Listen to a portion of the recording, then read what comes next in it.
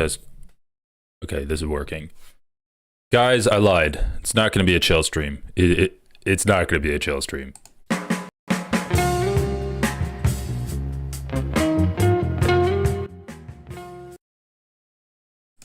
Okay, so last Friday we had the great honor to see 10 Democratic senators in the Senate vote to end the filibuster on the budget bill that the Republicans are trying to push through. And now the Republican budget passed. Hey, thanks for showing up. So yeah, we just need to, I mean, it's so insane. So what's this guy's name? Brian Schatz. He really sucks. He's the senator from Hawaii. He voted to, okay, let's read what his statement is. So we had 10 Democrats in the Senate vote to avert this government shutdown. Yeah, they're standing back and standing by as Trump just completely ruins this country. Schatz's statement on voting to avert government shutdown. My job is to protect people in Hawaii. Today's vote on the continuing resolution was a difficult and close call, but ultimately I made the determination that a flawed bill was better than no bill at all. A shutdown would enable Donald Trump and Elon Musk to unilaterally determine that the vast majority of federal workers are not essential. Oh, great. How is that different than what they're doing right now? Like, this is what I want to understand from these guys. How is it different from what they're doing right now? And given the number of federal workers in Hawaii, mass furloughs would be deeply painful for people across the state. I understand people's frustration, I share it, but Trump and the Republicans who control both chambers of Congress presented us with a bad choice and a worse choice. Both would produce terrible outcomes, but a shutdown would be more devastating for everyone. It's just so funny. It's like, the shutdown would be devastating for everyone. What does your opposition want? Your opposition wanted the government to not shut down because the Republicans understood that it would be worse for them than it would be for the Democrats. We're in a fight for democracy itself. We can't let disagreements about strategy and tactics divide us. We need to focus our energy on the real villain here, Donald Trump. And yet, if you had a government shutdown, he would be portrayed as the real villain. You could portray this continuing resolution budgetary bill as a massive issue that the Republicans caused, and the government shutdown would be due to that issue. It's just so disappointing. So Senate approves funding bill hours before shutdown, a deadline, sending to Trump for signature, and he signed it. The essential party line vote, 54-46, didn't give the full picture of gnawing Democrats' angst over how to confront the Trump administration as its Department of Government Efficiency fires federal workers and dismantles operations. Democrats argued over whether to fight, even risking a shutdown, and fumed that Republicans drafted a measure that included little of their input, shortchanging healthcare, housing, and other priorities. But in the end, enough of the Democratic senators decided a government shutdown would be even worse and backed Senate Democratic leader Chuck Schumer's strategy to allow the bill to come forward. A shutdown will allow DOGE to shift into overdrive, Schumer said. Donald Trump and Elon Musk would be free to destroy vital government service at a much faster rate. The issue is when you have someone in charge of the government who's intent on completely dismantling the government, you should not try to keep the lights on. You should not try to keep things running smoothly. You should show how awful these policies really are and allow the government to shut down. They don't have any power. So they're really just like letting the DOGE function smoothly by keeping the government lights on. Democrats were confronted with two painful options: allowing a passage of a bill they believe gives President Donald Trump vast discretion on spending decisions, or voting no and letting funding lapse. So basically, like, Donald Trump was already trying to take away power from these government agencies that Congress appropriated funds to. And he was doing that through DOGE, basically like saying, okay, well, you already appropriated funds to these agencies, but we're going to be cutting these agencies, so the funds aren't going to be spent at all. And then Congress is like, okay, well, we'll write a funding bill that basically legalizes what Donald Trump's trying to do. And when it passed, now everything that Donald Trump was wanting to do with DOGE is now legal. So really, it's just like Congress giving away their power to Donald Trump. Schumer gave members of his caucus days to vent their frustration about the options before them, but abruptly switched course and made clear on the eve of voting that he would not allow a government shutdown. His move outraged many in the party who want to fight the Trump agenda, but gave senators room to side with Republicans and allow the continuing resolution, often described as a CR, to advance. It's just so crazy. The stock market wanted this, obviously, because the government serves to support the stock market. And really, the Republicans wanted it too. So Chuck Schumer and 9 other Democratic senators all voted for this. So let's pull up the names of these senators. Democrats voted for cloture.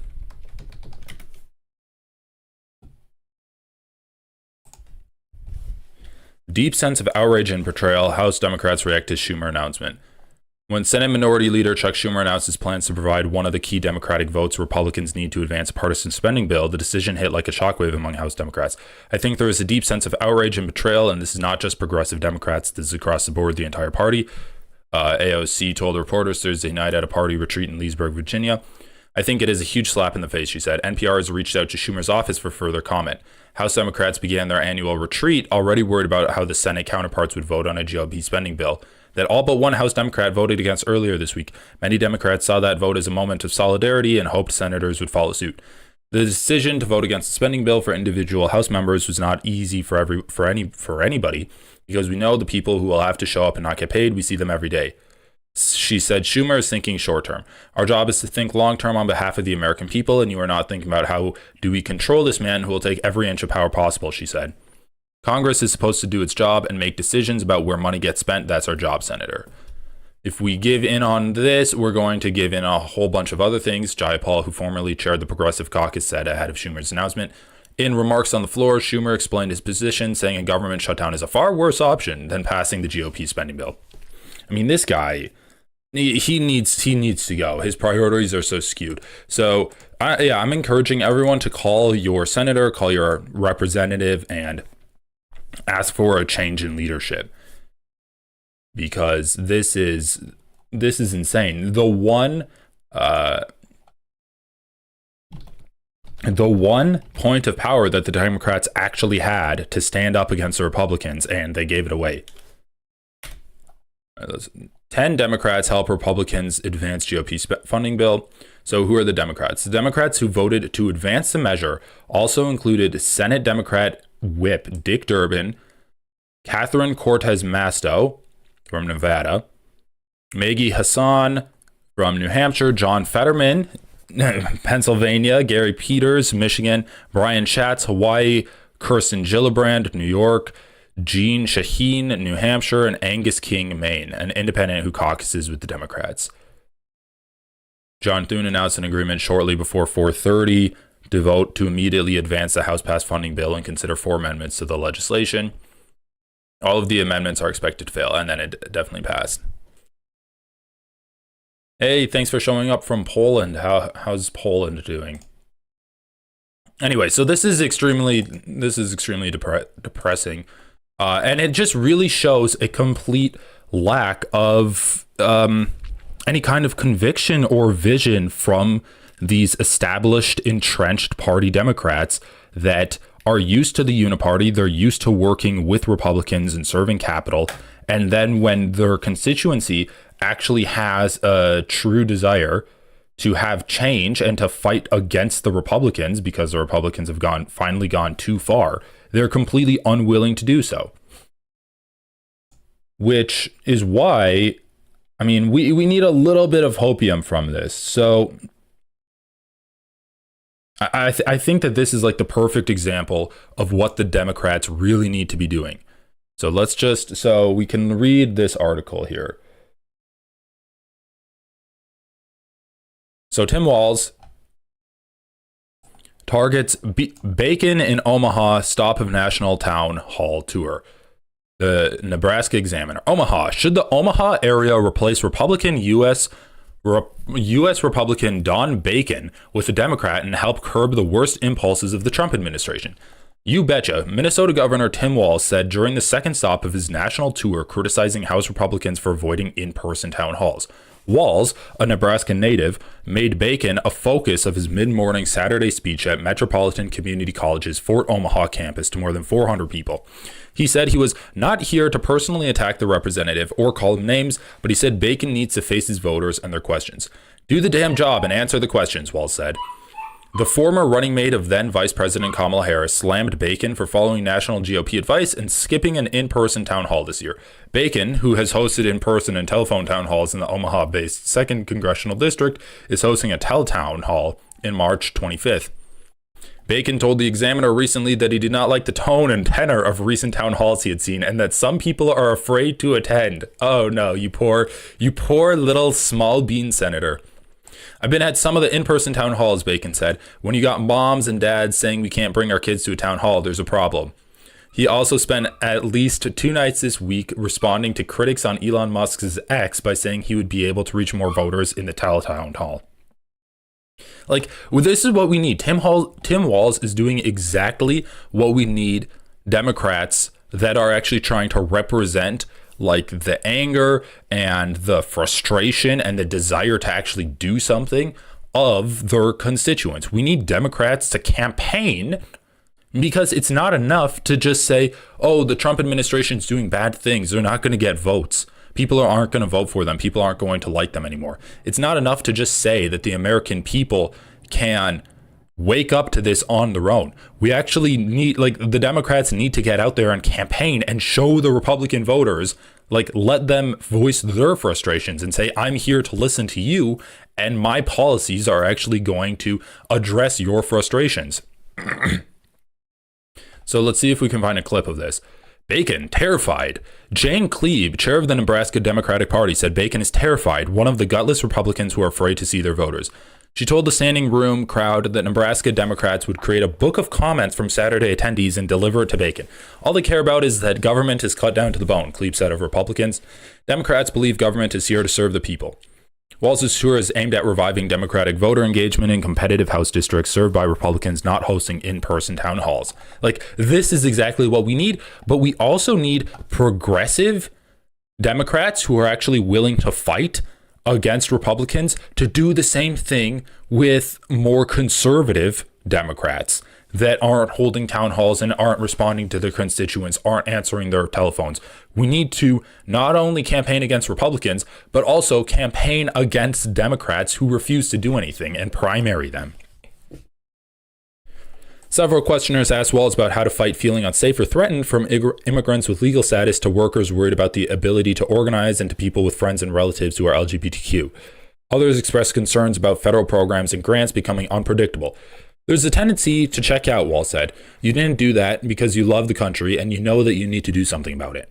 Maurice Jones, a Democratic candidate for Omaha City Council in North Omaha's District 2, said, Americans are learning with Trump's mass firings that the federal government isn't going to protect them. Both Democrats running for mayor, Jasmine Harris and John Ewing, also addressed the crowd, saying cities would need to lead the way back. State Senator Ashley Spivey of Omaha said that during Walz's appearance that elected officials need help from the people to let state and federal leaders know that things are not okay. I mean, that's definitely true. And it's like, how far removed are the state and federal leaders and the politicians that were elected to represent the people in their states? How far removed are they that they're not able to understand that, like, people are in a dire situation and things are different now? Bacon responds. Okay, so what does he respond with? Videos of the appearance circulating online show that many in the crowd booed and said they don't want to switch to winner-take-all in presidential elections. Maybe don't ask a question if you don't know the answer, Walz said. Bacon responds. Walz said he was proud of Harris winning the 2nd District's blue dot. Nebraska awards some of its electoral college votes by congressional district. He said he pushes back on people who say he and Harris failed to win any swing states because they won a stray of electoral votes from Nebraska's 2nd District. We did not, he said. We won Omaha, not by luck, not by chance, by organizing. Walz said people are paying attention to the chaos in Washington. All right, what does Bacon say? Bacon, in a statement during the Walz rally, called Walz the most liberal governor in America and said he didn't watch or monitor his town hall. That's not a really good response. oh, Tim Walz is going to your constituents to campaign against you and to actually let people like get some kind of semblance of organizing and a sense of connecting with other people and validating their fears about this. And you say, I didn't watch the town hall, but you're the most liberal governor in America. He said recent House GOP town halls where representatives faced vocal opposition reflected political manufactured anger, not real. I mean, dude, Republicans just can't get out of their own way. Republicans cannot ever, like, they hate their constituents, and then when they're actually like doing enough harm to people's lives that their constituents get angry and they yell at them, they say, oh, well, it's fake anger anyway.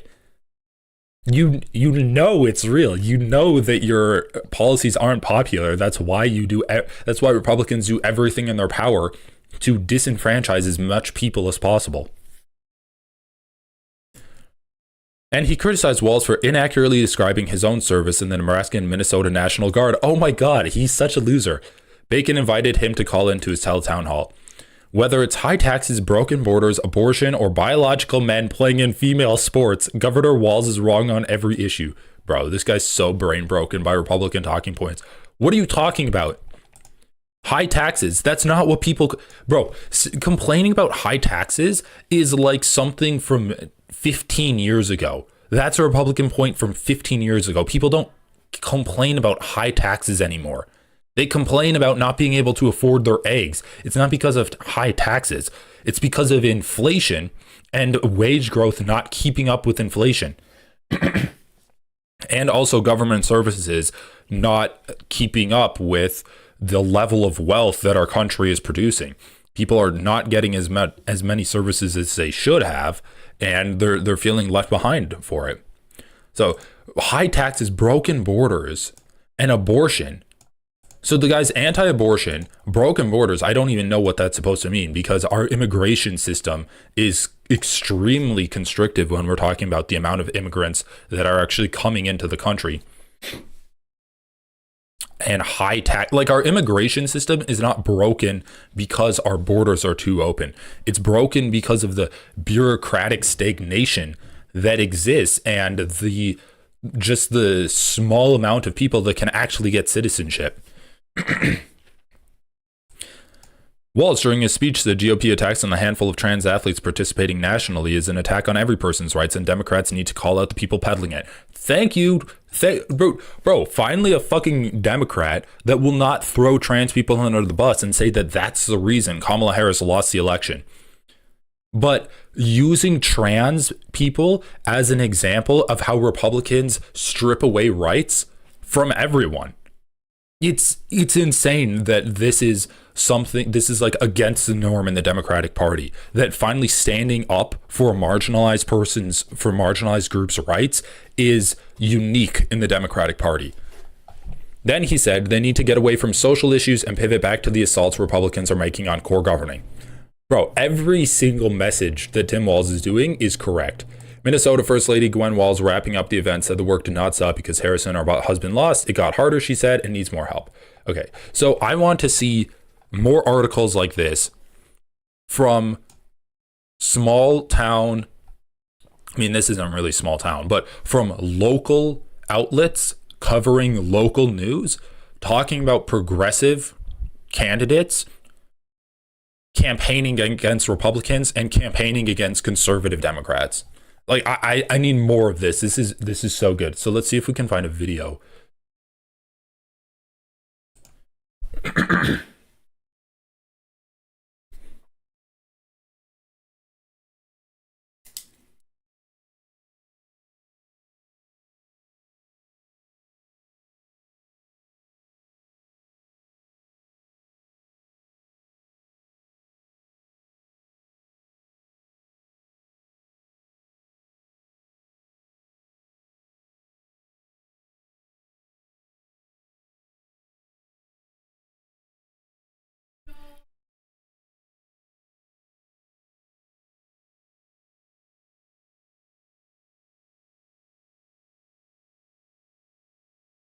Oh shit, you're right, no sound.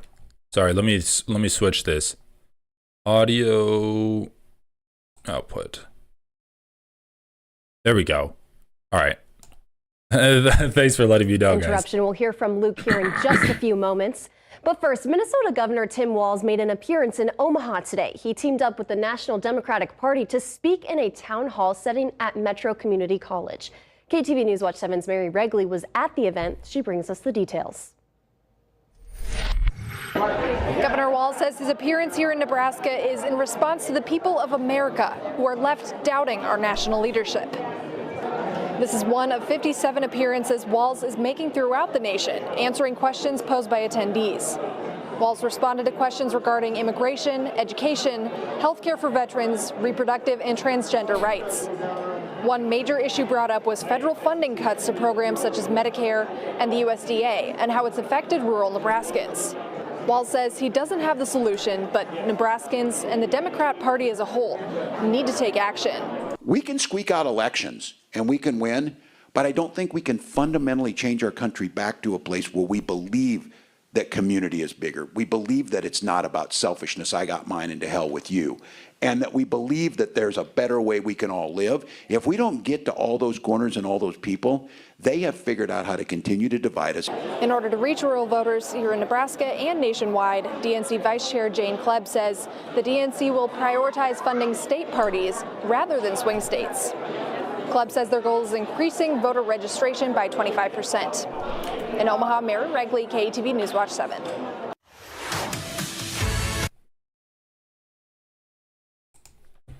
Oh, what's going on here? Anyway, that wasn't the greatest ever, but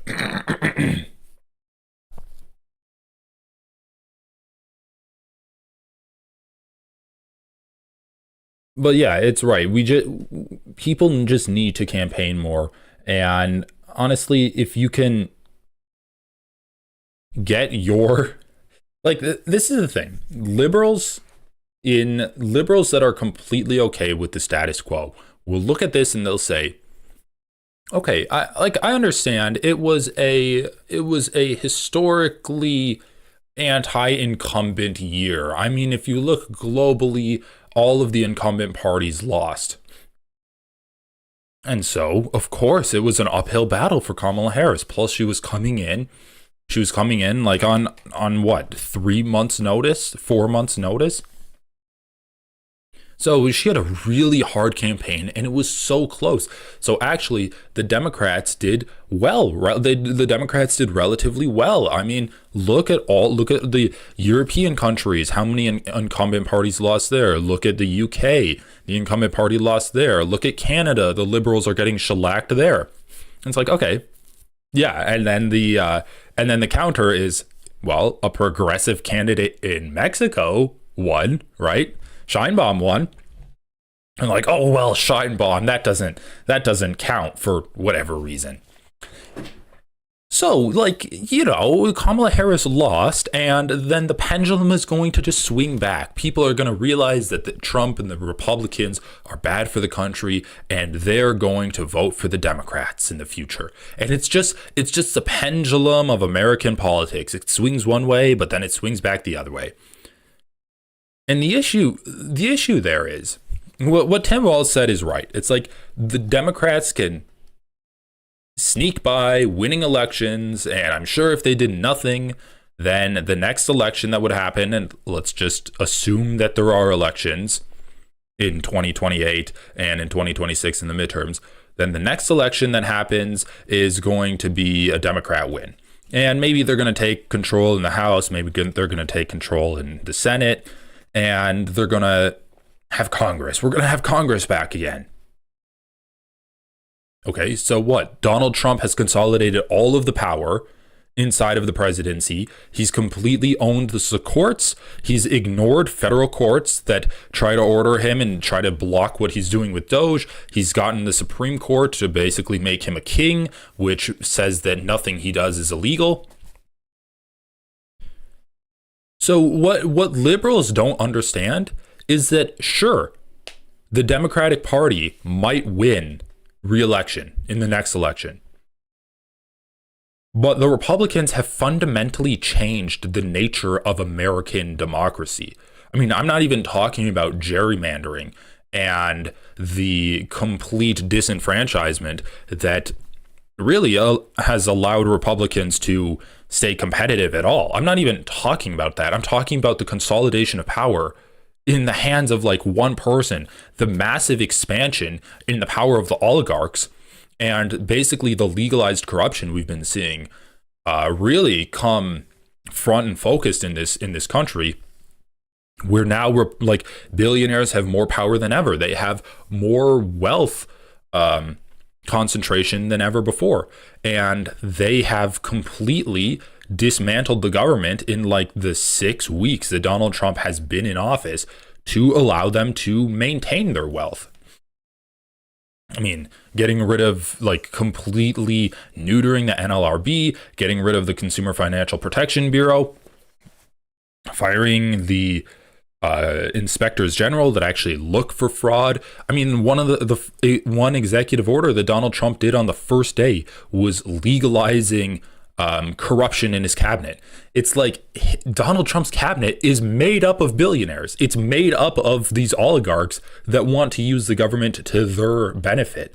And the Democrats just winning an election. And I mean, because if they win an election, they can't undo the harm that Donald Trump did. Even if they're the president, they can't really undo the harm that Donald Trump did. Unless they are willing to actually fight for progressive values. And so when Tim Walz says it's not enough to just sit back and let people get mad, and then once people are mad, the Democrats are going to win elections, we actually need to campaign. We actually need to bring progressive values back into popularity in this country and run on like a truly populist platform. Like truly populist, where you have broad sweeping changes that not only affects people's lives, but it affects the way they think about about the role of government and the role of themselves, and how it encourages people to actually like get along and work together. And it's not like hyper individualistic, which is what capitalism wants to do. It wants to divide the working class. So it's like we need to actually run on progressive values to fix this country. The Democrats winning and not running on progressive values is not going to fix the country. And every time the Republicans win, they pull the country further to the right. The Democrats win, they don't do anything to pull the country left. Maybe a tiny bit, but it's like a 2 steps backward, 1 step forward type of system that we're existing in, and it's simply not enough. And it's just so crazy. So, okay. They reined in Walz and didn't let him be himself and shine. The Walz-JD Vance debate was an absolute travesty. That's the other thing. Kamala lost touch with the progressive young base. Bringing on Walz was a good move, but it was downhill from there. That's the other thing. Like when Tim Walz is talking about progressive policies and actually is enjoying what he's talking about, he's a great orator. But like when you get into... Like, okay, there was a whole thing of JD Vance accusing him of lying, which I just thought was funny. And then when you get into like his position on Israel, it was really downhill from there, because he obviously doesn't agree with the U.S. foreign policy on Israel, but he was hamstrung and had to support it. It's like if we had one single Democrat with actual power that was willing to call out the genocide that Israel's doing, that would be great. They'd probably get assassinated, but it would be really good. And that would be a breath of fresh air in the Democratic Party. Let's see what this is. Okay, so Minnesota Governor Tim Walz returns to Nebraska. Is this the video we watched already? Minnesota Governor Tim Walz making another trip to Nebraska today. The former vice presidential candidate has been holding a town hall tour in many districts. And as First Alert 6's Philip Katafamo shares, his visit comes as many Republicans shy away from in-person meetings. Saturday, Nebraskans lined up outside the Swanson Center at MCC in anticipation for the return of Minnesota Governor Tim Walz, who made his third trip to the Cornhusker State. Went to see him last summer at a rally in Papillion. He's a great speaker. We just need some guidance. The National Democratic Party is kind of lost right now. I'm a part of different local organizations focused on voter participation back in Lincoln. So I just wanted to come out here and be an active member of my community. Governor Walz's visit comes as congressional Republicans were advised against holding in-person town halls. District 2 Republican Congressman Don Bacon will hold a virtual town hall later this month. Bacon explained why he went virtual. It's so... Oh, hey, thanks for becoming a member, Laura. It's just so funny, like the visual of a Democrat coming to a Republican's district, holding a town hall there where 400 people show up. It's like standing room only. And the Republicans like, well, I didn't like the tone at some other town halls that I saw. So I'm going to be holding a virtual town hall. And I didn't even watch the town hall that Tim Walz did. It's like it is a parody of itself. Like you can't even satire this. In a meeting this week. It's more conversational.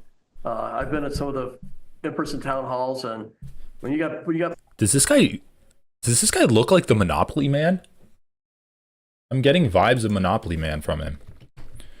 Monopoly Man. Maybe a little bit. If he had a top hat and a bow tie.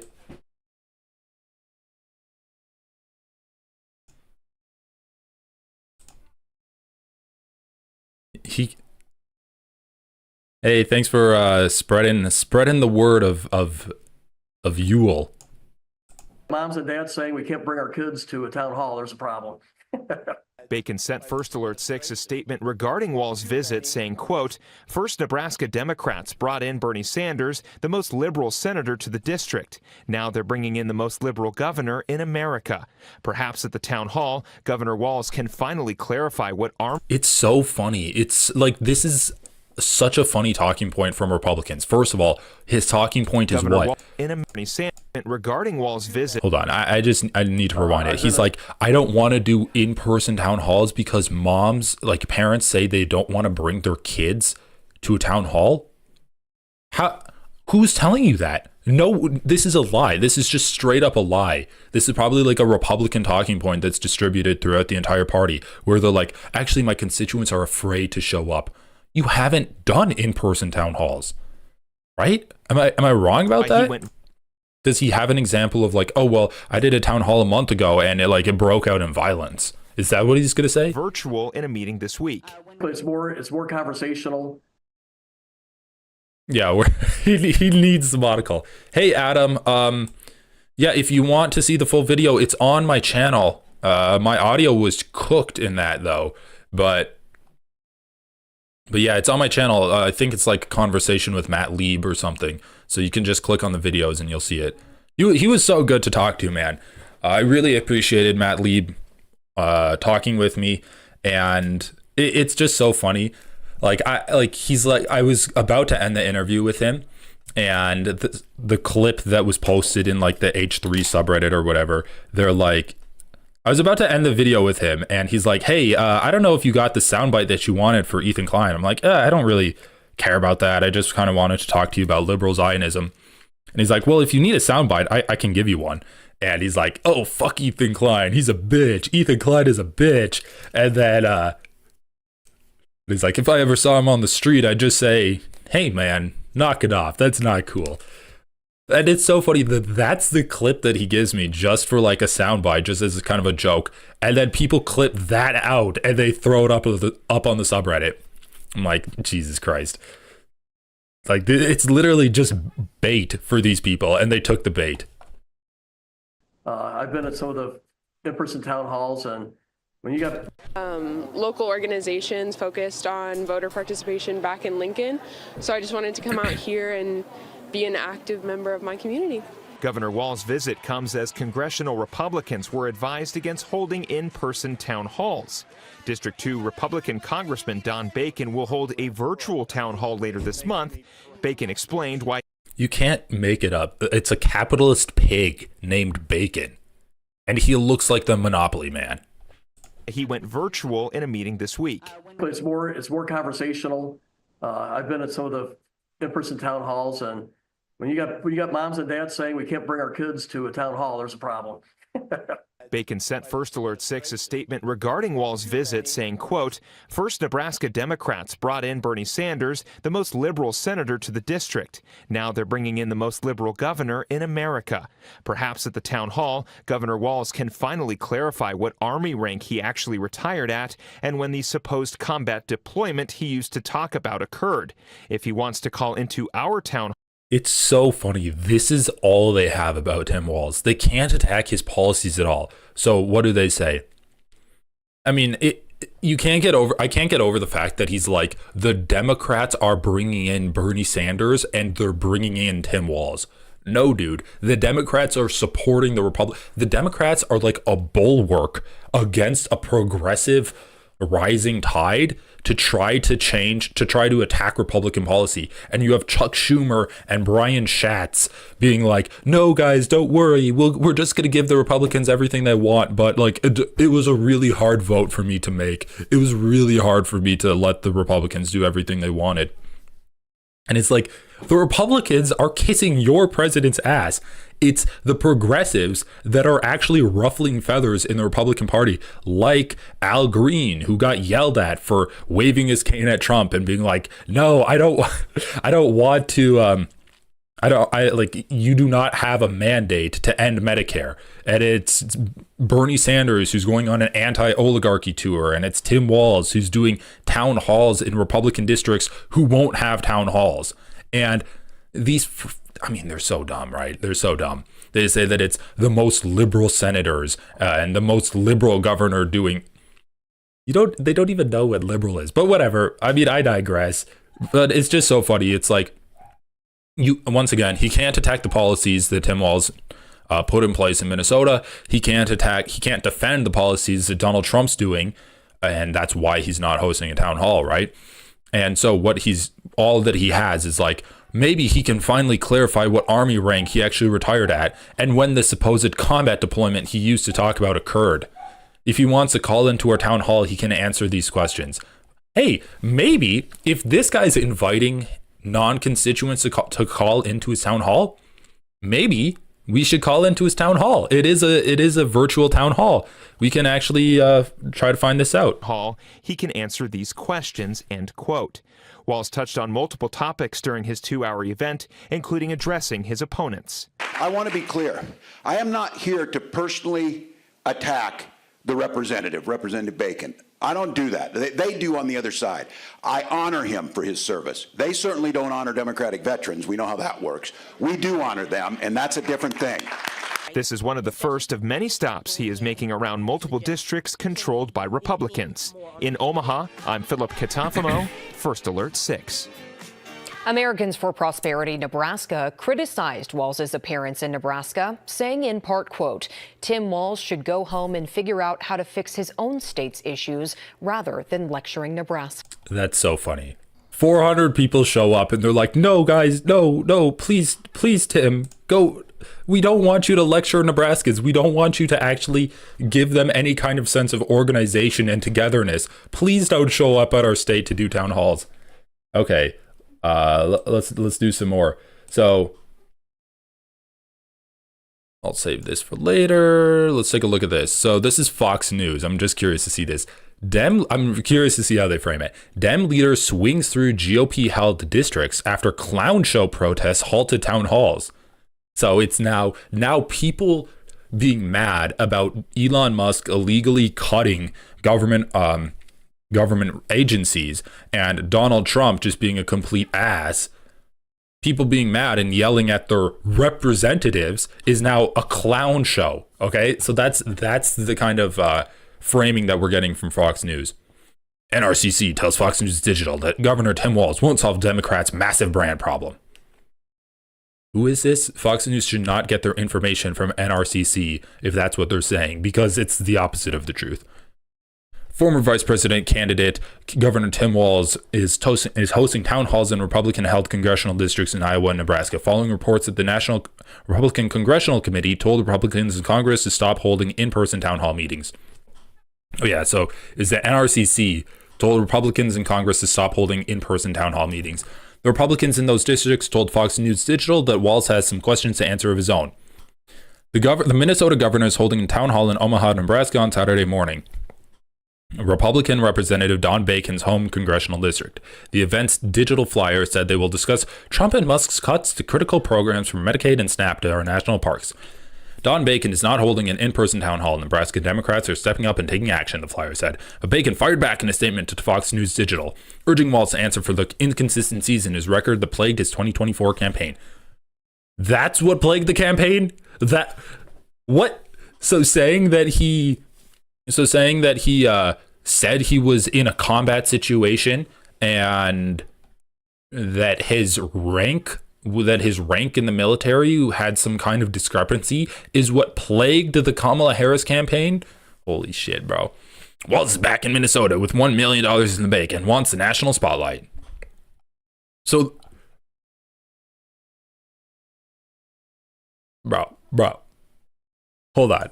Well,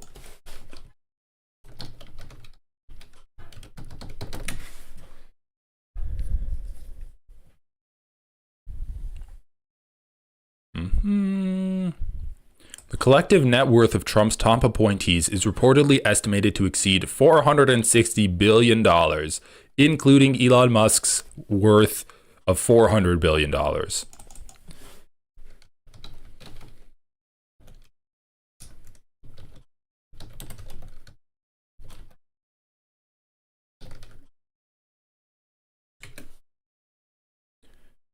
Elon Musk is giving Trump another $100 million just after the president did an ad for Tesla. Elon Musk is reportedly giving Trump another $100 million just after the president did an ad for Tesla at the White House. During the last election cycle, he contributed more than $250 million. Trump has won, but he still needs money. So now Axios and NYT report that Musk told the White House that he plans to contribute another $100 million in political donations to Trump and his PACs. The news comes just a day after President Trump held a literal infomercial for Tesla, a company controlled by Musk, at the White House. It raises concerns about the ad being a quid pro quo between Musk and Trump. The publicity stunt also happened after Tesla stock crashed 15% this day before and 50% since its peak achieved in December. Oh my God, this is so funny. So anyway, okay, so $100 million to Trump because he did an ad. Trump's cabinet is worth $460 billion. You cut Elon Musk out, it's worth $60 billion. Donald Trump's cabinet without Elon Musk is worth $60 billion. Please, I'm not trying to get sidetracked, but what is this? Walz is back in Minnesota with $1 million in the bank and wants the national spotlight. Okay, I'm not listening to that idiot talk. No, don't say anything. Governor Tim Walz returned home from the campaign trail to divided state legislature. All right. Walz ended 2024 with over $1 million in campaign cash. Year-end campaign finance reports show the blue wall state governor raised the bulk of those funds before joining Vice President Kamala Harris's presidential ticket, where he wore his camo. So he raised the bulk of the $1 million in campaign cash before he ran on the presidential ticket? Then what is this framing? He's back in Minnesota with $1 million. That makes it sound like he came back with $1 million that he brought back with him. Okay. Bro, it's so insane that Fox News is trying to frame Walz as like this corrupt millionaire. Wait. This is breaking me. Okay. First, Nebraska Democrats brought in, so we just saw this on Friday. What do they actually have to criticize him with? Okay. I'm going to go out there and make sure that those folks down in Iowa know that their rep doesn't want to come talk to him, but he voted for this stuff. He voted to defund these things. He voted to make it impossible to talk to the VA and cut 70,000 people to care for our veterans. By the way, many of those 70,000 veterans themselves. So I think, again, this is us going out and talking to people, making the case that people are absolutely clear that both parties are not the same. One stands with Elon Musk, the billionaires, and the dismantling of America as we know it, and one that's going to be there for their families. And if we're not out there, Donald Trump, all the podcasts, all the money will fill that void. Yeah. So, yeah, I'm going. And if they ask, I'll go. And look, I hope people show up at that town hall and say, look, Governor, what are you offering? Are you offering anything better? That's fair. But not to turn your back and not do it, it's dangerous. So yeah, I'm just curious to see what the Fox News Republicans are actually saying back. Now, NRCC said the protests that shut down Republican town halls meetings were manufactured productions. Okay, that's irrelevant to Walz. Mike Marinella, NRCC National Press Secretary, said in a statement, this is what he said: the Democrat Party has sold themselves out to the far left crazies and their mega donors who are funding these clown show protests. Oh my fucking God. It's so, like, dude, you can't listen to Republicans because they just say what they're doing, but try to apply it to Democrats.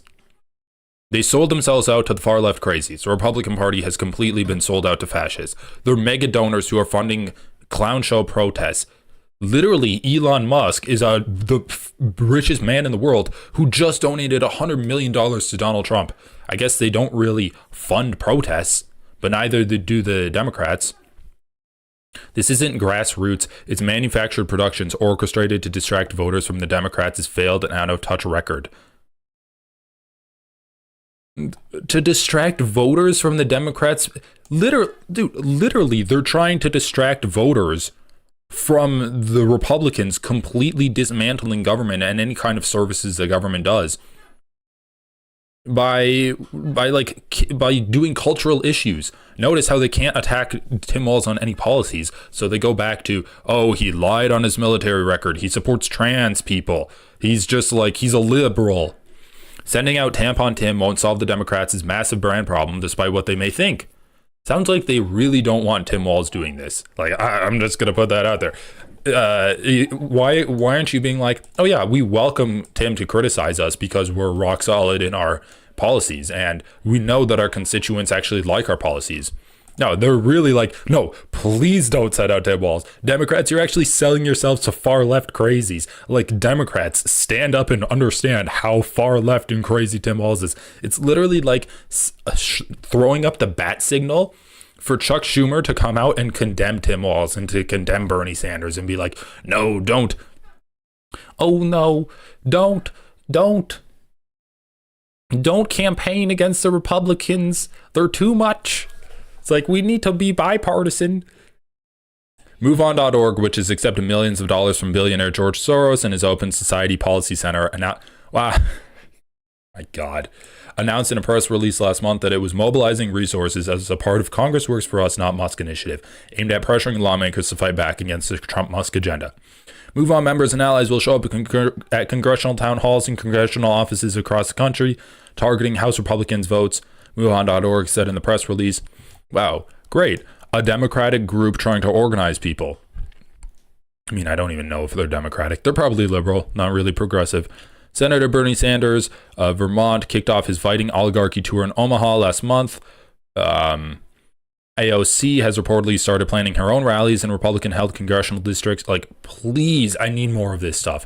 Walz teased his red state tour in a post last week, promising to host events in Republican-held congressional districts to help local Democrats beat him.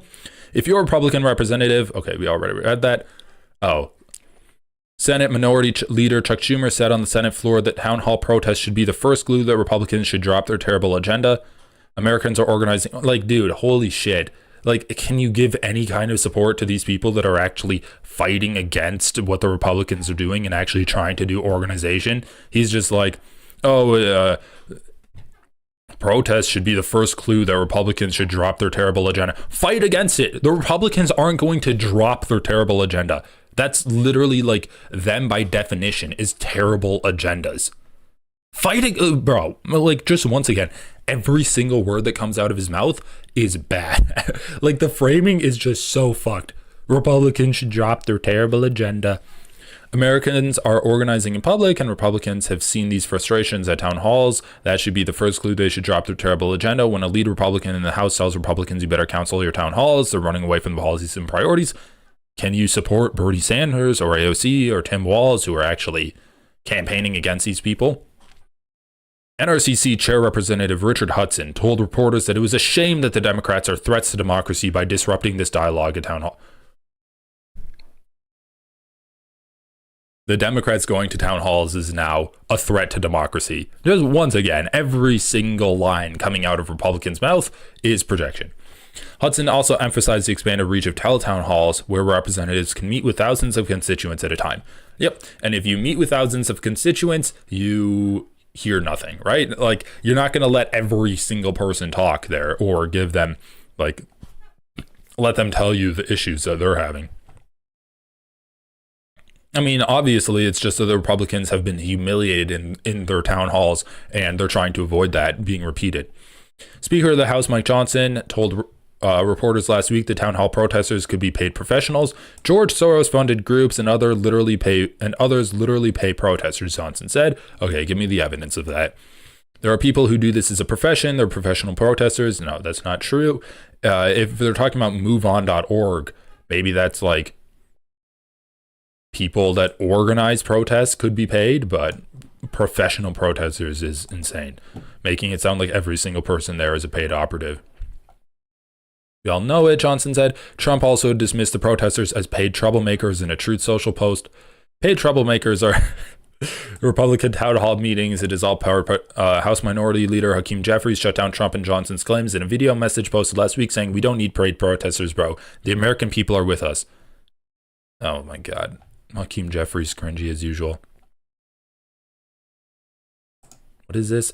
Could Walz please explain the Trump bill/proposal to cut Medicare and Medicaid? As I recall hearing President Trump saying there would be no cuts to these programs, only dig out the fraud and waste, which would probably keep these programs in place for many years to come. Please show me the facts for the cuts. No cuts to these programs, only cuts to the workers that are not needed. That's so funny. Anyway, yeah, like the thing is this. When we're talking about Social Security, Medicaid, Medicare, and other issues like union rights and just like veterans' rights too, like veterans working in government, Republicans actually care about this stuff. And so look, even the top comment on this Fox News article is, it seems to be someone who's genuinely curious. Please show me the facts for the cuts. Like, this is probably an old guy. He might be on Medicare or he might know someone on Medicaid, and he's like, Trump said, like he's hanging on to this knowledge that he has, this memory where he's like, Trump said there's going to be no cuts to Medicare, Medicaid. Trump is like my bro. Trump's my guy. Like, Trump, I believe Trump with everything. Why are the Democrats are just lying? Please show me. It's like, even this comment reflects the idea that Republican voters are deep down scared inside. They're deep down scared that Elon Musk is in charge of the government and he's slashing everything. And I think they actually know that the Republicans are trying to cut these. I mean, notice they're not saying that the Democrats are going to try to cut these programs that they like. They're just like, no, well, the Republicans wouldn't do that, right? Right? The Republicans wouldn't cut that. They're just scared, man. And I think deep down inside they know that like these programs are in danger of disappearing. And so this is why we need more Democrats like Tim Walz to speak to Republicans. Like, bro, it's so insane. Kamala Harris and Chuck Schumer are like, oh, we're gonna do this campaign strategy where we're going to abandon working class people but try to pick up Republicans in suburbs by going with Liz Cheney. We're going to campaign with Liz Cheney, and we're going to send Bill Clinton to Michigan to talk to like pro-Palestinian protesters or whatever and like reprimand them. Like, okay, so they try to get Republicans to be more liberal, but they're not willing to try to get Republicans on the progressive side and actually be like, no, we're going to like be more populist to help. Anyway, let's just wrap up this segment with this. And I would argue that Democratic officials should hear the primal scream that's coming from America is, do something, damn it. This is wrong. This is wrong. And independence. And there's nothing conservative about an unelected South African Nepo baby firing people at the VA.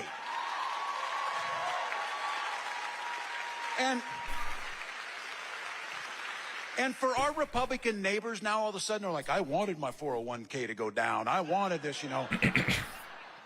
This idea that you would be okay. Can you imagine if President Barack Obama had brought his unelected African friend to cut? You know what I mean? How they think to cut the government. This is wrong. And you're a member of Congress. is there to be your voice, is there to push back.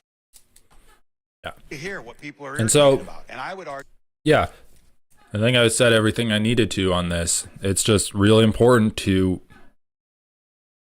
get the truth out there, get people engaged. And if our Democratic representatives are unwilling to get people engaged, then they're not fit to be a representative. That's the end of the matter. Okay, let's see. So we read this. What's this? Trump signs GOP 6-month government's funding. We already read that. It's disappointing. Okay. Oh, all right. Let's see. Republican.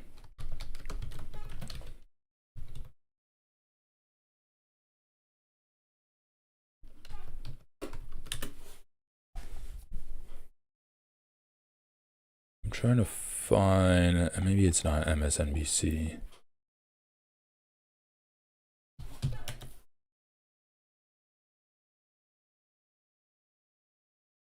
So I wanted to talk about this next.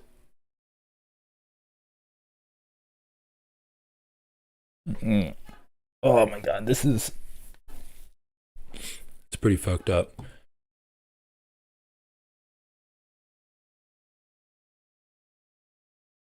Okay, so let's just, what is this? The New Yorker? Don't let this story get away. Subscribe for $2.50 a week for 1 year. Can I read this?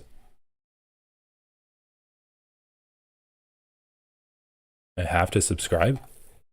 Well, let's just read what this is. Last Saturday evening, a recent Columbia University graduate student named Mahmoud Khalil was greeted in the lobby of his apartment building in Morningside Heights by 4 plainclothes agents from the Department of Homeland Security.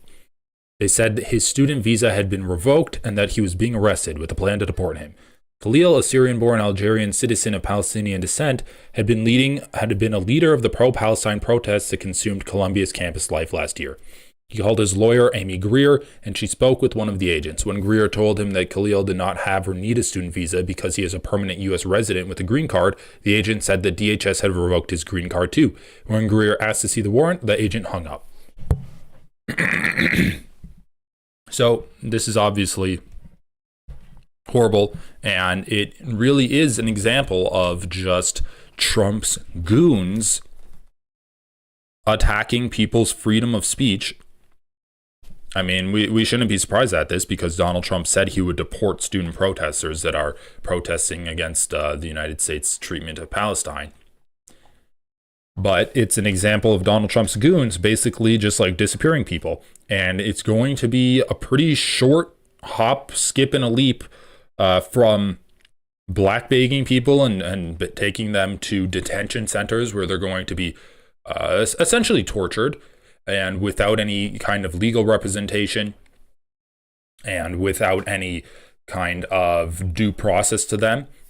It's going to be a short jump from that to just seeing Donald Trump's goons executing people on the street.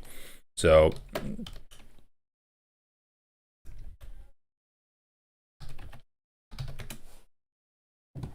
think, what was this? Was this what I was looking at? No, this wasn't what I was looking at.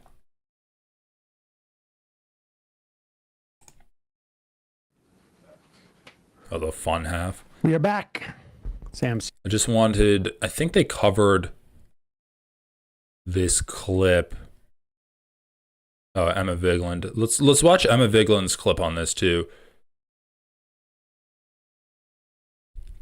I think it was Emma Vigeland on, oh yeah, Jesus Christ. Don't even get me started on, okay. I'm just gonna let this play. I've been talking for a while. Let's see what, I think Majority Report did a good job. A radical foreign pro-Hamas student on the campus of Columbia University.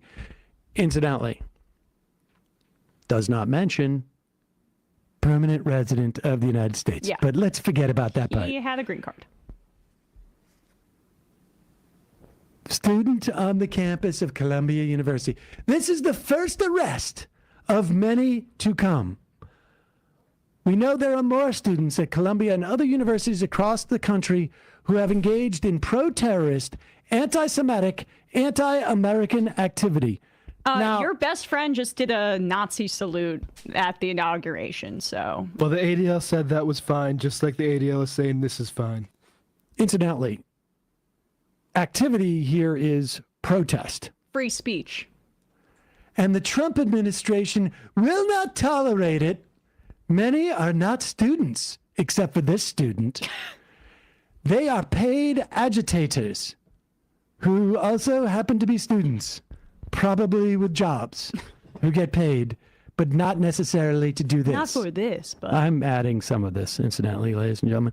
We will find, apprehend, and deport these terrorist sympathizers from our country, never to return again.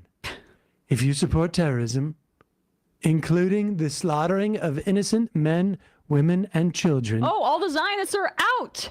Oh, excuse me. Also, parenthetically, did you get where I expanded the rules of engagement that allow us to kill more innocent men, women, and children around the globe? Yeah, don't worry Okay, about that. close parenthesis. Your presence is contrary to our national and foreign policy interests, and you're not welcome here. We expect every one of America's colleges and universities to comply. Thank you. Thank you. It's like he's signing off like an email asking to set up a meeting. Mahmoud Khalil, his wife is 8 months pregnant. He was here legally with a green card. He's a Columbia grad student until this past December.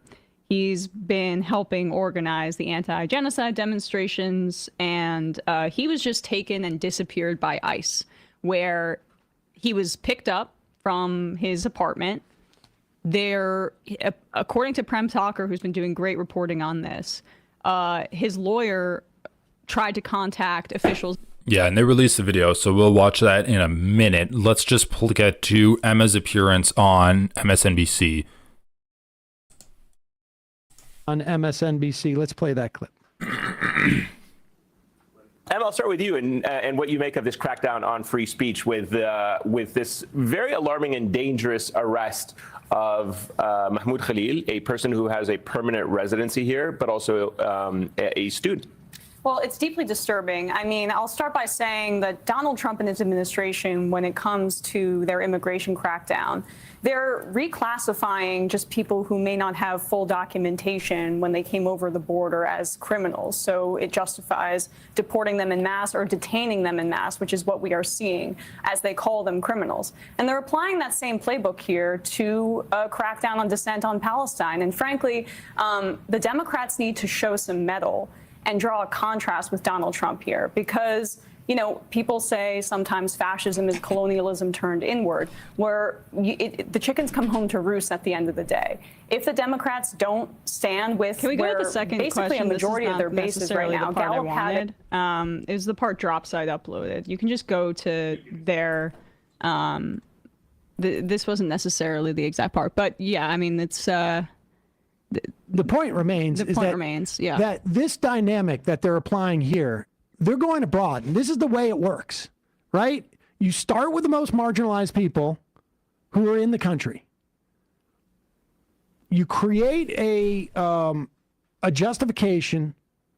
You keep that justification broad enough so that it can begin to be applied to greater numbers of people. Right. I mean, if you can deport an undocumented immigrant based upon a crime and criminalize as opposed to a civil punishment for crossing the border, then you can deport someone who is a legal immigrant. And if you can deport someone who's a legal immigrant, you can deport a person who is a permanent resident. And if you can deport a permanent resident who is theoretically has all the same protections under the Constitution, and not just deport, but disappear. Right.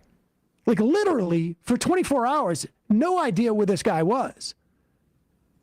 You can do this with citizens. Yeah, and it's gonna happen. So let's just get into some reactions from this. So I think there's a few Breaking actions. And I'm going to close this down. This is Representative Burgess Owens. Let's just take a quick look at him. Burgess Owens. So what state does he represent? He is a state. He's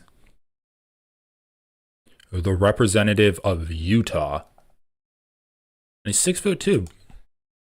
So Burgess Owens. Basically free. Hello, Congressman.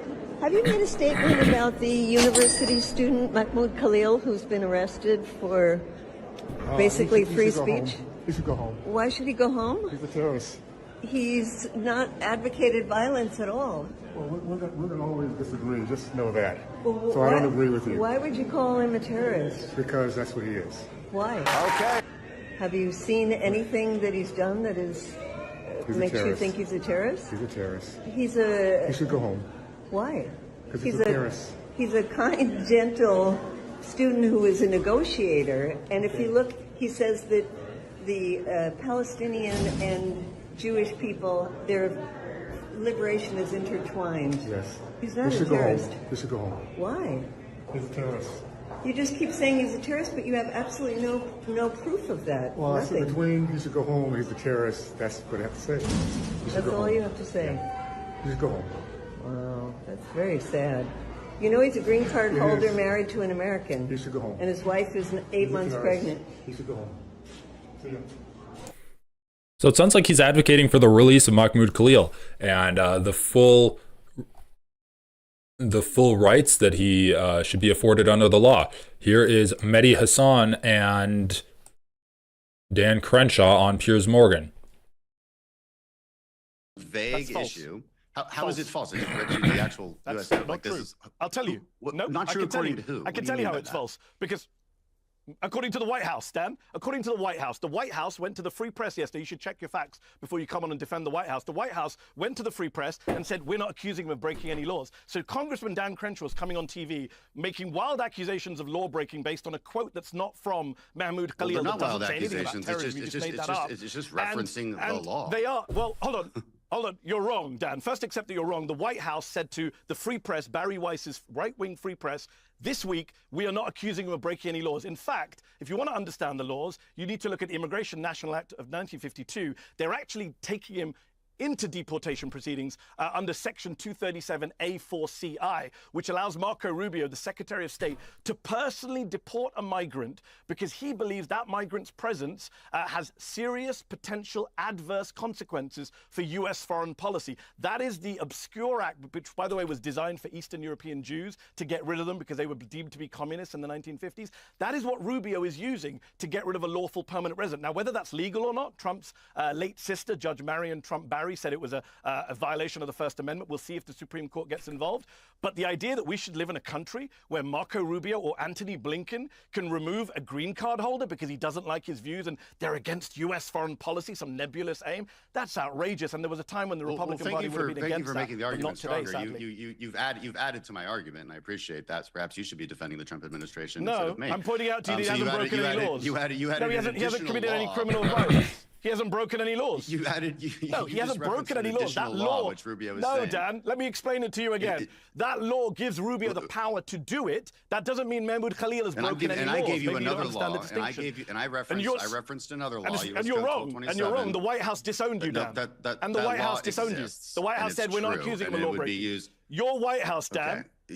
It's embarrassing for you because the White House disowned you, and you don't know that. You just quoted Rubio referencing a law, did you not? No, because you don't understand the law. So what do you mean they're not? The law gives Rubio, let me say it slowly then. Rubio has the power to remove someone he believes is against U.S. foreign policy. Yes. That is not someone who's broken the law. That just gives him immigration power. Nobody is suggesting Mahmoud Khalil has broken the law. He hasn't been charged with breaking any law. I understand. He was disappeared to Louisiana. I understand what you're saying.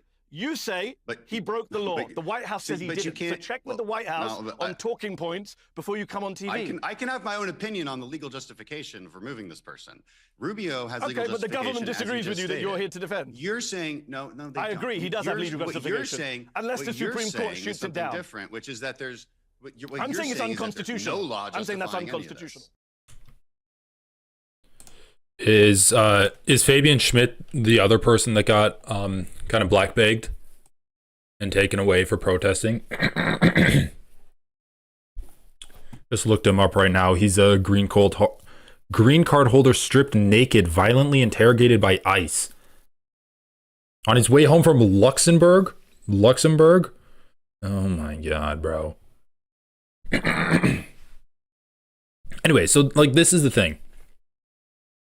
When you have something as nebulous as flying in the face of U.S. foreign policy or being an obstruction to U.S. foreign policy, you are this close away from, I mean, it's not even a difference. It's like a distinction without a difference, but it's just a simple difference in rhetoric and propaganda from the Republicans saying you are being anti-American or you're going against the spirit of America.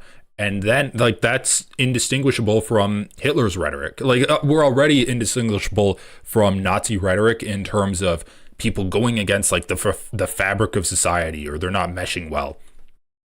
You are being a hindrance to U.S. foreign policy, so we're going to essentially torture you. We're going to violently abduct you from your family and torture you and then kick you out of the country for using your free speech that we disagree with. So, like, we really have no more protections, and it's so disgusting and disheartening that Democrats are really not willing to put their neck out there to support Mahmoud Khalil. None of my representatives have mentioned Mahmoud Khalil one time at all. But let's just continue on the Republicans let's continue the compilation of Republicans scrambling to defend this completely fascist action. Okay, so CNN talks about this, and I want to show you how disconnected the right is from reality, but more importantly, how they have now embodied that stereotype that they set up about the social justice warriors on college campuses with dyed pink hair and a septum ring. They always said about these people, oh, they're snowflakes, they need a safe space, they can't handle disagreement. Anybody who disagrees with them, they scream that they're racist and they're bigoted and they're bad people. Look at how the Republican member of this panel becomes the most shrill, disgusting embodiment of the stereotype of the social justice warrior, but he's just the right-wing version of that. Here we go. Question here is about whether speech can result in people's He's a legal rights being virulent taken. anti-Semite. Who cares? It's not true, but if it were true, I wouldn't care. That's not the issue in question. Nobody can, oh, is he a good guy? Is he a bad guy? Does he have good opinions? Does he have bad opinions? None of that fucking matters. None of that matters. I'll try to not pause every 3 seconds. I think the question here is about whether speech can result in people's He's legal a rights being virulent taken. anti-Semite. He came here on a student visa. He's paid by a terrorist organization that beheads babies. Just understand, none of that's true. Zero evidence for it. The White House literally said we are not accusing him of a crime as they move to deport him. That beheads babies. Wait. I have evidence. So I'm sorry, just to be clear, you're alleging that he's paid by He's a who? paid protester. By who? Well, I didn't ask my intelligence division exactly who paid for him, but What's he's the other being one? paid by. Hang on. He's being That's a paid. pretty explosive allegation. Who is he being paid by?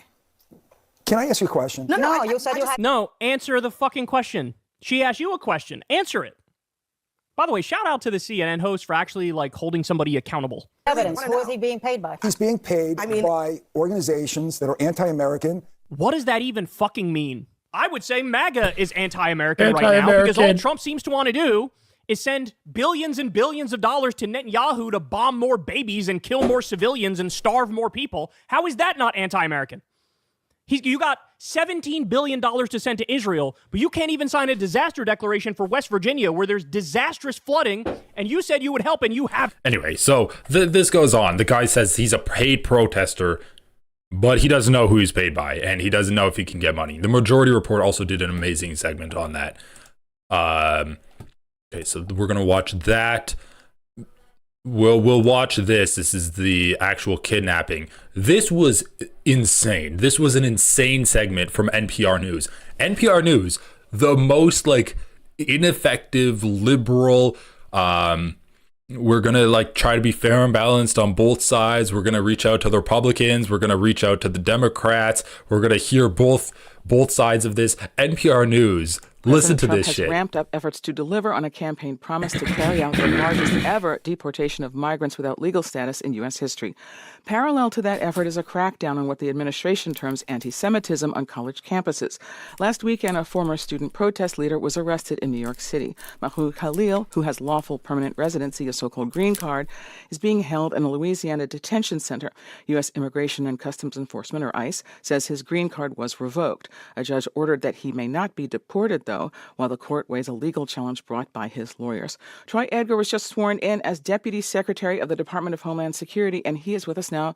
So this is the Deputy Secretary of Homeland Security underneath Donald Trump. What was his name? Though, while the court weighs a legal challenge brought by his lawyers. Troy Edgar was just sworn in as Deputy Secretary of the Department of Homeland Security, and he is with us now to talk more about this. Good morning. Congratulations on your confirmation and also your return to the department. You served in the first Trump administration as well. Yeah, good morning, Michelle. Very nice to be here. Thanks so much for joining us. So Mahmoud Khalil says he acted as a spokesperson for pro-Palestinian demonstrators and as a mediator with Columbia University, where he was a graduate student. As you know, Mr. Edgar, any conduct that can be legally sanctioned must be described. So what is the specific conduct the government alleges that Mr. Khalil engaged in that merits removal from the United States?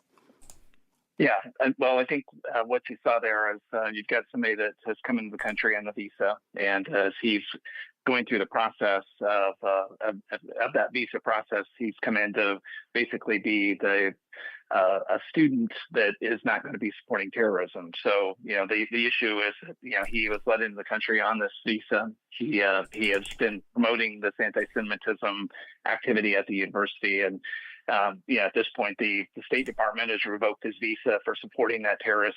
If he said he was a student that came out on a student visa and was going to be supporting terrorism. I mean, bro, this is the Republicans trying to put any kind of respectability on the actions of Donald Trump's administration possible. And the issue is, this is such a flagrant attack on freedom of speech that even the media is like, holy crap, this is crazy. We actually need to hold these people to account, because this directly affects media too. This directly affects CNN. This directly affects NPR. And you'll hear this NPR reporter say, is protesting against Palestine freedom of speech? Is criticizing America a deportable offense? And it's like a serious, this is like an insanely anti-First Amendment situation that's happening right now. And you have demons like this guy coming out and being like, if you criticize America, or like being unwilling to answer, if you criticize America, can you get deported? He's unwilling to answer that. Type organization, and we're the enforcing agency, so we've come in to basically arrest him. Okay, so a White House official told the Free Press that there's no allegation that he broke any laws. So again, I have to ask, what specifically constitute terrorist activity that he was supporting? What exactly do you say he did? Well, like I said, when you apply for a visa, you go through the process to be able to say that, you're here on a student visa. It doesn't afford you all the rights of coming in and basically going through this process, agitating and supporting Hamas. So at this point, the Secretary of State and the State Department maintains the right to revoke the visa, and that's what they've done. So how did he support Hamas? Exactly. Yeah, so if you're on a student visa, you don't have the right of freedom of speech, basically. That's what he's saying. Exactly what did he do? Well, I think you could see it on TV, right? It's this is somebody that we've invited and allowed the student to come into the country, and he's put himself in the middle of the process of basically pro-Palestinian activity. And at this point, like I said, the Secretary of State can review his visa process at any point and revoke it. Forgive me, he's a permanent resident. He's not a visa holder. He's a legal permanent resident. He has the green card, at least he did, until it's alleged that it was revoked. So look, if the allegation is that Mr. Khalil organized protests and made speeches after which other people engaged in prohibited activity, or say violent activity, well, Mr. Trump gave a political speech on January 6, 2021, after which some individuals engaged in violent and illegal acts. How is this any different? Yeah, well, like I said, I mean, President Trump's a citizen and president of the United States. This is a person that came in under a visa. And again, the Secretary of State at any point can take a look and evaluate that visa and decide if they want to revoke it. And he's a legal permanent resident. I have to keep insisting on it. He is a legal permanent resident. So what is the standard? Is any criticism of the Israeli government a deportable offense? Like I said, I think that at this point, when he was entered into the country on a student visa, at any point we can go through and evaluate what his status. Bro, he can't stop saying it. He can't get over the student. I mean, just once again, is being in the country, no matter how you're in the country, you should have the same rights as other people in the country. And this is literally just the Trump administration deporting or targeting or beating up people that they disagree with. And really, they're trying to do it to set an example to stop these protests from happening, to stop opposition from making itself known. And the Secretary of State is any criticism of the United States government a deportable offense? Like I said, if you go through the process and you're a student and you're here on a visa, and you go through at any point. Is any criticism of the government a deportable offense? It's like I said, as a student, he comes to the United States on a student visa, applies. Well, let me put it this way, Michelle. Imagine if he came in and filled out the form and said, I want a student visa. They asked him, what are you going to do here? And he's like, he was I'm a going student. to go and protest and so join is protest a deportable activity. Event? We would never have let him into the country. Is protesting a deportable offense? Like I said, you're focused on protesting. I'm focused on this visa process. He went through a legal process, came into the country. Are you saying that he lied on his application? He's a lawful permanent resident married to an American citizen. I think if he would have declared he's a terrorist, we would have never let him in. And what did he engage in that constitutes terrorist activity? I mean, Michelle, have you watched it on TV? It's pretty clear. No, it isn't. Well, explain it to those of us who have not, or perhaps others have not. What exactly did he do? Well, I think it's clear, or we shouldn't be talking about it. I mean, the reality is that if you watch and see what he's done on the university. Do you not know? Are you telling us that you're not aware? You don't know what he did? It's a reportable offense? No, I find it interesting that you're not aware. I think you could explain it to us. I think others would like to know exactly what the offenses are, what the propaganda was that you allege, what the activity was that you allege.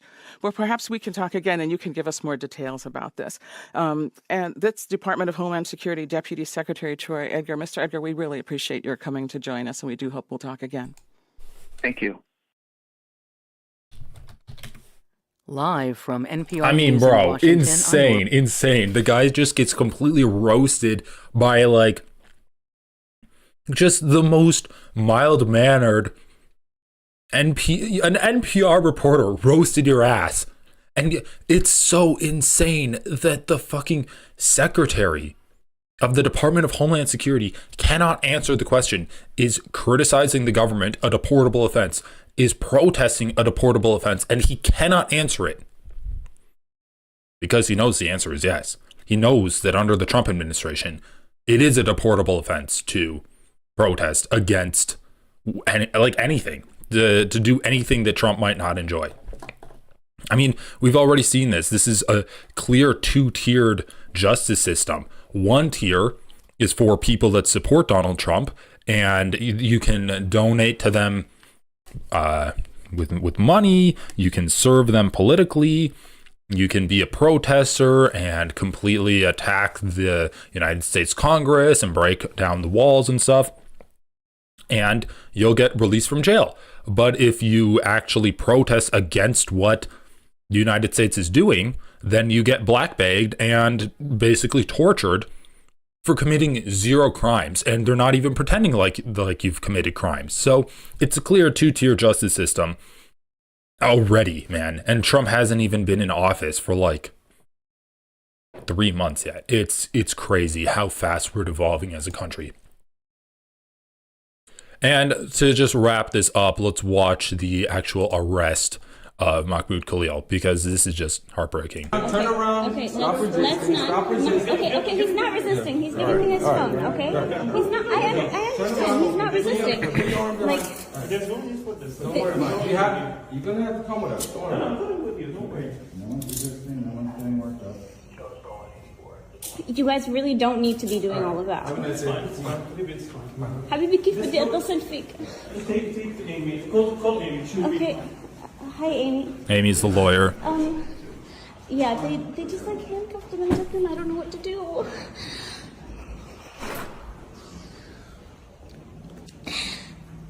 Okay. And what should I do? I don't know.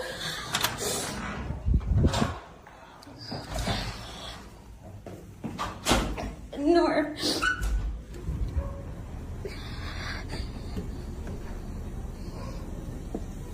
Let me ask. Can we get a name, please? Can we get your name? I understand the lawyer is asking for your name. Go over there. No, we don't give our name. The lawyer's asking for your name. He's saying they don't give their names. Oh yeah, that's right. They'll be taken to immigration custody at 26 Federal Plaza. I'm sorry. Can you repeat that? They'll be taken to immigration. And he wasn't there. He was not taken there. She said they're taking him to 26 Federal Plaza.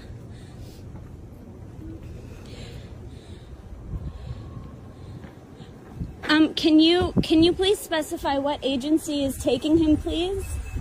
Excuse me. They're not talking to me. I don't know. I don't know. Excuse me. The lawyer would like to speak to somebody. Oh my God, they're literally running away from me. So completely just like without any rights, without any reasoning, no information given, no way to actually contact them or keep in touch with them, completely isolated from the lawyer. And this is the new reality that we're existing in this country. Greer said she spoke by phone with one of the ICE agents during the arrest, who said they were acting on State Department orders to revoke Khalil's student visa. Informed by the attorney that Khalil was in the U.S. as a permanent resident with a green card, the agent said they were revoking that instead, according to the lawyer. So just completely flying by the seat of their pants. A spokesperson for the Department of Homeland Security, Tricia McLaughlin, confirmed Khalil's arrest in a statement Sunday, describing it as being in support of President Trump's executive orders prohibiting anti-Semitism. Just completely insane, dude. It's like, once again, this isn't a crackdown on anti-Semitism, which, you know, even if you were cracking down on anti-Semitism, that is violating people's First Amendment rights as well. This is enacting Donald Trump's political goals in this country.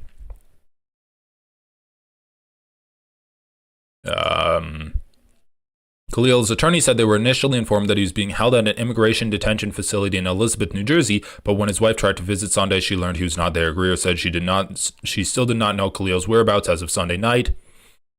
So they moved him. Where did they move him to? Anyway, yeah. So obviously, like, this is horrible, and we're going to be seeing this more and more. Because that's just the Trump administration's MO. Break the law. If you're going to break the law, break it as much and as often as possible to try to overwhelm people that are actually trying to correct this miscarriage of justice. So, really, really dark stuff, man. Okay. But I just had to get that out there because it was so crazy that this is happening, and Democrats are not talking about it. They're simply not talking about it. I mean, let's take a look. Does Bernie Sanders say anything? Bernie Sanders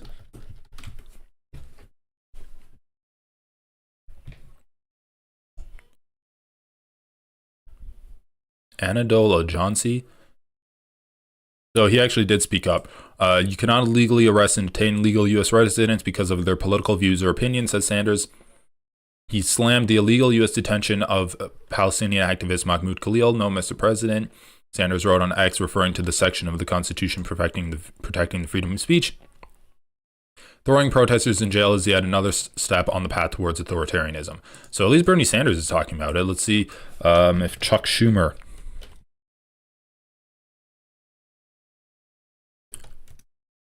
said anything.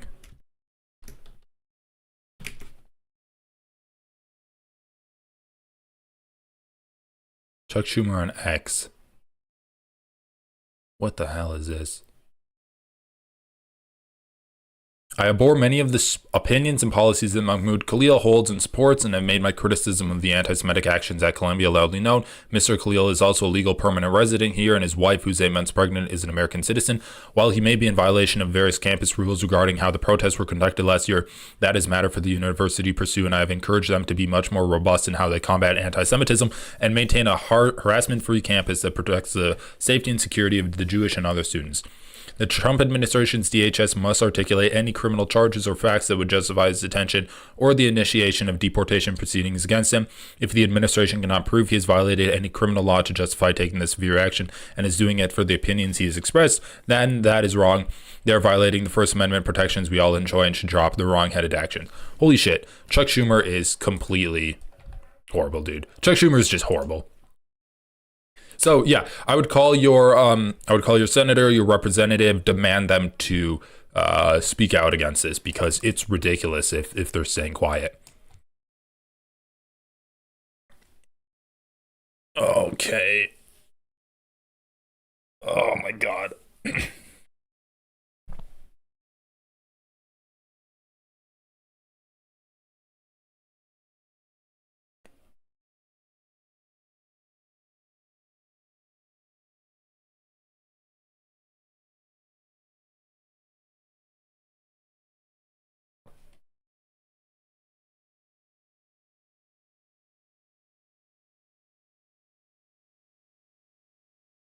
What the fuck?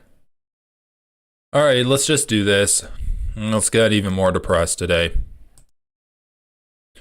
Israel's Gaza blockade continues. Houthis claim attack on U.S. ship.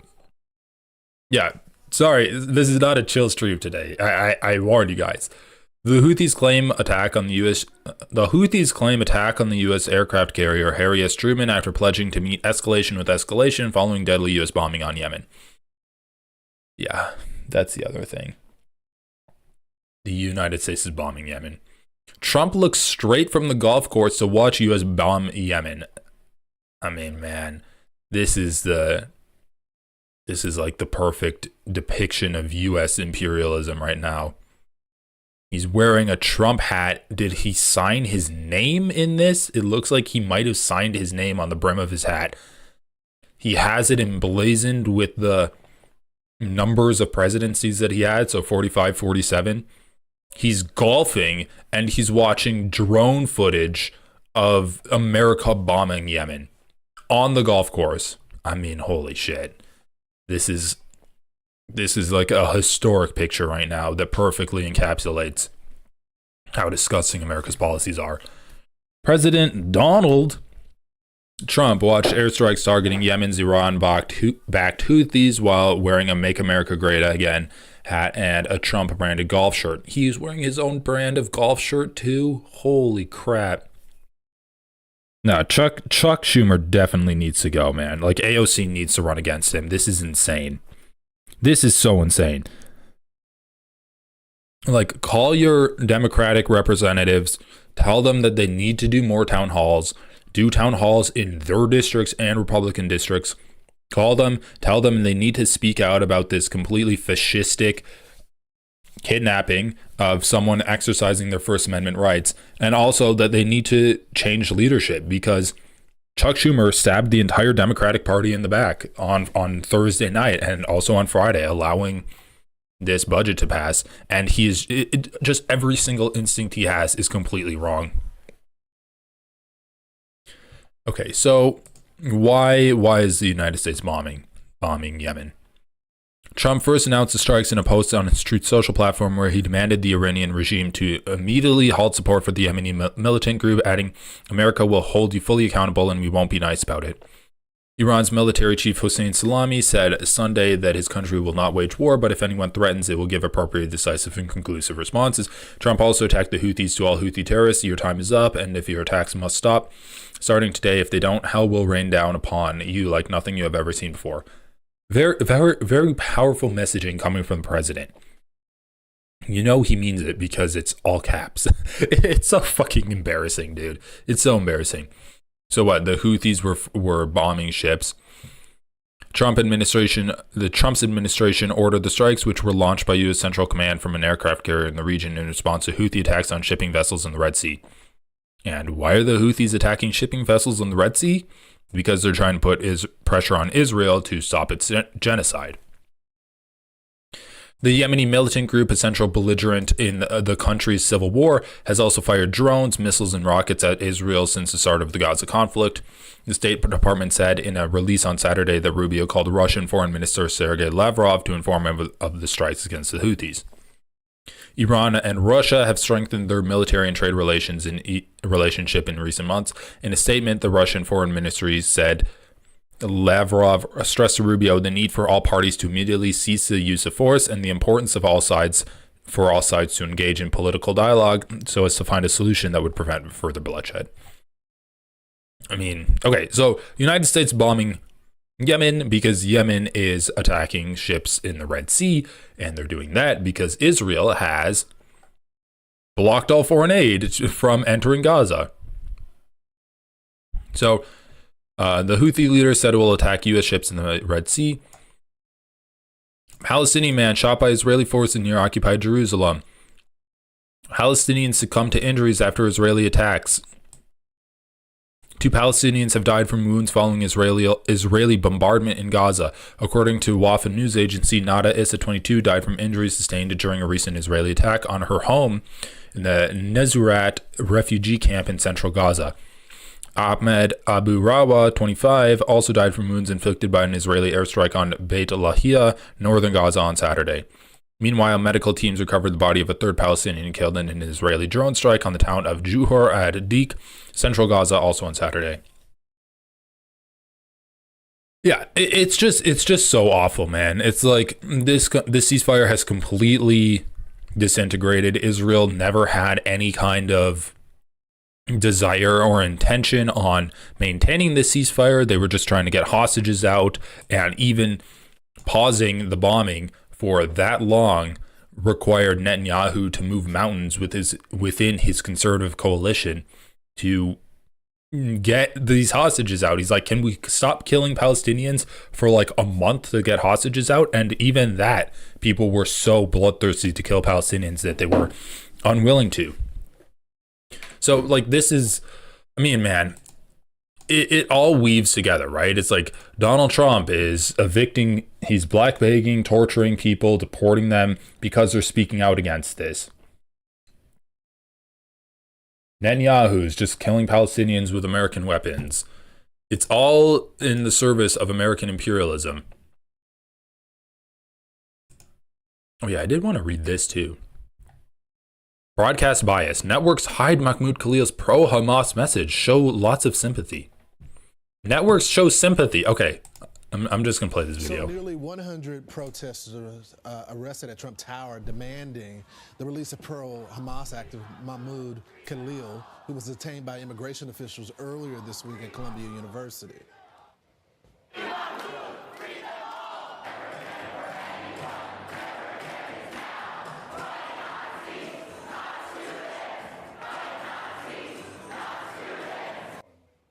Unbelievable.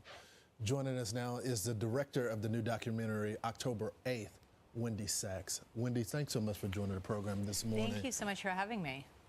I guess the thing that I was shocked by yesterday, them obviously on private property, but the voices there claim to be Jewish. And what we've seen is rapid anti-Semitism across the country. I didn't expect the Jewish voices to stand with them. Did that catch you by surprise? No, not at all. I mean, the group is JVP. It stands for Jewish Voices for Peace. Okay, so just really quickly, when people like Ethan Klein say, why would you want me to talk to a Jewish person? Or In response to Hassan saying, well, like, there's lots of Jewish people protesting for Palestinian liberation as well. Ethan will say, what does it matter if they're Jewish? You're just tokenizing these people. The reason that it matters that there are groups like Jewish Voices for Peace, and there are Jewish protesters, and there are anti-Zionist protesters like Matt Lieb, like Sam Cedar, putting their voices out there, saying that we are Jewish people and this goes against our Jewish heritage. That is important because you have really just like dumb and racist people like Republicans and like this guy who's interviewing the author of October 8th. Stupid name for a book, by the way. They're dumb. They think it's Palestinians against Jews. And so when there are Jewish people protesting in favor of the Palestinians, that completely disrupts their mental view of the world. And they're like, what? There's Jewish people that are on the Palestinian side? How is this possible? And it blows their minds. Peace, but the irony is that most of the people who are part of this group are neither Jewish nor for peace. They're not Jewish. Many of them, some of them are, but many are not. JVP is. Yeah, and so, like, in response to a group that says it's Jewish Voices for Peace, the guy immediately gravitates to, oh, well, they're not Jewish. Oh, okay, that makes sense. My mind is clear now. Like, my mind is more at peace now. Is an organization that is very anti-Israel, but it's also against a two-state solution. I mean, they're the ones who are marching in lockstep with SJP, which is Students for Justice in Palestine, which is an organization that we really look into in the film. And SJP is really connected to the Muslim Brotherhood and to Hamas in America. So those organizations work in lockstep. Their messaging is very similar. They do protests that they show up at the same rallies. But what to me is so disappointing about JVP, and you're seeing all of the protesters yesterday, and by the way, you have a right to protest in America, and I am absolutely supportive Not of anymore. that First Amendment right. But where is this group when it comes to calling to return the hostages? That's right. I mean, where are they? Why are they not calling out to return Idan Alexander, right, who has been a hostage for more than 500 days? He's an American citizen. He's a young man from Tenafly, New Jersey. No one knows his name. So I would like to see this group also sitting in and demanding a return of the hostages. You know, this is something that you cover in your new documentary, the blatant anti-Semitism that we've seen all across the country. Here's a little bit of that documentary. Let's watch. Okay, this is fucking stupid. I'm sorry. They're not even talking about them. They're just like, why aren't they protesting against the hostages? I don't know. Maybe because the fastest way to free the hostages is to get peace happening. Oh my God. All right.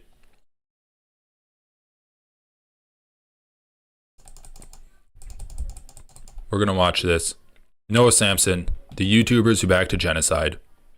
Let's get into it. If you like my videos and want to help me make more of them and faster, consider joining my Patreon. Thanks. About a month ago, the 6 million subscriber YouTube channel H3H3 Productions released a video called Content Nuke Hassan Piker. In this video, the host, YouTuber Ethan Klein, alleges that the political streamer Hassan Piker is an extremist that supports terrorism and terrorist groups. And over time, I started to learn that my co-host, he really likes terrorists. Promotes anti-Semitism and is radicalizing his viewers to do the same. He accuses Hassan of being a rape denialist and goes on to accuse him of prolonging what he calls the Israel-Palestine conflict with his radical views. This conflict will never end until people realize that Palestinian liberation and Israeli security are not mutually exclusive. You need both, and it can be done, but not while people like Hassan lie, propagandize, and incite hate. It's people like him, ironically, that prolong the conflict indefinitely. In this video, Ethan also criticizes Twitch, the platform that Hassan streams on, accusing the company of having a systemic problem of anti-Semitism. He cites the company's open support of Hassan, its sponsorship of a live event that Ethan claims was anti-Semitic. I feel like this is indefensible, blatant,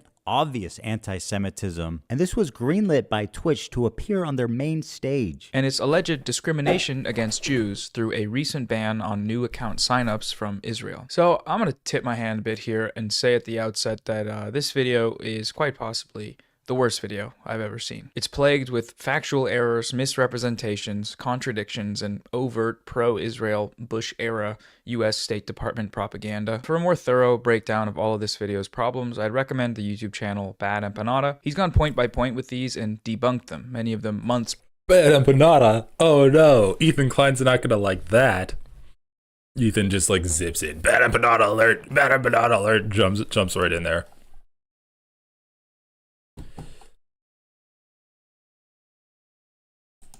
Prior to the release of Ethan's video. Hassan himself has also responded to most of these claims also months ago. I will leave these videos linked below in a playlist. Given the existence of these dozens of other responses, I'm not here to repeat their arguments. You can just go watch them. No, the real reason I'm talking about Ethan's video today is less about what he says in it and more about what he doesn't say. The things he chooses to leave out. Save for a passing mention of an outdated, vastly underestimated death toll of Palestinians in Gaza, Ethan omits the Palestinian side of the story entirely.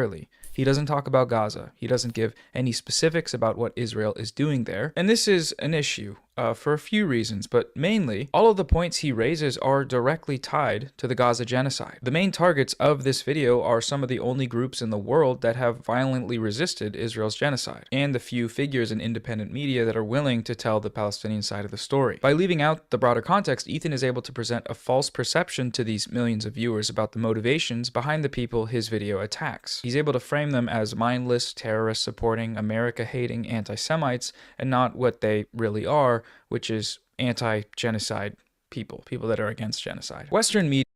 Yeah, and it really has just, according to Ethan, it's really devolved into now Ethan saying it's like terrorists versus Jews, and it's not a great position, because when you look at some of the biggest pro-Palestinian voices on the internet, like Hassan, and say that they are terrorist supporting,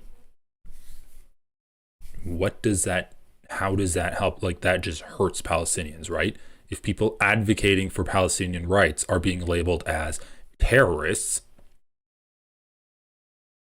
because, as I said before, they're not willing to immediately demonize the enemies of Israel, you are basically like stripping away Palestinian representation and being, okay, well, like, I know that you watched Hassan and he made some good points and you might like agree with him, but he's actually a terrorist. Then that makes people think that, like, oh, well, people that are pro-Palestinian are terrorists, so I'm not going to be pro-Palestinian. Is Noah videos good? All right, I'm going to check it out. Oh, it's an hour long? Okay, all right, we'll watch it. Oh my. Media manufactures consent for large-scale terror operations across the globe in a number of ways. There are more overt forms, like atrocity propaganda. There are also more subtle ways, like deceptively framing information, using passive language, and creating false perceptions about conflicts through things like burying the lead and lies by omission. All of these tactics are present in Ethan's video and the wider online smear campaign that motivated it, but it's that last thing that I think does quite a bit of damage, lying by omission. The way Ethan's video is framed seems to imply that Israel's genocide in Gaza is not actually a genocide. He never explicitly uses the term himself, but it's presented as just another thing that's happening in the Middle East that's sad, but ultimately the product of a war. That there are deaths on both sides, and that all we need to have peace is rational dialogue between these two sides. This could not be further from the truth, and to better understand this, we need to talk about Gaza. Thus far, I've been using the term genocide in reference to Israel's actions in Gaza, but it seems like a lot of the people using it on social media here have a general lack of understanding of the gravity of what that term actually means. Genocide isn't just bad thing that's happening where people are dying. No, that's not what it is. It's a Holocaust. The US-Israeli Holocaust. That's what it should be called. Israel is using everything in its power to eradicate Palestinians from the planet. The fact that Israel's actions in Gaza amount to genocide isn't controversial. Not among the experts, at least. This is the near universal consensus among top human rights groups and humanitarian organizations operating on the ground in Gaza that Israel is committing genocide, countless war crimes, and crimes against humanity. There is the Amnesty International report, a 300-page report that accused Israel of genocide in Gaza. There was the Human Rights Watch report accusing Israel of crimes against humanity and genocide in Gaza, specifically through the intentional deprivation of access access to clean drinking water. The United Nations, Euromed Monitor, Doctors Without Borders, the International Committee of the Red Cross, Israeli human rights groups like B'Tselem, various Holocaust scholars, they're all saying the same thing. Last year, the International Court of Justice ruled that the case for Israel's genocide in Gaza is plausible. It was a preliminary hearing, and the final rulings on cases of genocide typically take multiple years, but the ICJ issued several provisional measures to prevent the possibility of a genocide taking place, provisional measures which Israel has failed to follow completely. And then there was, of course, the International Criminal Court, who issued arrest warrants for Israeli Prime Minister Benjamin Netanyahu and former Israeli Defense Minister Yoav Gallant, who are now wanted international war criminals. Towards the start of his video, Ethan mentions a death toll figure of 40,000 Palestinian people. Of course, if you compare the raw numbers, Gazans have lost a lot more than Israelis. 40,000 people have died, and neighborhoods have been completely flattened during this war. The figure he cites is wrong. It's just wrong. Credible estimates have placed the full scale of the slaughter in Gaza at over 65,000 deaths due to traumatic injury alone, with further projections that include indirect deaths in the hundreds of thousands, potentially over 10% of the population. Yeah, I mean, look, we can, I hope the Noah goes through this and really kind of highlights Ethan Klein's Zionism. I know that's not really what this is about, but a lot of disgusting stuff that Ethan's done. I mean, bringing on Loanerbox, it was such a crazy thing for me, watching him talking to Loanerbox and saying talking to Loanerbox and being like, and Loanerbox saying the Israeli military still needs to take out targets in Hamas. Once they dismantle to Hamas in Gaza, then we can start thinking about rebuilding Gaza. And then in the next breath, Ethan's like, yeah, but like Yoav Gallant said there's no more valid military targets. And Loanerbox is like, oh yeah, well, I mean, yeah, whatever. And then they just move on. It's like, okay, are there military targets left or are there no military targets left? You're bringing on Loanerbox as a supposed expert on this issue, as a supposed less radical version of Hassan. And he's saying the Israeli military still has valid things to do in Gaza when you disagree with that. And you're promoting this guy. And then the fact saying, and then like obviously like the Yoav Gallant thing was horrible, continuously comparing Muslim content creators to terrorists, literally showing a picture of Bad Empanada and being like, he looks like a terrorist, and just joking about that, laughing about that. Like Ethan's just racist, but then the actual things that he says is also extremely harmful. Framing Israel as a representation of all Jewish people, like, because this is the thing. Ethan wants to be able to say that Israel's a representation of all Jewish people, thus if you criticize Israel, you're being anti-Semitic.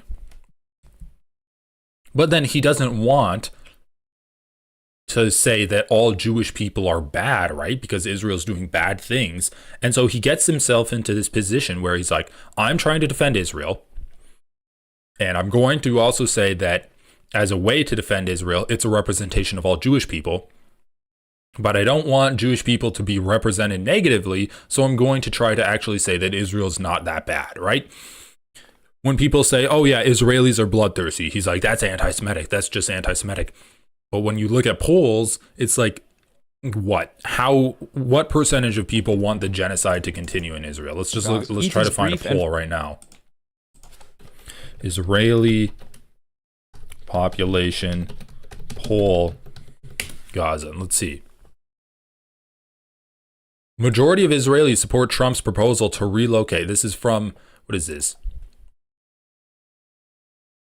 What is this? What is this site? The Jewish People Policy Institute. So this is a Zionist institution. Approximately 7 out of 10 Israelis support the idea that Arabs from Gaza should relocate to another country. 70% of Israel wants to ethnically cleanse Gaza. Oh my God, bro. Okay, so that's literally the first thing that we looked up. Israeli views of the Israel-Hamas war. Great framing from the Pew Research Center here. Israelis are divided over the country's military response against Hamas. Gone too far, 19%. Been about right, 39%. Not gone far enough, 34%. That doesn't seem to be a division. That's 80%. When was this posted? This was posted May 30th, 2024, so a year ago. About just under a year ago. A year ago, which was like, what? 6, 7, 8 months into the genocide. Yeah, about like 6 months into the genocide, they're like 40% or 20% of the country said that they've gone too far, where 80% of the country said that they had not gone far enough, or that it's about right. So no, our genocide is good, or we need to genocide harder. So we have these polls that the Israeli population is extremely fucking racist, extremely fascist and Nazi-like, and expansionist, and in support of ethnic cleansing. But Ethan Klein is trying to say that it's just the radicals, it's just Netanyahu's government, it's just the far-right settlers that are extremists that are making Israel look bad. False citation leaves a lot of other things unmentioned, like how the vast majority of these deaths have been Palestinian civilians, including over 15,000 children. The United Nations described Gaza as a graveyard for children just months into the genocide, and after that, Israel only ramped up its child killing. Ethan does not mention that over 1,200 families have been completely erased from the Gaza civil registry, meaning that every single member of their bloodline has been killed. Nor does he mention that the mass slaughter of these innocent civilians has been intentional. Israel has a long history of intentionally targeting Palestinian civilians. Yeah, Ethan will say, it's a genocide, it's a genocide, it's a genocide, but it's not Israel. It's just like the far-right extremists in Israel. So when you criticize Israel, you're being anti-Semitic. And when you advocate for a one-state solution, you are actually advocating for the genocide of all Jewish people. That's an insane position to take. That's an insane position. Once again, when he was talking with Hassan, and he said that actually the majority of Israelis think that if we got rid of the border wall and like stopped our racism and fascism, then they'd be genocided. And I don't know if that's right or wrong, but that's what the majority says. Well, maybe, Ethan Klein, you should educate yourself on if it is right or wrong, and then stop repeating the talking point that the majority of a fascist, racist country believes, and repeat the truth, right? You have a massive platform. Repeat the truth. You don't need to repeat talking points that you may or may not think is right or wrong. What, I'm going to go up to the fucking Ku Klux Klan and be like, hey, you say like black people are subhuman and race mixing is an end to the white race. I'm going to repeat that. And I don't know if it's right or wrong, but this is what this is what the majority of white Americans believe. Once again, it's like Israel is completely fucking disgustingly fascist and racist. They're not a representation of all Jewish people in the world, which is what Ethan Klein is trying to make them be. For slaughter. This dates back to the Nakba, the ethnic cleansing of over 700,000 Palestinians from their land in 1948, which included the massacre of thousands of civilians. And it's also evident in all of Israel's many previous violent incursions into Gaza specifically. During Operation Cast Lead, starting in late 2008 to 2009, Israel slaughtered about 1,400 Palestinian people. 300 of those were children. During this widespread massacre, Israel ordered people to shelter in schools, so-called humanitarian safe zones, then proceeded to bomb the schools and kill people by the dozens. This practice has continued at an even larger scale in the latest escalation in Gaza. Firas, my brother Firas, he screams. The pain is overwhelming as corpses lie by his feet.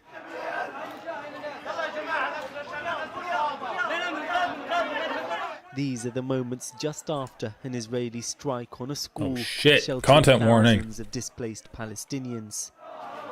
During the 2018 border protests, or the Great March of Return, which were recognized by human rights organizations as being overwhelmingly peaceful, Israel fired on the peaceful crowds with sniper rifles, injuring thousands and killing hundreds. The UN reports concluded that Israeli snipers were intentionally targeting children, medics, pregnant women, and disabled people. Israeli snipers later publicly, gleefully, recounted their experiences of hunting Palestinians for sport, bragging about the number of kneecaps they could shatter. This trend has continued in Israel's latest escalation since October 7th to an extreme degree. IDF snipers are intentionally targeting children for execution by shooting them in the skull and in the heart. Healthcare workers have testified to seeing Israeli drones hovering outside of hospitals, picking off children. That's where they're shooting them and injuring them and then circling back to execute them. What I think I found particularly disturbing was that a bomb would drop maybe on a crowded, tented area, and then the drones would come down and appreciate your time. We're incredibly grateful. So the drones would come down and pick off civilians, children. And we had description after description. This is not, an occasional thing. This was day after day after day, operating on children who would say, I was lying on the ground after a bomb had dropped, and this quadcopter came down and hovered over me and shot me. And that's clearly a deliberate act, and it was a persistent act, persistent targeting of civilians day after day. We had 1 or 2 mass casualty incidents every day, and that meant 10 to 20 dead, 20 to 40 seriously injured.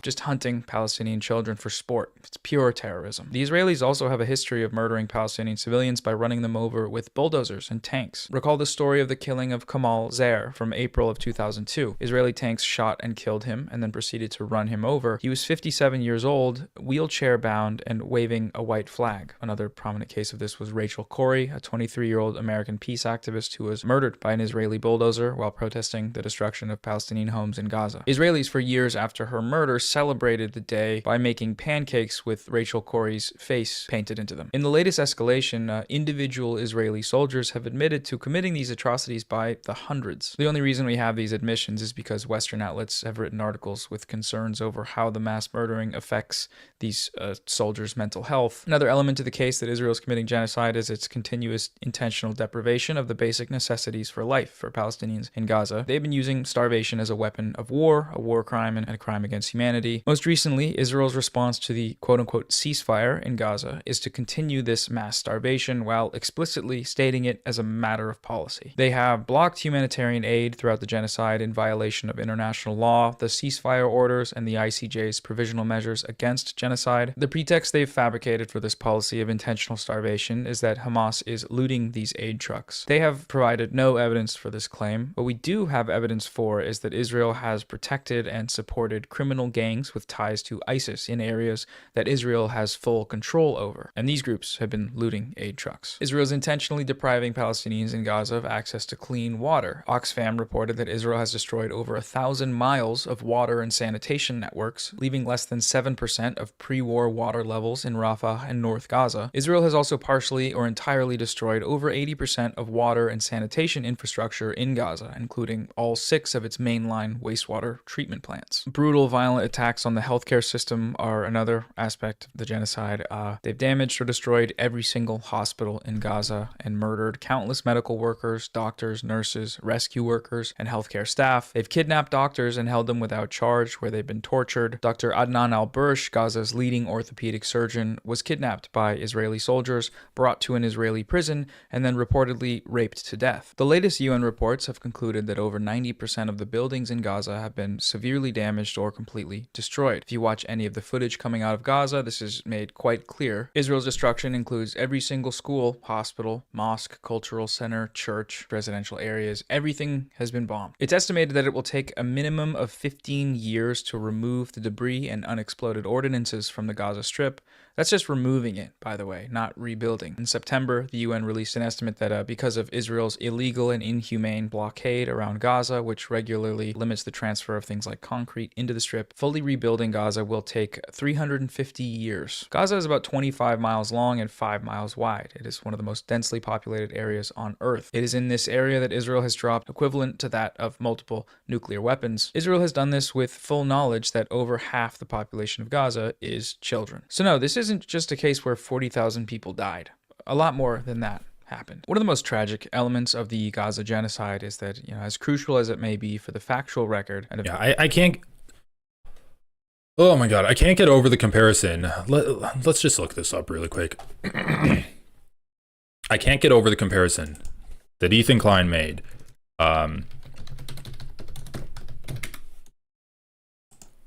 Between October 7th and what's been happening in Gaza. It's insane to do. There simply is no comparison. Also, fuck Ethan Klein for not including any kind of description at all. 40.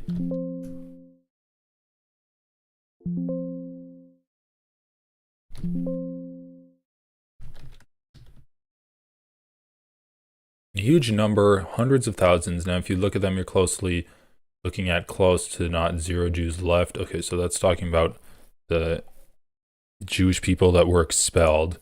I mean, also comparing the expulsion of Jewish communities from Arab states to the Nakba is also insane. Like,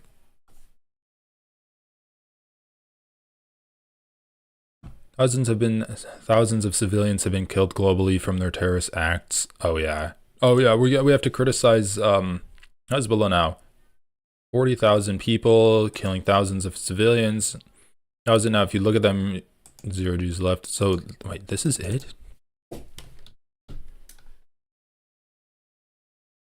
Here we go. Numbers. Gazans have lost a lot. Yeah. Okay. Like. Okay.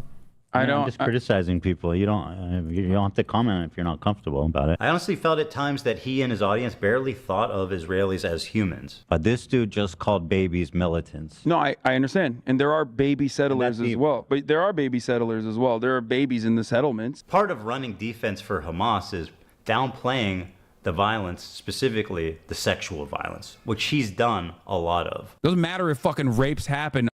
Oh, that's good. The Palestinian resistance is not perfect. They're not like so good. They have magical bullets. It's not perfect.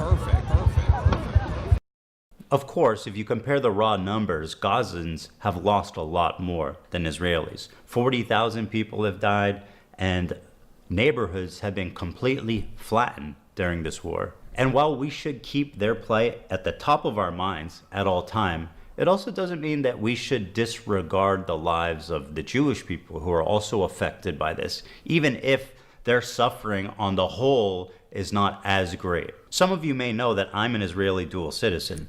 It's like, dude, we're not comparing suffering here, right? That's not what we're doing. We're not being like, oh, well, 40,000 Palestinians have died and about 1,200 Israelis got killed by Hamas on October 7th. So we're going to have a plaque, and it's going to be about about 40 times more for Palestinian names than Israeli names. It's not what we're not talking about the suffering. We're talking about advocating for an end to suffering. Okay? Israelis aren't suffering right now. They're not getting killed on a daily basis. If anything, the actions of their government and their genocidal actions are causing them to experience suffering more than anything that any of these resistance organizations that you claim Hassan is supporting are doing. More Israeli soldiers are dying because of their own PTSD due to the atrocities they have done to Palestinians than have been killed from Hamas or Hezbollah or the Houthis. They're just offing themselves because even though they're told that Palestinians are subhuman, they can't get the mental image of crushing dead bodies or live bodies with tanks or armored cars out of their heads because they're literally just like committing atrocities that are unimaginable and they can't live with themselves for it. We're not talking about comparing the loss of life. I mean, once again, dude, Ethan saying that 40,000 Palestinians have died is completely, it's completely like pro-genocide. Saying that 40,000 people have died and entire neighborhoods have been destroyed. Fuck you, dude. Fuck you. It's like 80% of all of the infrastructure in Gaza is gone. Israel's starving them out. And the estimates are that hundreds of thousands of people have died due to like a genocidal intent for expansion that Israel's doing. And once again, we're not comparing these things. We're advocating for the end of systems of violence, right? That's why people aren't in favor of a two-state solution, because that's going to perpetuate violence. And so we're not like, if Israel was continuously being killed and bombed and they didn't have the power to end that, people would be advocating for Israel. But Israel's not being continuously bombed. Israelis are not continuously dying due to bombs from their enemies. And Israel has all of the power to bring peace to the table. Ethan Klein knows this. He knows that Netanyahu is against peace, and yet he still can't get over his racism against Palestinians and say that we can't have peace unless Hamas is removed from power. Will you yourself say that Netanyahu is this genocidal maniac who's completely far right, completely evil, and he needs to go? Then why would Gaza have peace if Netanyahu's in power? Like, this is the unequal racism that Ethan Klein places on Palestinians and Arab people in general. And he loves to make these false equivalencies. The Jewish expulsion from Arab countries is equal to the Nakba. October 7th is equal to the genocide that's going on in Palestine in terms of the amount of headspace that we should give it. Because every time we can't advocate for Palestinians too hard because you might hurt Israelis people's feelings. And in order to have peace, we need to remove Hamas from power. But Ethan doesn't have anything to say when he talks about Netanyahu and how maybe the genocidal Israelis might have to change their opinions to have peace as well. He doesn't have anything to say about that because it's a complete double standard where he holds Palestinians to the level of they must be the perfect victim in order for Israelis to give them equal rights. But the Israelis can't do anything wrong. And if you ever criticize Israelis, you're being anti-Semitic. And if you advocate for Palestinians too hard, you're not keeping the plight of the Israelis at the top of your mind. Who gives a fuck about the plight of the Israelis? I'm sorry. Oh my God. Once the genocide stops, then we can start working about honoring dead people. Okay? That's the end of the matter. Guys, I don't even give a voice to every single Palestinian that's being killed. Because that's simply not the focus right now. The focus right now just cannot be on everyone that's dying. It has to be on preventing further deaths from happening. And the way you prevent further deaths from happening is to protest the actions of Israel. It's like in an ongoing genocide, you don't have the luxury to sit back and try to honor everyone. That's just not where the energy should be. And even if we are at that point, it's I'm sorry, dude. The amount of Israelis that died on October 7th is a micro fraction of the deaths that have happened in Gaza. Eventually holding the perpetrators accountable. Merely recounting these statistics does not afford Palestinians the dignity of humanity. They are simply reduced to numbers, to tens of thousands of names on a registry, as if they aren't human beings with dreams, hopes, hobbies, interests, and love for the people around them. If you've had this feeling as well, I want to recommend a book. It's called If I Must Die. It's written by renowned Palestinian poet, author, and teacher Dr. Rafat Al-Arir. It's full of stories and poetry and history about life, or rather survival, in Gaza during occupation and genocide. It is beautifully written and humanizing beyond anything you'll ever get from most coverage of Gaza, especially in the West. I have a friend from Gaza. His name's Ahmed Sarsour, and he's a very talented poet. We got in contact on social media, and when I read his work, it moved me in a very similar way to the way Dr. Rafat's words have. Ahmed has a sister, Rania. She is a mother and a gynecologist from Gaza and is seeking help after being displaced in February of last year. She and her children were forced to flee their home, and her life was further devastated when her home and her family members' homes were destroyed. She gave birth to her baby, Rose, in a hospital without proper care and no anesthetic, and now faces a dire situation with limited resources. I've linked her fundraiser in the description. Support if you can. The funds raised will go towards essentials like diapers, baby formula, medicine, basic living items, rent, and travel expenses for relocation. Another friend of mine, Ahmed Matar, is a 27-year-old inventor from Gaza. He makes these brilliant videos showing the process of constructing creative inventions to use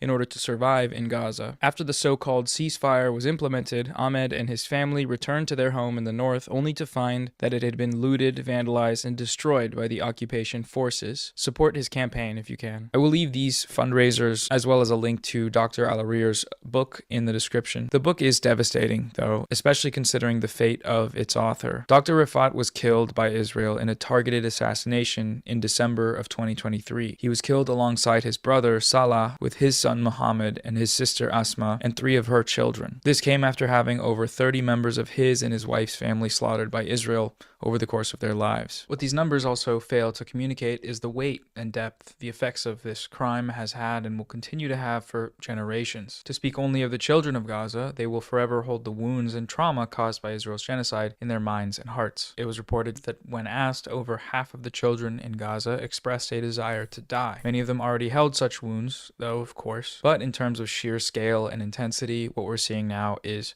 incomprehensible except to those experiencing it. Throughout these 17 months of genocide, the international community has left the people of Gaza to languish and die. If there's anything we've learned about Israel in the past 100 years, it's that there is no crime they can commit that won't go unpunished, up to and including genocide. In the latest escalation, again, the world has watched this happen and done nothing. And some have, of course, actively made this genocide possible. Most notably, that would be the United States government. The US and the Biden administration is fully complicit in this genocide. They've repeatedly sent billions of dollars in weapons shipments and provided military and diplomatic support. Over 80% of the killing machinery that has been used to slaughter Palestinians in Gaza has been provided by the United States government. They've also provided rhetorical and diplomatic support by whitewashing Israel's crimes against humanity, laundering Israeli atrocity propaganda, and denying and dismissing genocide allegations. That last one should come as no surprise, given that a genocide ruling against Israel does also implicate the United States in the crime of aiding and abetting genocide, since they sent the bombs that made it possible. The ICC is already being urged to investigate Joe Biden and Antony Blinken for their role in perpetrating this very crime. These actions have shown the US to be acting in violation of both domestic and international laws by sending weapons to a regime that is actively and intentionally blocking access to humanitarian aid against a civilian population that they are occupying, and ignoring the arrest warrants issued by the International Criminal Court against Netanyahu and Gallant. This is just another plot on the long chart of the US and Israel's position as rogue states in the international community. There's a comment I saw on Ethan Klein's video. It read, "I feel like a lot of people can't separate Israelis and the Israeli government, and the same with the other side. Like, you are allowed to hate on the people who actually kill people and not hate the innocent adults and children that are being killed from both sides." This is a popular framing among liberals and liberal outlets, that we should separate the Israeli people from the actions of their government.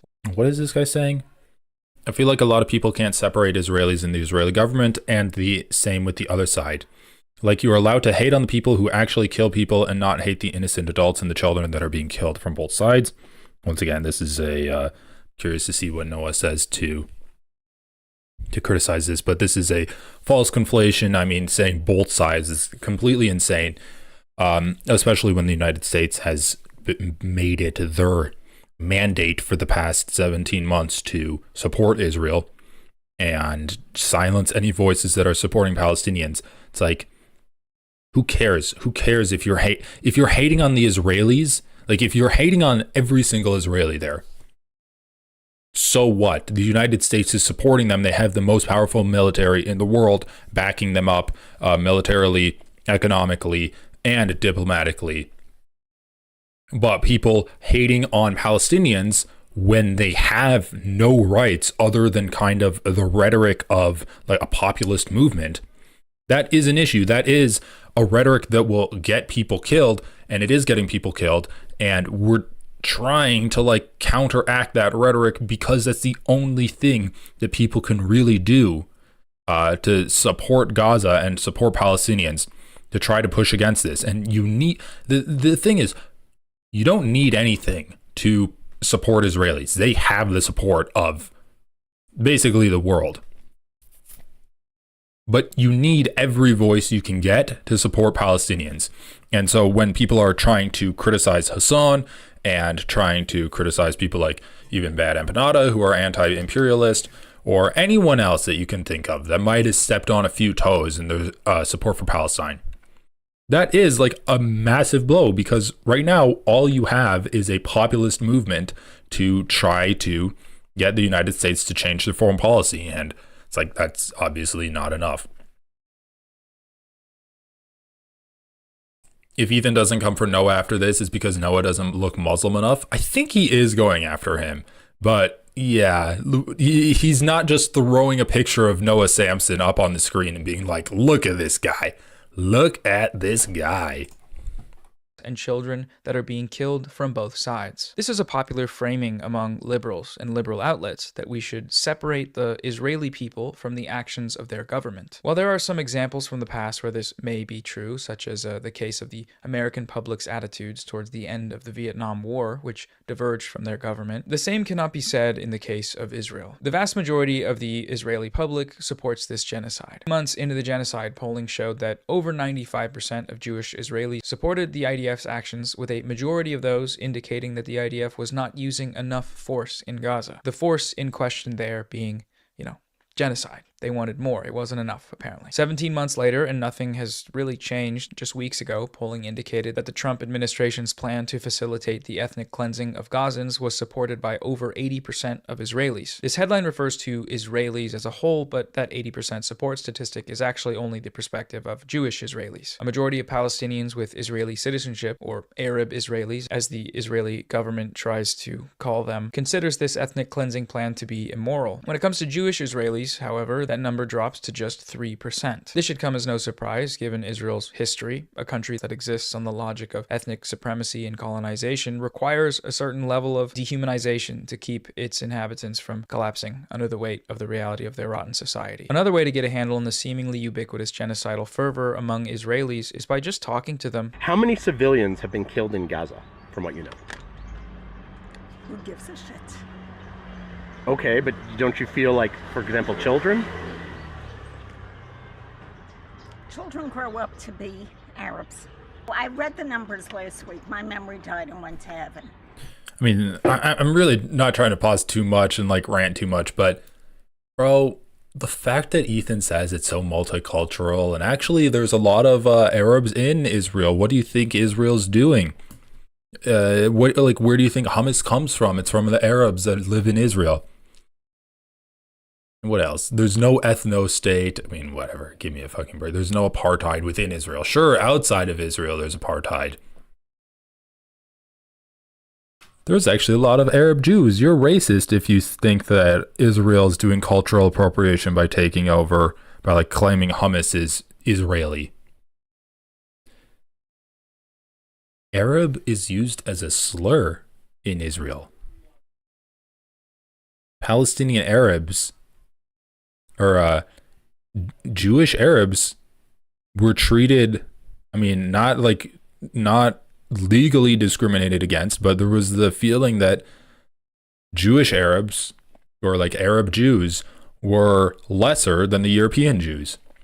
Ethan Klein himself slips into this mistake all the time, where he talks about Arabs as being distinct from the Jews in Israel. That is internalized racism. He says, no, Arabs make up 20% of the population. It's like, Ethan, you just had a fucking Freudian slip there, bro. You think Arabs are different from Jews. You see Arabs as different from Jews. Why would you talk about the Arab countries and how the Jews in Israel must protect themselves from these Arab countries because, there's a history of Arabs killing Jews, right? You can't, dude, the Jews in Israel a lot of them are Arab. The Jews in Israel are fucking Arab. And Ethan himself, he'll say oh, well, there's no apartheid in Israel. There's no ethno-state in Israel because there are Arabs in Israel, and Arabs are in every level of the government. Okay, so you're trying to distinguish Arabs from Jews in Israel. It's just it's just racism. It's just racism. And the people in Israel identify with America, they identify with Europe, they want to be white, they identify themselves as being white and different from Arabs when their genetics are the exact same as Palestinians. They are there's no difference. You're just born on one side of the wall. Racism is so dumb, bro. It's so dumb. You're just born on one side and the Arabs and Palestinians are born on the other side. You are fucking Arab. It's so stupid. Israel is so it's so multicultural that everyone there is Jewish and they all have the same Jewish traditions. And when Hassan is like, oh, Israel's been real quiet since this happened, Ethan's like, oh, you think Jews can't get down and bop? So fucking disgusting, dude. And Ethan's even like, Israeli hummus feels cleaner than other hummus feels, or it tastes cleaner than other hummus. So you are saying there's an Israeli hummus. Like, Ethan wants to have his cake and eat it too. He wants to say that Israel isn't this ethno-state that distinguishes itself from other Arab countries, but also it's completely different from Arab countries and Arab culture. I don't think children should suffer, but they're always casualties.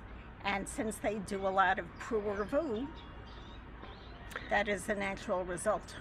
חפים מפשע נהרגו בעזה. טוב, אז כנראה שנעצור. את לא רוצה לענות על זה? תודה. אוקיי, אפשר לשאול למה? כי אני לא חושבת שיש מישהו שהוא חף פשע שם. צער. אבל ילדים אבל, נגיד. הילדים מסכנים, אין ספק, אבל הם לא יגדלו להיות ילדים חפים מפשע, לצערי. Most of the kids there that are getting killed, I never support little children dying, you know? I never want it. But most of them will grow up not only supporting Hamas, which is a crime by itself, but joining them, which is the worst of the worst. בפשע נהרגו בעזה. לא, זה גם לא מעניין אותי. לא? למה? לא מעניין אותי. אני הייתי עד 7 באוקטובר האמנתי בשלום ובשיח ובדו-שיח.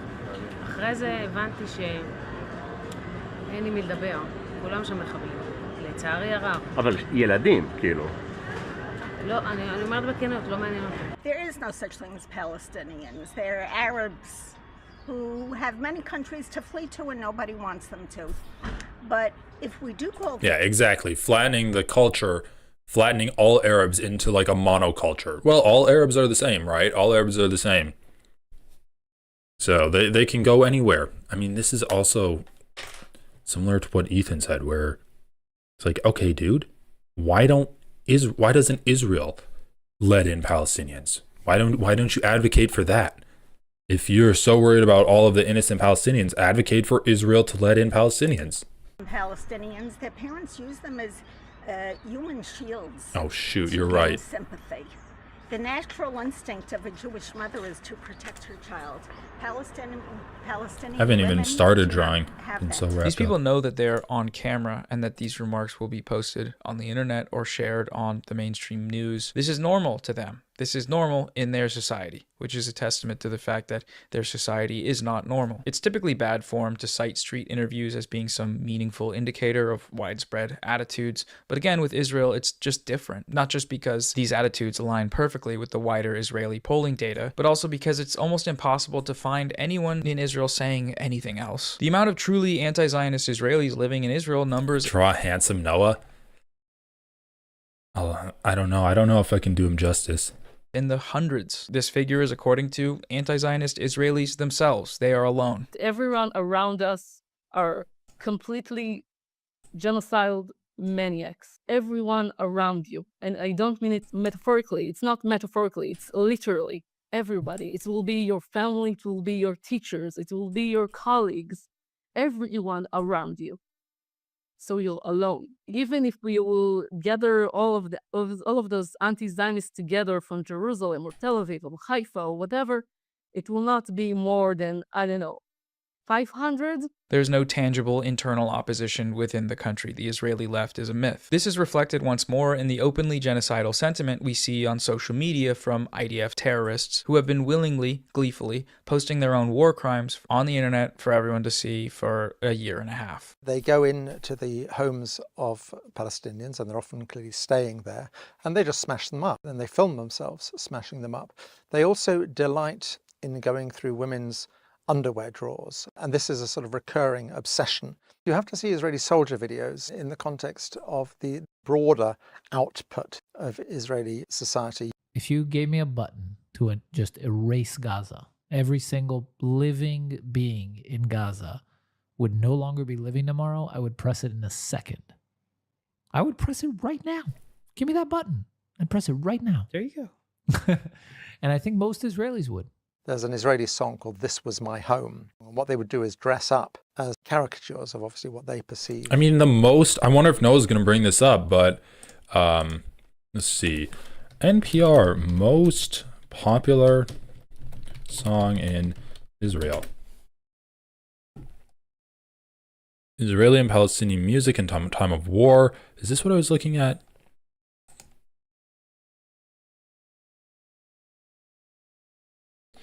We should talk about Harbu Darbu. Harbu Darbu is total war. We should unite behind the army and let them do the work in Gaza. So literally the most popular song in Israel is a call for genocide. So I wonder if Noah Samson's going to talk about that. But it's like, yeah, they're genocidal. They're genocidal. That's it. Palestinians to be being sung mockingly to people who no longer have homes. We're not looking at some sort of obscure subculture within Israeli society. This is mainstream Israeli society. People have been keeping tabs on this. There are a number of archives documenting the names and crimes of these Israeli terrorists. One of the most thorough of these databases was created by a historian, Lee Mordecai. It's called Bearing Witness to the Israel-Gaza War. It is presently over 120 pages long with extremely detailed footnotes. There's that one tweet that's like, hitting translate from Hebrew on Twitter is like discovering a lost page from Mein Kampf. This holds up pretty well. Here, let's try it on this tweet.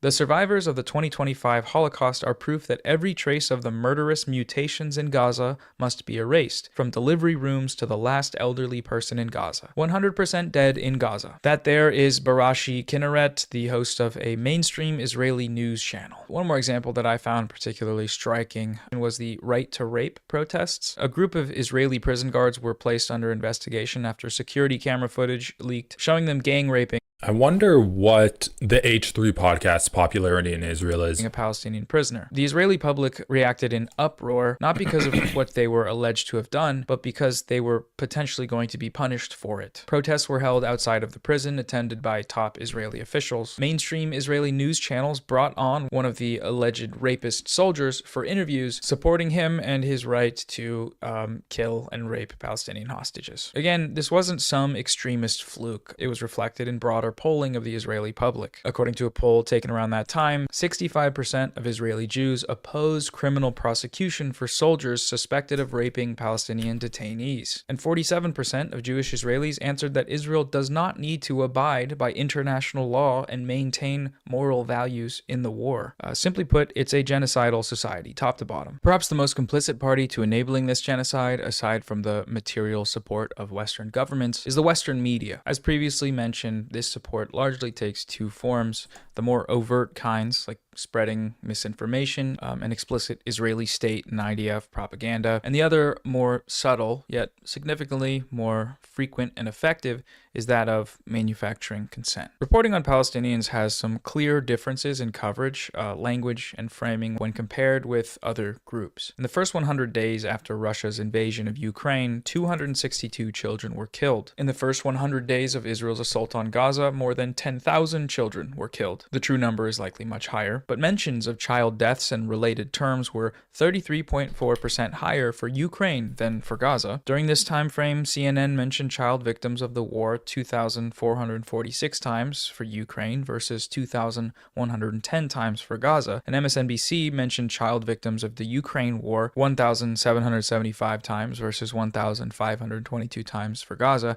This means that for each child death from Ukraine, children received the equivalent of 16.1 mentions on air, whereas children in Gaza received the equivalent of 0.36 mentions. MSNBC did not run a single segment in the first 100 days that focused specifically and exclusively on the plight of children in Gaza. MSNBC ran over a dozen segments focusing specifically on the plight of Ukrainian children during the first 100 days of that conflict. Emotive language was barely ever used to describe the killing of Palestinians. This comes despite the vastly higher death toll over the same period. On CNN and MSNBC, the words war crime and genocide were mentioned 17 times more in the context of Ukraine than in the context of Gaza. Ukrainian victims were labeled as subject to war crimes or genocide 1,790 times compared to just 100. Yeah, and we're I'm sure if they did a similar analysis to politicians, we'd see the exact same thing. I mean, obviously, it plays out in the outcome of our politics in terms of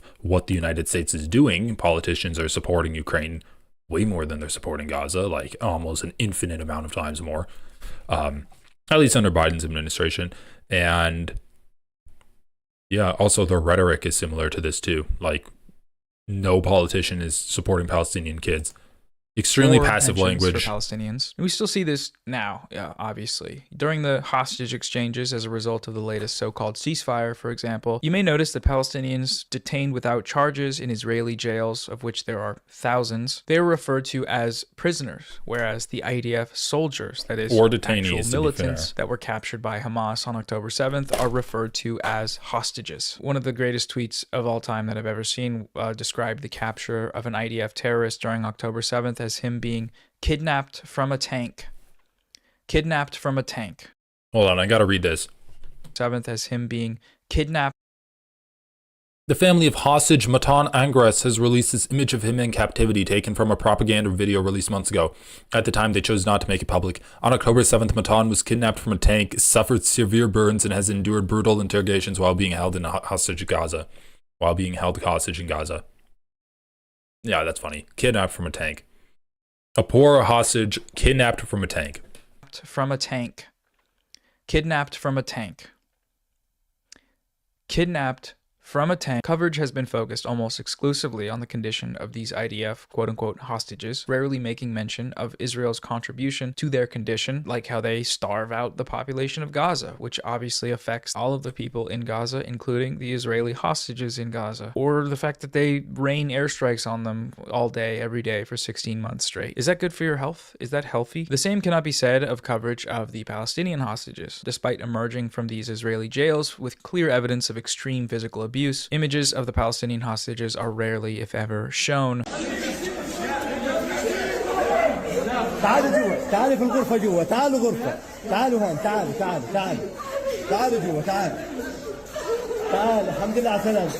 The assumption is just granted. It's relied on that they're terrorists, criminals, and whatever else. So whatever happens to them, that's just what happens in jail. The Western media lies in other subtle ways, like burying the lead in stories and deceptively framing headlines. This is especially apparent in coverage of things like ceasefire negotiations. These outlets have consistently framed the lack of agreement to terms as being Hamas's fault, that they won't agree to Israel's terms, but they interestingly decide to use only one definition of the ceasefire agreement, which is Israel's definition, that being one which is only temporary, with no guarantees that the genocide will end after these temporary pauses. They're not really ceasefires, but in order to frame Hamas as disagreeing with them, that's what they have to call them. The ceasefire that ended up being agreed upon in January was the exact same ceasefire that Hamas had agreed to over 6 months prior. Israel continually sabotaged these negotiations, but if you read any of these mainstream outlets, you wouldn't know that, not until the very end of these articles, at least. The latest reporting on these negotiations continued this trend of misleading coverage, such as this story from early February. The majority of the article, headline included, frames Hamas as the instigator to a potential ceasefire failure. However, both independent observers and Israeli officials themselves acknowledged that it was actually Israel who had already broken the terms of the ceasefire agreement immediately after it was implemented. To anyone with a brain and eyes, this would be apparent given the evidence we have of these violations, but because these outlets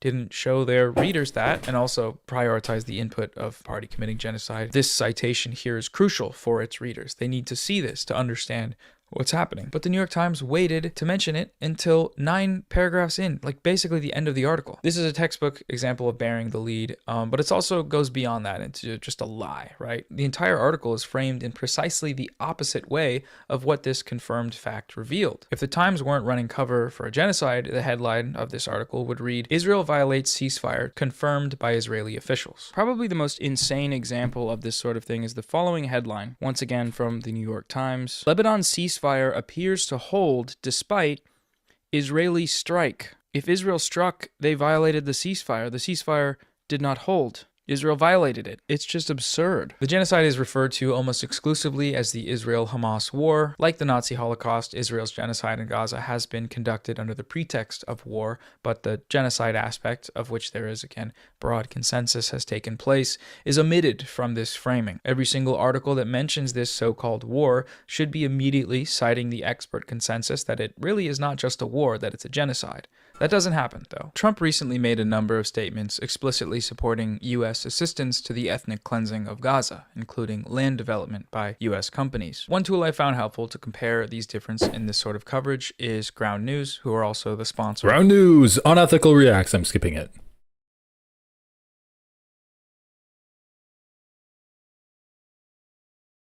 Sorry, the video's long enough. code to sign up today. Thanks again to Ground News for supporting the channel. Now let's get back to the video. When Israelis and top Israeli officials participated in the right to rape protests we talked about earlier, protesting the Israeli right to rape and murder Palestinian hostages, these events were summarized by the New York Times as unrest. They were framed around the protests' effect on the party that was doing the protest, that is, again, the right to rape protest, and not on the fact that Israeli guards raped a Palestinian hostage, it was captured on video, and that the case was clear-cut enough that they actually called for an investigation for once, unlike 99% of previous cases of the IDF abusing, raping, torturing, and murdering Palestinians. In this article, the guards' actions against the Palestinian hostage are described vaguely and passively as just abuse, and it is not revealed until the very end of the article that the abuse took the form of the guards raping the man with an object. The follow-up story on the prosecution of these soldiers uses this same disgusting framing. Rape with an object is whitewashed in the headline and most of the article as simply just being abuse. This is yet another case of the framing of false neutrality, as this quote-unquote divide between the Israeli right and the Israeli left in this article doesn't actually exist. In reality, all that divide means is that the Israeli right are pro-rape and murder of Palestinian detainees, and the Israeli left thinks it makes their country look bad. There's no real debate going on here. A personal favorite of mine for its sheer absurdity. That's a great point. The Israeli left, or liberal Zionists like Ethan, they're not like fundamentally opposed to what the settlers are doing or what Netanyahu's doing. They just don't like that it makes Israel look bad. That's the issue. And so they're not able to principally take a stand and like advocate against the genocide that's happening, because advocating against the genocide would mean the dismantling of the Israeli ethno-state. And Ethan Klein doesn't believe it's an ethno-state. He doesn't believe it's apartheid, and he likes it. And so he's not willing to take a stand and actually go against the fundamental basis of what Israel was built off of, because he likes the fundamental basis of having like a Jewish state and having a Jewish ethno-state. Absurdity was an article from the New York Times called "It Can Be Lonely to Have Middle-of-the-Road Opinions on the Middle East," which focused on college students that were seeking space for nuanced perspectives on the Israel-Hamas war. The perspective presented in this article is one-sided. They talk about extremism in student movements, but the only example they give for this point is that of the extremist Palestinian activists. The New York Times calls it a war with no reference to the numerous credible allegations of genocide. It's harder to justify having a conversation about nuanced opinions of genocide, so they just call it a war. There's no nuance in genocide. There's nothing progressive about genocide. This tendency to falsely frame a genocide with neutrality will often slip into outright endorsement. Recall Israel's pager terrorist attack in Lebanon when they detonated over 1,000 pagers rigged with explosive.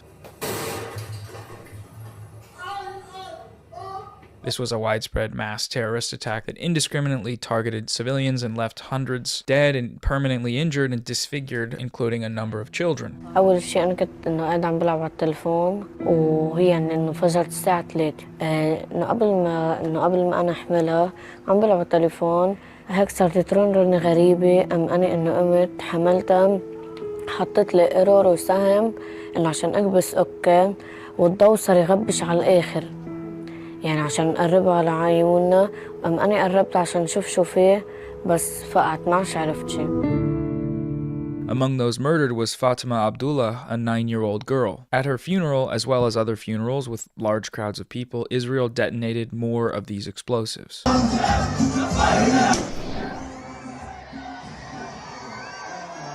Despite this being a child-killing and maiming indiscriminate terrorist attack in violation of international law, in Western liberal media it was presented as a cool James Bond-style operation. It was described using words like... honestly, like this pager attack was insane, dude. And then what was that guy that talked to Mehdi Hassani? He's like, I hope your pager doesn't blow up, basically threatening him with a terrorist attack. Oh, man. Just complete dehumanization of anyone that dares to stand up against this.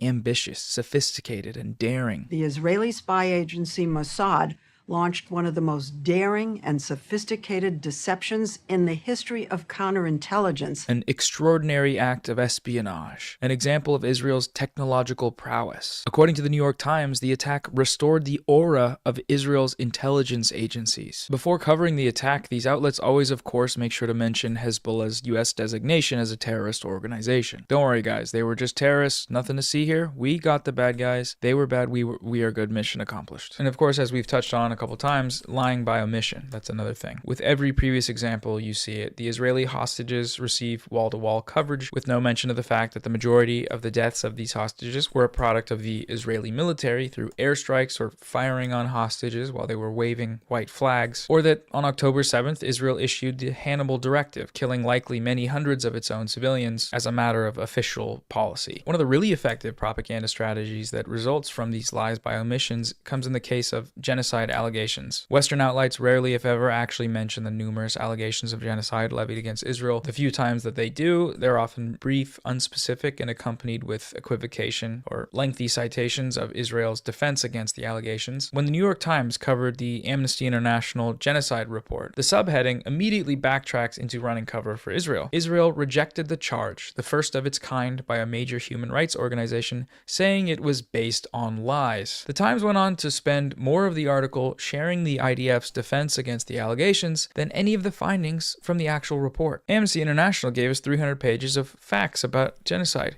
Israel says that they're just lies. I guess we'll never know what happened here. That's not journalism, that's propaganda. When Human Rights Watch released their report accusing Israel of committing crimes against humanity and genocide through its deliberate deprivation of access to clean drinking water, readers of the New York Times wouldn't have heard about that because the New York Times just didn't report it. That's one of the top human rights organizations in the world, accusing the #1 ally of the most powerful country in the world of the crime of all crimes. And they just forgot? No, they didn't forget. The editorial staff at the New York Times knows that they've helped this. They know that they are complicit in this. So any chance they get to just sort of forget to mention something as consequential as a genocide allegation from the leading human rights group in the world, they'll do it. Of course they will. This tracks with the BBC's repeated genocide denial, evident in repeated instances of reporters condemning or correcting guests for using the word genocide to describe Israel's actions in Gaza. Israel would deny that a genocide is taking place, saying that it is defending its right to exist. Its very existence, indeed, they would say, is under threat.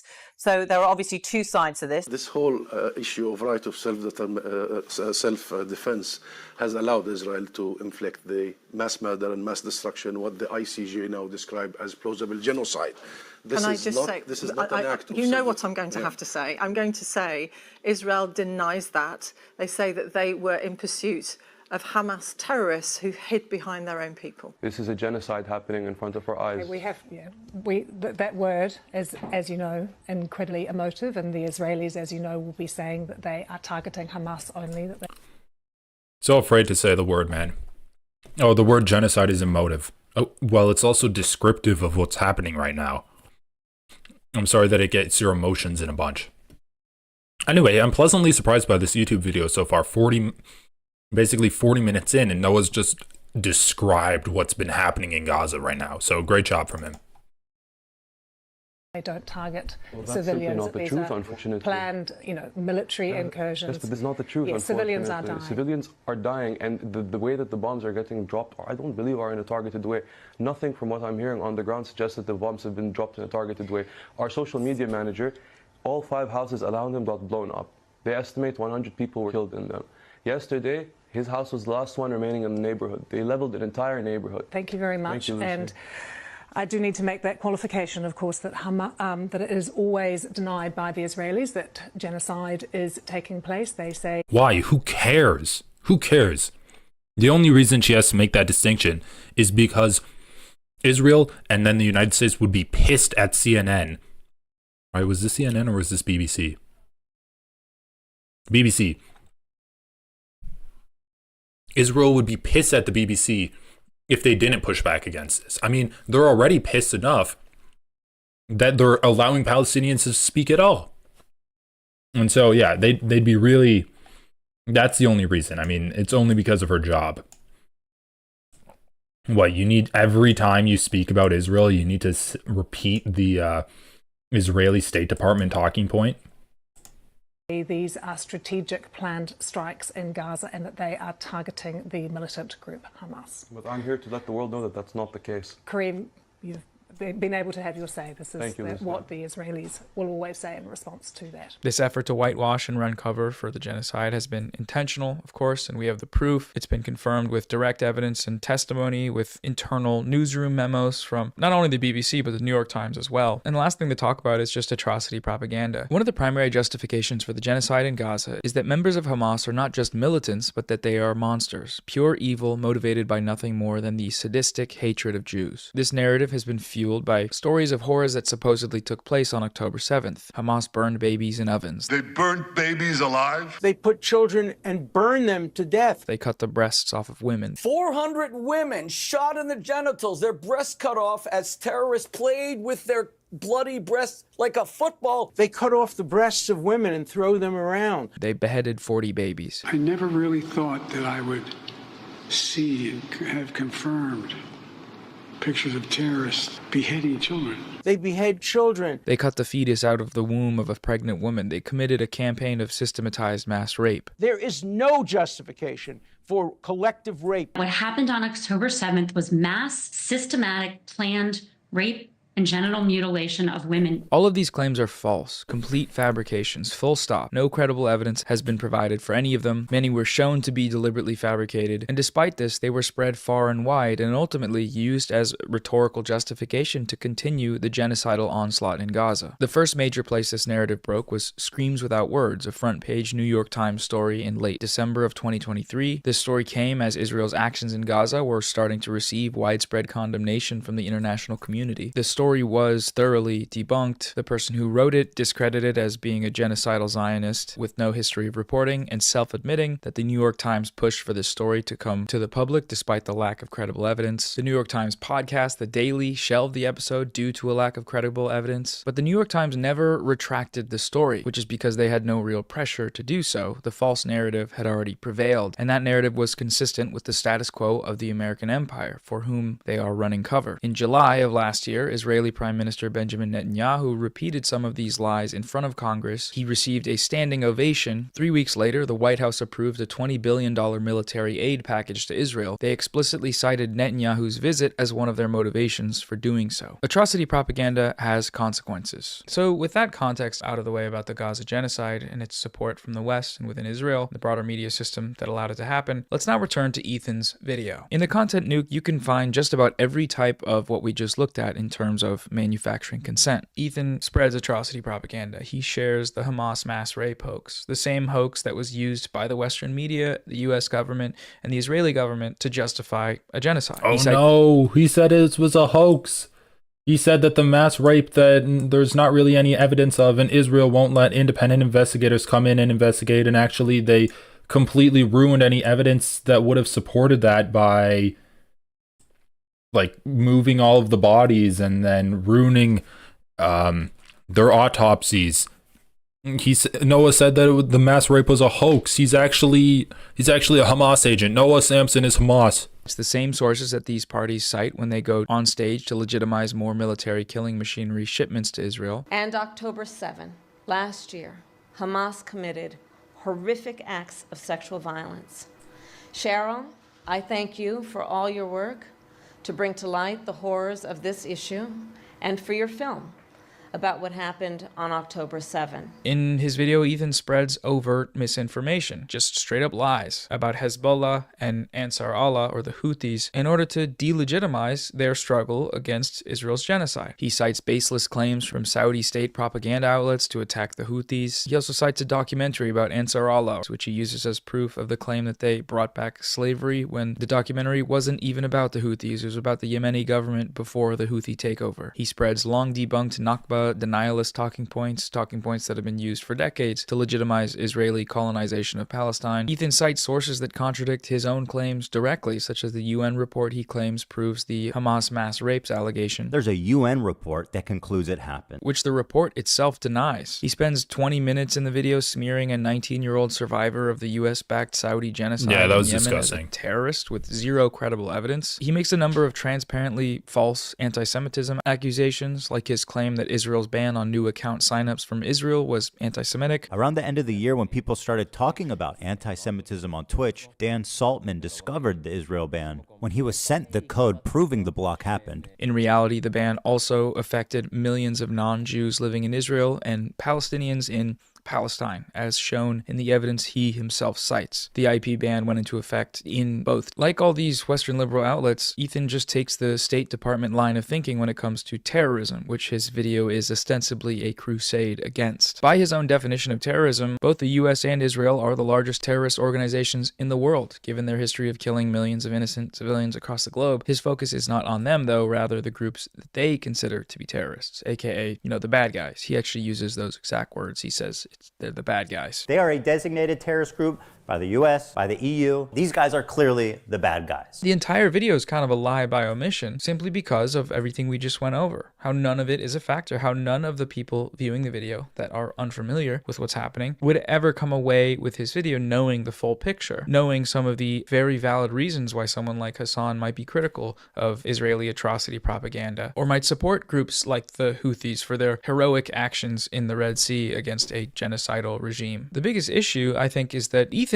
manages to do all of this while still calling himself a stalwart ally to the Palestinians. I've been a stalwart supporter of the Palestinian cause for many years. This is what makes liberal Zionism so insidious. He is using humanistic appeals to things like peace and safety, but doing so in a way that distracts from the actual source of the problem. The problem is Zionism and the genocidal Israeli state. That is what's causing these problems. And people that might otherwise be able to understand if presented with the facts of the situation are simply led astray by people like Ethan, where a more right-wing Zionist might put off the average liberal with extremist claims and overtly genocidal language. A liberal Zionist draws you in with the facade of empathy. He wants to appear empathetic, as if he cares for these people, as if he doesn't ascribe to a genocidal ideology. So, in order to do that, he has to lie, and roping in otherwise progressive people into a death cult. Aside from this video being a nonsensical genocidal propaganda piece, it's also entirely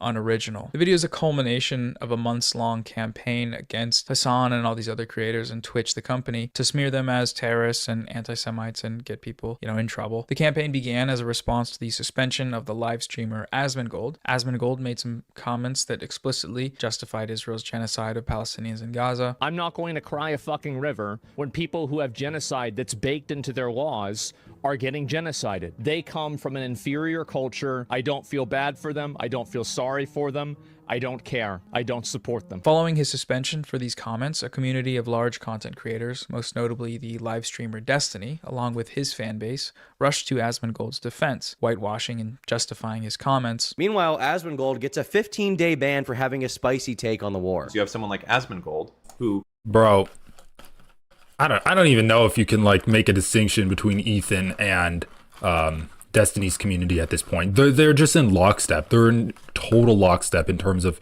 who they're targeting, what their talking points are, and the clips that they use and what they decide to cover. Yeah. I guess at the beginning they're talking about there was maybe a distinction, but not anymore. Breathes the wrong direction, says the wrong thing, and instantly gets banned. In this situation, one could, if they were to extend the charitability, could say that Asmongold was probably referring to extremists in the Islamic religion. Extremists in the Islamic religion. The case of... Who gives a fuck, dude? Why are people people really defend Asmongold? That's so embarrassing. Honestly, fuck Mudahar. I need to cover him more. He seems like a total piece of shit. He was saying that he's gonna offer to fly Hassan out to Palestine. Dude, oh my god, he's such a loser.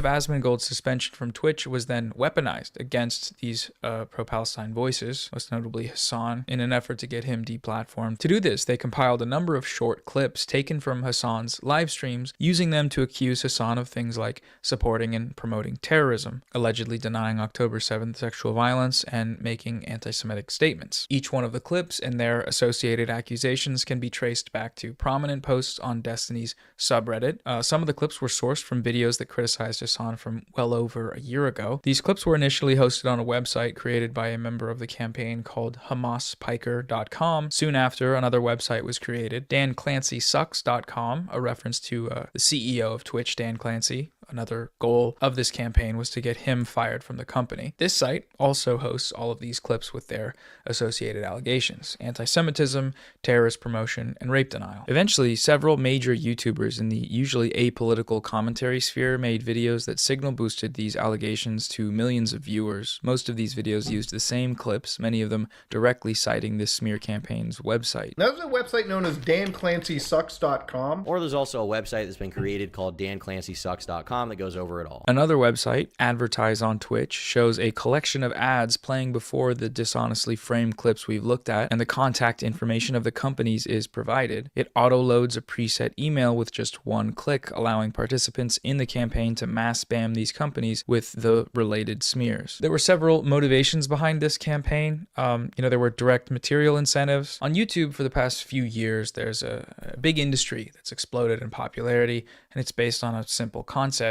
Hassan bad, Hassan Piker is bad, and he's dumb and bad and a terrorist, probably. We can call this the Hassanabi Dunk Video Industrial Complex. It's common for YouTubers during low view months to join in on the fun and make these types of videos, taking short clips from Hassan's thousands of hours of live streaming to misrepresent what he's saying, usually parroting the exact same talking points they're getting from the same YouTubers in the same community. They're watching each other's videos and making each other's videos. It's kind of like a perpetual cycle of dumb guy slop. It's interesting to see YouTubers that typically cover TikTok drama and gaming content randomly giving their opinions on genocide and geopolitics, but that's the result of such an ecosystem. It's not about the politics, it's about making money by attacking a guy they don't like. Because the guy in question happens to be a political content creator, they have to try to do politics. It's really funny to watch, honestly. It's also wild because the political content creator in question is an anti-genocide content creator, and the arguments they're attacking him for are anti-genocide arguments. So these creators, they're positioning themselves in opposition to him and his arguments, de facto positioning themselves on the pro-genocide side. Anti-genocide is pro-genocide. It's quite the precarious predicament they've placed themselves in. Do they realize it? No. Do they care? Probably not. But that's what's happening. That's what they're doing. The success of Ethan's video, which garnered over 3 million views in its first month, is a testament to the algorithmic viability of Hassan bad content. Get in front of a politically illiterate American audience and call a pro-Palestine influencer a terrorist. Promoting hateful terrorist music videos. Terrorist propaganda videos. Terrorist propaganda. Hateful terrorist music videos. Oh my God, bro. But I can't really say anything that Noah Samson isn't saying. These guys are all morons, and they're just repeating American propaganda talking points. And yeah, once again, it's like you get to serve capital, and you get to pick up on these like cultural flashpoint issues by attacking Hassan, and then that's like a money perpetuating machine. Oh, Hassan bad, I'm gonna click and I'm gonna watch it. It's really no different than what Republicans do, where they're like that fucking moron, whatever Bacon, who Tim Walz was doing a rally in his district, or he was doing a town hall in his district, and he's like, well, Tim Walz supports trans people. So you have nothing, dude. You have nothing. That's all you have to say. Tim Walz supports trans people. That's all you're gonna defend yourself with. And a video. Collect big fat AdSense check. That's how it goes. And Ethan knew it would do well too, and made sure to get a sponsor for the video. Thank you to ExpressVPN for sponsoring this video. Which was a VPN company that happens to be owned by an Israeli billionaire with a history of funding and supporting the IDF. He's not a Zionist though, apparently. Apparently he's not a Zionist, and he's pro-Palestine. And I've been a stalwart supporter of the Palestinian cause for many years. A few years ago, Destiny was banned from Twitch. Since then, he has repeatedly attempted to be reinstated on the platform, and the latest attempt by using the campaign was probably the closest he's ever been in terms of putting pressure on the platform. We're tired of your site changing the rules every week. Nobody knows what's going on. Get your shit together, unban Destiny, and fucking make a site that people actually want to go to. Dedicated the last 2 weeks of my life basically to Steve's cause. You're talking about the Twitch thing? Yeah, destroying Twitch. Some of the motivations for the campaign are political in nature, though, obviously. You know, Hassan Piker is one of the most prominent pro-Palestine voices on YouTube, and this campaign has been orchestrated by Zionists. The website that started this campaign, HamasPiker.com, doubled as a donation page for a prominent Zionist organization. Since learning about the existence of Israel on October 7th of 2023, Destiny has positioned himself as its #1 cheerleader, showing up to debates to defend the genocidal apartheid state using Zionist talking points and denying that a genocide is taking place. On the Lex Friedman Israel-Palestine debate, Destiny justified Israel's slaughter of 4 Palestinian children in the Gaza beach bombings using talking points plucked directly from IDF spokespeople. Those kids weren't just on the beaches, as often stated in articles. Those kids were literally coming out of a previously identified Hamas compound that they had operated from. They literally did. You can Google it. You can Google it. With all due respect, you're such a fantastic moron. It's terrifying. I left Finkelstein's iconic response in there because yes, he is 100% thank you, Noah. correct. The events of that day were witnessed by dozens of journalists. There is no real dispute as to what happened, except from, of course, the party that slaughtered the children, which is Israel, and in turn, its propagandists, like Destiny. A group of boys, cousins, playing on the beach. Now, we're running for their lives. Until seconds later, another shell hit. Israel claimed it was firing on Hamas militants at the port, but the dead were 4 young boys. He's also explicitly called for the genocide of Palestinians. Honestly, I'm pro-genocide. It sounds really shitty, but I think that Israel should just draw up its fucking borders about where it is now, and basically Palestinians can go live in another place. That's really shitty, but that's about where I'm at. It's this guy and his community who are the source. Oh, for but he was joking. He was only joking. In his video. Do Noah. stalwart advocates for Palestinians normally collaborate with advocates for Palestinian genocide? No, they do not, in my opinion. Destiny's podcast co-host Dan Saltman, the other main driver behind this campaign and the one spearheading the creation of these smear websites, is also a Zionist. Saltman promoted pro-Israel organizations like the ADL and stopped anti-Semitism, and Zionist politicians like Richie Torres, who shared and boosted the campaign. He consistently weaponizes Zionist talking points, like asserting that any reference to Zionism is actually just coded anti-Semitic language, the implication there being, of course, that criticizing Israel and Zionism is inherently anti-Semitic. That's a very common Zionist tactic. It's like the Zionist tactic, in the West at least. Perhaps the most significant motivation, though, and indicative of the sort of unserious nature of this campaign, is just spite. These people all seem to have deep personal vendettas against Hassan and these other creators that should give one pause when considering the seriousness of the campaign that they're running. God, he's so cringe. He's such a cringe loser. I would pay we'd raise $1 million to send this dude to go fight in Yemen, and then all of us would volunteer for the Navy. Holy shit, he's such a cringe. Destiny has for almost 5 years just obsessively talked about Hassan on his channel. He's made video after video about him. The frequency of these videos increased after Destiny was banned from Twitch. In the span of time since then, he has uploaded almost 80 videos about Hassan out of a total of 450 videos. So that's at least 1/5 of his working life spent talking about Hassan. In contrast, in the same span of time, Hassan has uploaded over 1,200 videos, and he's talked about Destiny a total of 5 times. 5. 4 of them have come in the last few months while covering Destiny's role in this smear campaign and the credible allegations of sex crimes against him. So that's less than 1% of his coverage. This isn't an internet beef. Hassan has a stalker. With Ethan, I feel like I can kind of spot the moment that he started going into this direction, which was the moment that people started calling him racist for saying racist stuff. It was one argument he made where he compared Jewish Voice for Peace anti-Zionist activists to capos. There was Jewish collaborators with fucking Nazis. Ethan, don't do that, please. Don't say that the Jews' Voice for Peace are akin to capos. That's... I'm telling you that the mere existence of Jewish voices it's not a leg to stand on. I don't understand that. The chat started calling him a Zionist freak because that's a Zionist freak thing to say. And then since then, he's sort of constructed an entire mind prison around the idea that he's not racist, and anyone calling him racist is actually the real racists. And because Hassan's community is politically oriented and is able to spot the racist rhetoric in question, that means they're all extremists and Hassan is leading them, so he's an extremist. And that Hassan and them are all the problem, that he's a perfect angel, which is the direction he's taken weaken, it seems like. My only crime is wanting a two-state solution instead of one, and thinking it's not okay to kill Israeli civilians. That's it. That's why they're calling me a Nazi Zionist. And now he's just totally gone off the rails. He spends most of his time cowering in fear behind Instagram stories that people can't respond to. Every single one of them. Oh man, there's no way Ethan watches this video, right? Like he would freak out. Yeah, he calls them token Jews. If you're a Jew and you're anti-Zionist, you're a token Jew. Insane. The uploads on his personal YouTube channel in the last number of months have been targeted towards Hassan. He spent most of his live podcast talking about Hassan and calling him a terrorist and whatnot. What is this? Bro, I have not seen a single one of his fucking Instagram stories. I didn't know he was posting about me this much. Oh my God, every day? Every single day? No. There was that one Instagram story where Ethan Klein was having to evacuate due to the wildfires or something, and he managed to make the post about Hassan and about how Hassan probably thinks it's awesome that his house might burn down while his family is in the background trying to evacuate the wildfire. I was just joking, Noah. I can't believe you took that seriously. I'm a comedian, Noah. I was just joking. Why is everyone taking it seriously?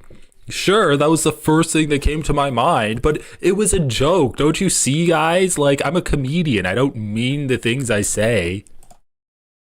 It's just wild. Ethan Klein has repeatedly denied any association with this campaign and Destiny or his community. That may have something to do with the recent credible allegations that Destiny is a sex criminal, but this is false. Ethan has been caught on his live podcast browsing the Destiny subreddit for arguments to use to attack Hassan. Leaked Discord logs show Dan Saltman admitting to exchanging emails with Ethan and the H3 team personally during the campaign. And even if there wasn't evidence of direct communication, the far more important connection is that Ethan is saying the exact same things, using the same out-of-context clips that everyone else used to call Hassan a terrorist or whatever. It's been a group effort. That's just what it is. So just a few final thoughts here. Zionism is Nazism. It's an ethnic supremacist, expansionist, colonial ideology. You can't have Zionism without genocide and ethnic cleansing. That's the end goal of the project. It's what it is. Palestinians are there, and for the Zionist project to be complete, they have to go. Starve them out, bomb them, destroy everything they need to live. Those are the methods. Those are what they're employing as we speak. And like Nazism, Zionism cannot be defeated through reform or debate. It must be destroyed from the outside through efforts made by the Palestinian people, the Palestinian resistance, and coalitions of allies. As history has shown, the downfall of these kinds of racist ideologies is possible, but Zionists cannot be a part of this process. They're Zionists. They uphold Zionism by spreading Zionist propaganda and spending all their time and effort attacking anti-Zionists, even as those anti-Zionists are actively fighting against a genocide that Zionism is the ideological pretext for. In the case of liberal Zionists like Ethan Klein, using his weird personal Zionist crash out as a jumping off point to educate people about the ideology that he adheres to is a great use of time, I think. And Bad Empanada has done a fantastic job with that. His videos have reached pretty Bad wide. Empanada, but don't you know that he's wanted in more than 30 countries for molesting children and being a Muslim terrorist? Noah Sampson, you're platforming someone who's a wanted criminal. Audiences and expose them to the reality and history of the genocidal Zionist project. That's a really good thing. That's a really important thing that he's doing, and I think many of you can probably also help out with that. Most of you have smartphones and cameras and TikTok, so go ahead. Start posting about it. Spread the word. Aside from being a morally good thing to do, it's also becoming sustainable. It's algorithmically viable. The Ethan Klein crash out industrial complex is booming, and we can harness it as a propaganda machine to expose Zionism for the genocidal ideology that it is. You may have the feeling, as I often have, that the history books will look back upon these times and those who supported the Gaza genocide with shame and horror. The only problem with that is that these people feel no shame. They're here to make money and to convince themselves that they aren't evil. And the way they do that is by lying, by spreading liberal Zionist propaganda. It's profitable and it's easy and it's acceptable. You're allowed to say that you think all Palestinians should die. I'm pro-genocide. And still get invited to Jubilee as the resident liberal. You're allowed to do it and run your quirky, epic, silly podcast and make hundreds of thousands of dollars doing that because the Western media ecosystem encourages it. There will be no justice for the Palestinian people if all we do is watch content about what's happening. Consumption is not politics. There will be no justice for the victims of this genocide unless we all actively fight for it. From the position that most of the viewers of this video have, that's by using the resources and time to continue to speak out, preserve the record of what's actually happened in Gaza, name the perpetrators, and highlight and boost the voices that understand these facts more than anyone in the world. That is, the Palestinian people. Don't stop sharing their stories or contributing to direct aid. I'll leave a document below with some Palestinian voices and outlets that you should follow and campaigns to contribute to. In If I Must Die, Rifat El-Arir tells the story of Yasser Ashur, a young Palestinian survivor of Operation Cast Lead, Israel's late 2008 onslaught in Gaza. During Cast Lead, Israel bombed a UN school, which was also designated a safe zone, killing 44 civilians. Ashur was 14 at the time of the attack, and Israel killed 5 of his classmates and friends. Ever since the massacre, Ashur has tried to honor the memories of his classmates by exposing Israeli crimes. I run a few Twitter accounts with tens of thousands of followers. He said, "The battle for justice for Palestine over social media is crucial, and we have to win it. We don't have Israel's billions, but we have the power of the truth." And that's what we have. We have the truth. October 7th blew the lid off the genocidal Israeli project. October 7th is the reason you're here watching this video today. Israel's response to it has radicalized a generation of people by exposing the Israeli state and its backers in the West for what they are: depraved, ethnic supremacist, genocidal lunatics. That's the truth. We have all these tools to speak the truth, and now's the time to do that. So just do it. I don't know. Don't stop fighting for it. Free Palestine. That was a pretty good video. This is Democracy Watch. Mark, we have been especially... That was a better video than I was expecting. Oh yeah, it's really disappointing, dude. Like, really, there's no difference between this and interviewing people and being like, oh well, Israel says it's not doing a genocide, so we can't say it's a genocide. Like, I have to push back against that. No difference in doing that whatsoever.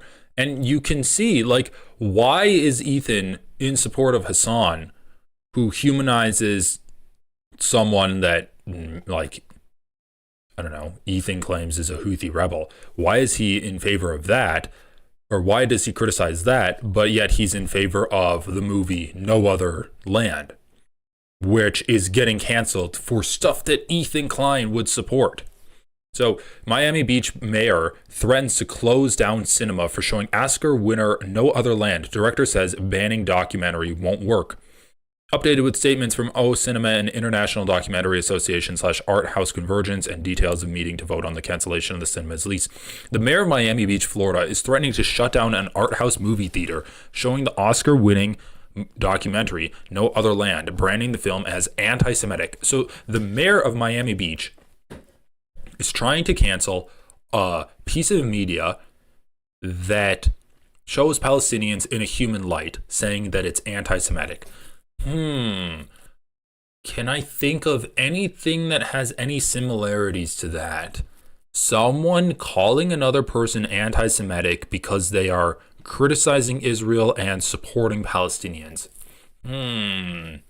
Definitely not Ethan Klein. He would never do that. He would never label someone as anti-Semitic, but then for supporting Palestinians and criticizing Israel, and try to get someone shut down.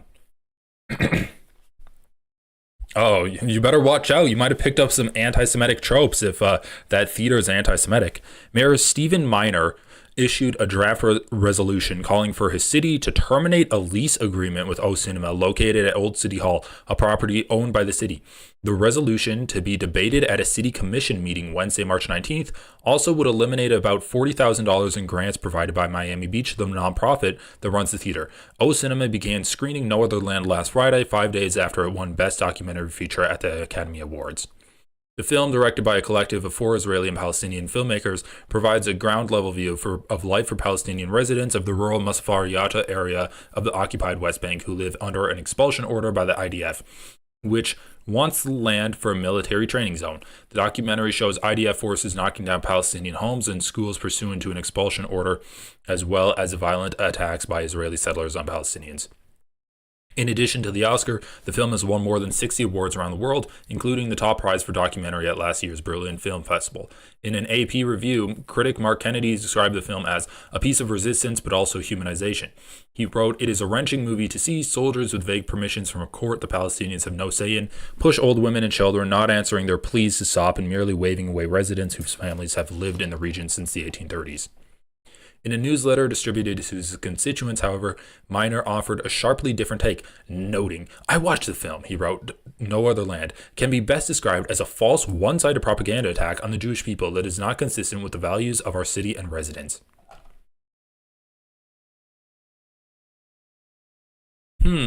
Conflating Israel to Jewish people.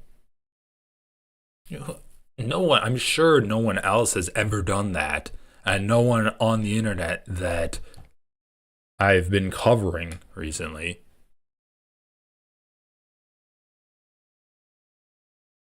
I'm a staunch believer in free speech, but normalizing hate and then disseminating anti-Semitism in a facility owned by the taxpayers of Miami Beach is unjust to the values of our city and residents and should not be tolerated. Man. Could you imagine if we had this kind of systemic resistance to Nazi propaganda? If we arrested people who were in white supremacist clubs or arrested people that were marching in Nazi parades? Can you imagine if we had a fraction of this kind of resistance against Nazis, of this kind of structural opposition to Nazi groups? If Elon Musk sig hailed in front of the entire country and then all of Elon Musk posts were banned because it is promoting Nazism. What the fuck did Elon Musk just promote? Elon Hitler tweet. Musk's boost claims that Hitler was not to blame for the Holocaust. Where's the tweet? Where's the tweet? Here. Elon Musk reposted this. He shared a post on his X platform by an account with the username @theAliceSmith that read, "Stalin, Mao, and Hitler didn't murder millions of people. Their public sector workers did." And he reposted that. Oh, great job. But no, it's pro-Palestinian movies that are now anti-Semitic. Dude, this country is going to hell. And it's interesting that they're using like the anti-Semitic talking point. Like as said before, they're using anti-Semitic talking point to criticize people like Mahmoud Khalil and Hassan. But really, they're just going to start getting rid of the anti-Semitism thing and just be like, yeah, actually, it's just that they're anti-American. They're doing anti-American stuff. If you criticize America's foreign policy in the slightest, then you're going to be anti-American, and people are going to be able to do whatever they want to you. If they're in power, right? If they support Donald Trump, they're going to be able to do whatever they want. Yeah, he reposted this. Elon Musk reposted this. This was March 14th. When did he post this? March 12th. So like 3 days ago. So what does he say? This is an attack on the Jewish people. Just once again, imagine how unhinged and like lost in the sauce you have to be to see an example of Israeli imperialism localized to one neighborhood dealing with soldiers trying to evict them from their homes. It's an example of a neighborhood dealing with an eviction force, killing them and moving them away from their homes. And you take that example and say it's an attack on the Jewish people. A story of one neighborhood resisting soldiers is an attack on the Jewish people. Like, they're not even trying anymore. They're not even trying. It is so naked and obvious that any kind of pushback, any kind of peeling back the curtain to show Israel as what it is, and put it in like even the slightest of a negative light, then then that's like an offense punishable by banning you, like destroying your lease, taking away your freedom of speech, deporting you. It really is. They're not even trying anymore. Did that happen within the last few days? No, like 2016. I mean, I thought Elon Musk posted this. He reposted this March 12th, 2025.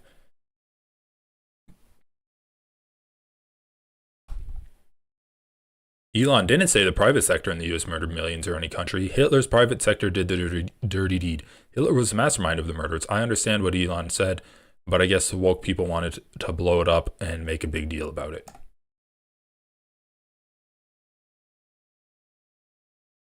Okay, whatever. People defending Elon. Okay, so does he have more to say?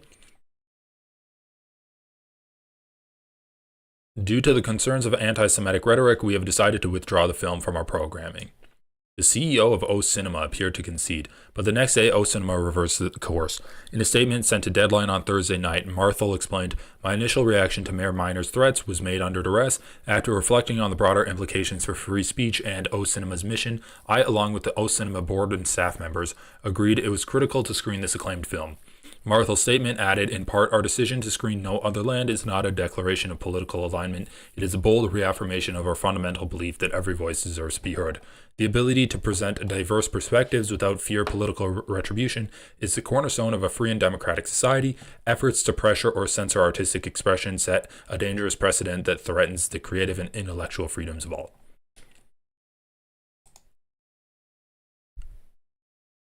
Okay, so they received a standing ovation. Worldwide distribution total of 1.3 million. That's so bad.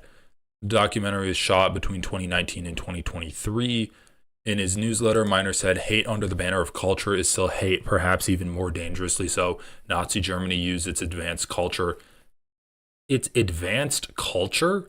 Nazi Germany had advanced culture? Okay, bro. To disseminate in mainstream Jew hatred culminating in mass murder? What? Hamas and Hezbollah indoctrinate hatred to justify its attack on Jewish civilians, including women, children, and the elderly. The 9/11 terrorists were indoctrinated to hate innocent Americans who were just going to work to help feed and support their families. Are you going to talk about any of the atrocities Israel has committed? No, you're not, because the entire point of what you're saying is to try to defend Israel to do more atrocities.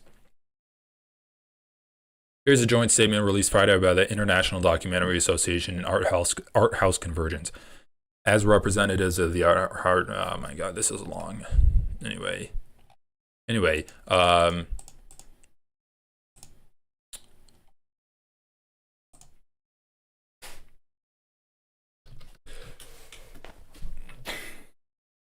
pretty crazy stuff.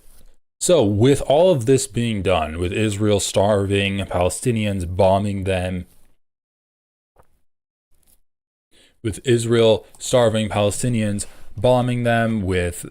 this documentary being banned, and places that are airing the documentary being accused of anti-Semitism, with pro-Palestinian protesters, Mahmoud Khalil, being blackbagged, I'm sure that Ethan Klein has been talking about this. After all, he is the Palestinian #1 supporter, even better than Hassan, and he always does keep the Palestinian plight at the top of his mind.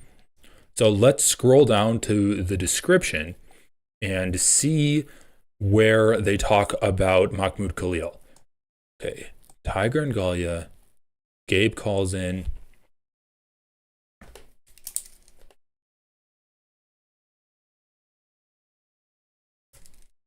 Gabe calls in, serial taste testing. Okay, well, it's a Goofs and Gaffs show. They're doing the Goofs and Gaffs. Leno driving a tank. Maybe if it is in Israel. Ethan caught in public. Okay, no. God bought this pastor a Tesla. No, that's not it.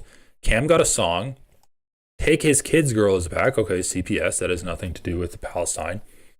Bad Baby versus Alabama Barker. That's not Palestine, is it? I'm gonna try that.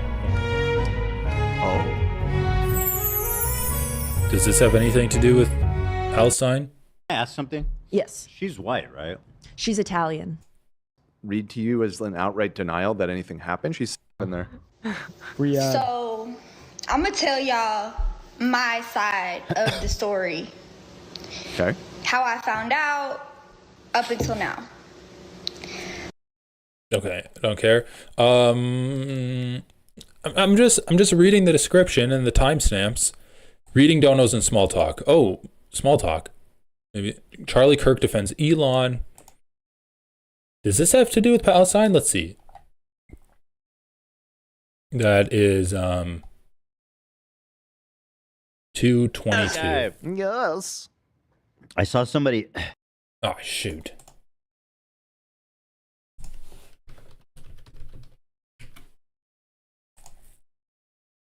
Ethan slips up on show 119 and says he runs Hassan's snark pages. I mean, that's not really a slip up. That's just his life. Charlie Kirk was defending Elon's "My heart goes out to you" thing. The obviously, like, yeah. And they're like, "Well, do it then, do it." And he wouldn't do it. And they're like, "Just show me what my heart goes out to you." And he does this. He goes, "My heart goes out to you." And like, Bro, that's not what he did. That's not what he did at all. That's not at all what he. Okay, so that has nothing to do with Palestine. That's just Elon Musk's Sig Hail. Charlie Kirk defends Elon. Joe Rogan had another Nazi on his show. Okay, well. Oh, maybe this is like a pro-Palestine well, that's Nazi. great. Yeah. Cool. Let's never forget that. Apparently, yesterday, some sort of like fascist historian dude was Joe Rogan's guest. So that's kind of two back to back. And this guy, I actually, unlike the first one we kind of skipped over talking about, I have at least heard of because he got into a bit of controversy a couple months ago going on to Tucker Carlson's show and doing like a long interview there in which he claimed that Winston Churchill and the British were primarily responsible for World War II. It was very bizarre. It was a very like. Okay, well, that doesn't have anything to do with Palestine. Galia's message to Hassan. Dan Clancy confronted Galia, finishing her segment. Matt League from GMM is bad news. Mudahar versus Hassan. Okay, so they have Hassan hate, but they must have talked about Mahmoud Khalil, right? Maybe it was in the previous show. It won't stop. Maybe it was in the previous show because that has to do with freedom of speech. It has to do with like Palestinian protesting. They must have talked about him, right? They must have talked about Mahmoud Khalil. They must have talked about no other land getting shut down. Maybe not about that, but Mahmoud Khalil for sure. Intro, what are we streaming today? Tom's Instagram story, Serial Talk, Grandpa Tom calls in, Watch Talk, how to pronounce Abdullah de Portnoy, ordering Taco Bell about the CPS meeting, Small Talk, Tittle Talk, Food Boys, Jimmy Lee on the news, how tall is Ethan Klein, Gila Klein, Taco Bell, another tight clothes, another lol cow, Trump and Elon Musk's Tesla ad. Oh, okay. Okay. All right. Oh, God. So, no.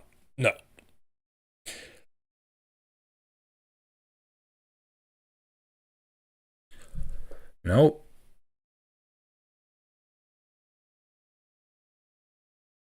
Definitely not true, man.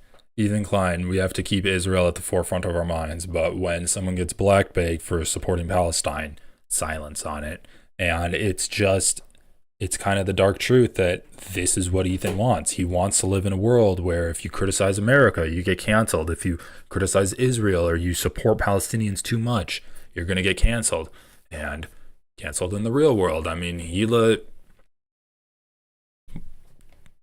said that Adam McIntyre should disappear for criticizing him or criticizing her. So, yeah, not surprised that they're not really speaking out about this. They never bring up Palestinian issues. They never bring it up. The only time they say they bring it up is when they're defending Israel.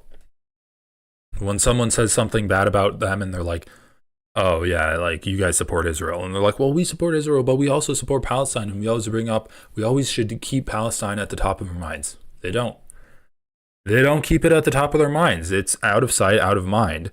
And unless someone's criticizing Israel, they're all too happy to forget about what's going on in Gaza.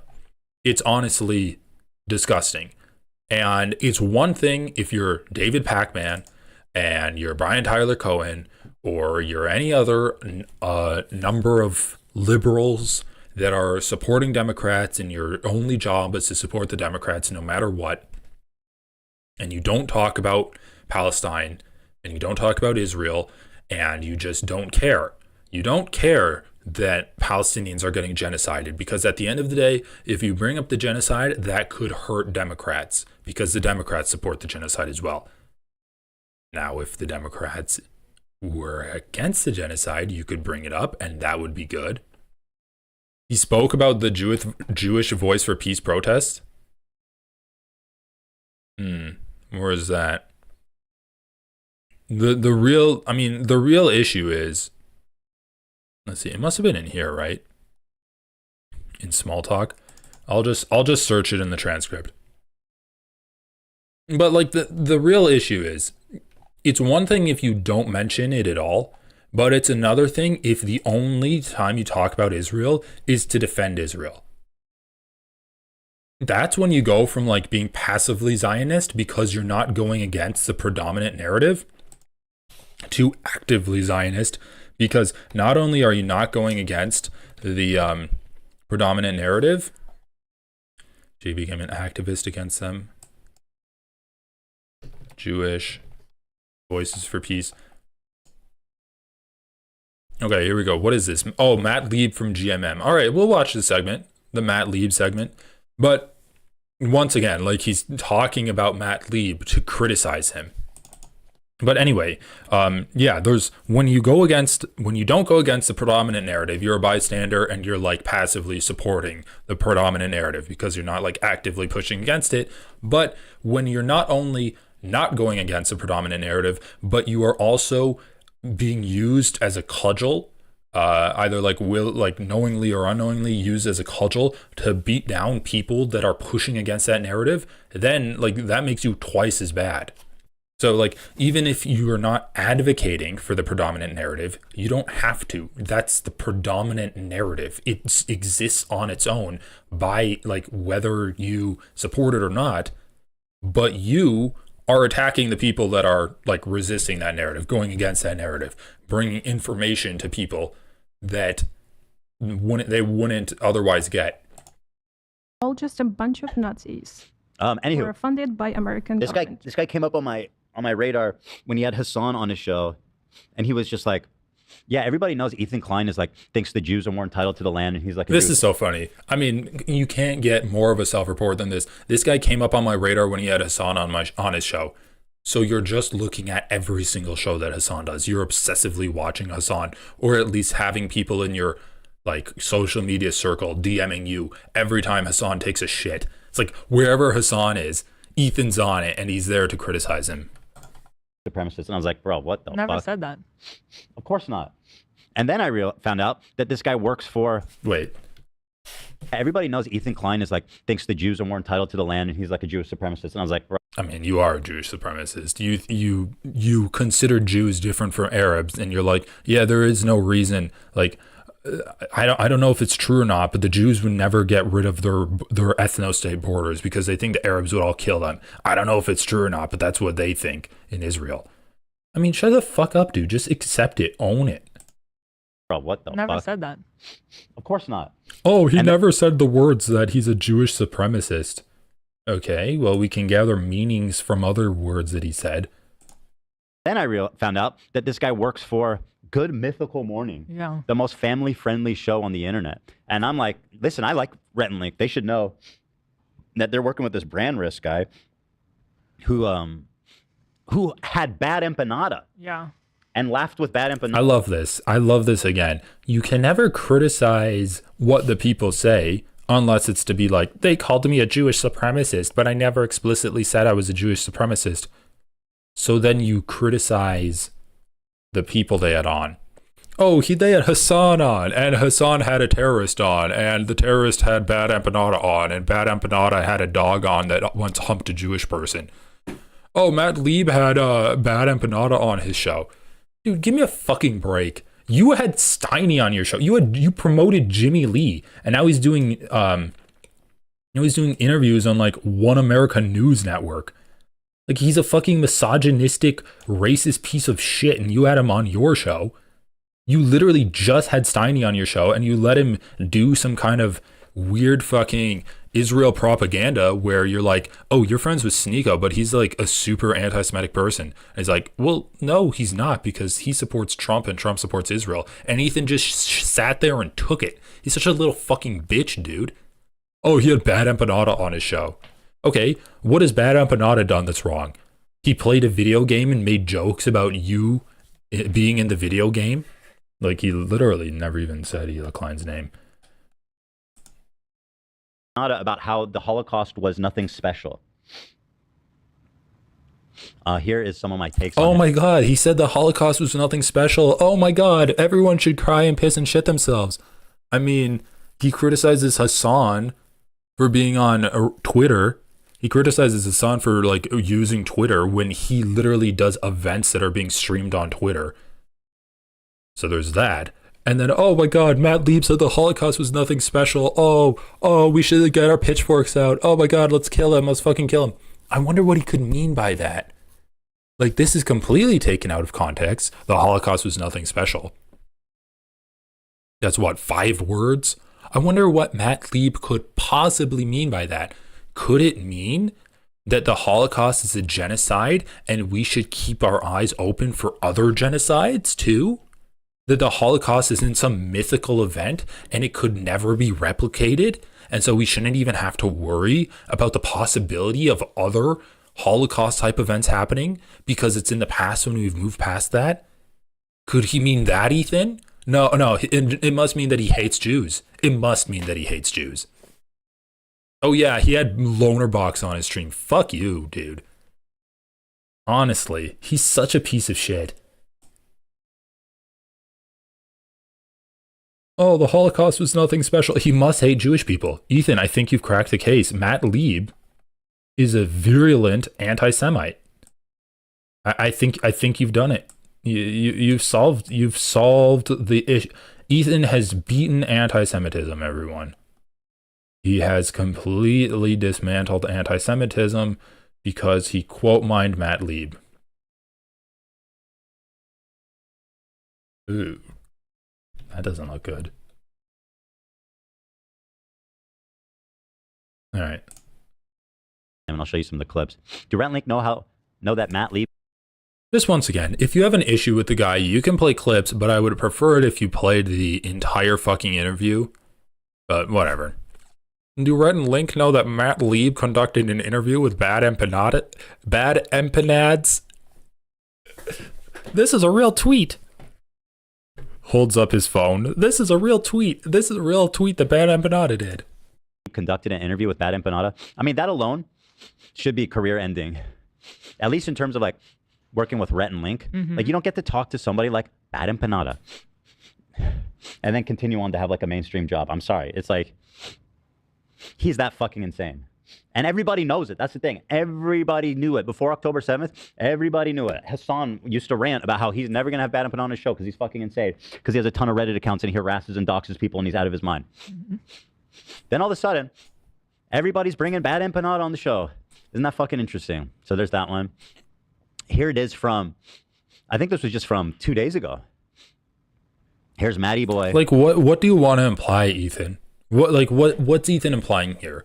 All of these people are anti-Semitic because Bad Empanada in Ethan's mind is an anti-Semitic terrorist that's a wanted criminal in like 33 states? What, that he's...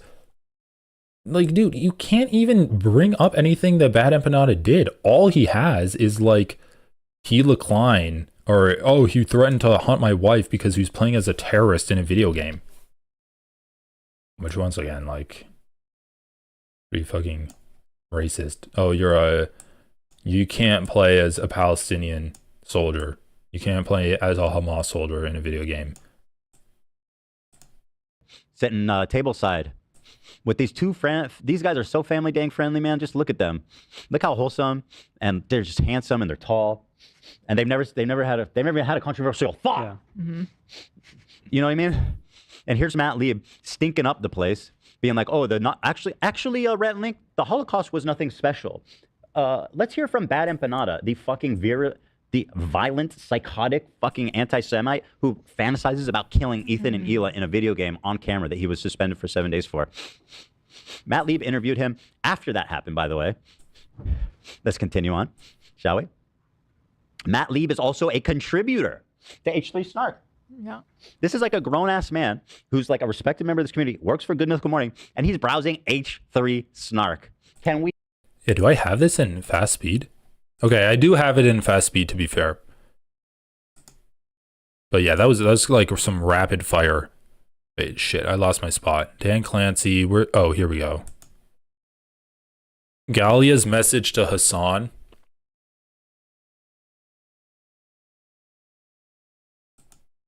The tier list, I think. It was, he was after defending the tier list. Yeah. And Matt Lieb is one of these guys who's like, he's Jewish. And he loves that because he allows himself to be tokenized to the max. Yeah. Like it's such a privileged POV to be like, I'm an American Jew and I don't have, and I've never known or had a need for anybody that's ever had to like been forcibly removed from their homes in the Middle East and had nowhere to go. So I'm going to sit here and judge Israelis and be like, I'm the token good Jew. He's on the approved list of good Jews that Hassan wants me to talk to. You really got to talk to this guy, Matt Lieb. And he says shit like, Ethan's a Jewish supremacist. So if you were not... I mean, once again, this is the Andrew Tate style of pics or it didn't happen. If you didn't witness it with your own eyes, it doesn't exist. This is just like anti-imperialism in terms of imperial numbers. If you're just using like the number system or using data, this is like an anti-data talking point. You can't make a claim about Israel because you've never been there. This is something that Ethan and Hila have been repeating more and more often, and it's so confusing when they say it. They're like, you can't talk about Israel and Palestine because you've never been there. What, like, crazy shit. I feel like I don't need to explain it any more than that. And now you're saying if you haven't personally experienced the fear of knowing someone that might have been evicted from their house, you can't talk about these issues? Also, holy shit, dude, this shirt that he's wearing is like making me want to look away. It's just causing a visceral repulsion from me. Oh wait, did he hit the button here? He defends the Sabra shit. Like he's basically on his knees. Yes, he's just, please, I want to be a good Jew. I'm a good Jew. Please, guys, please. I'll do it. I'll do whatever.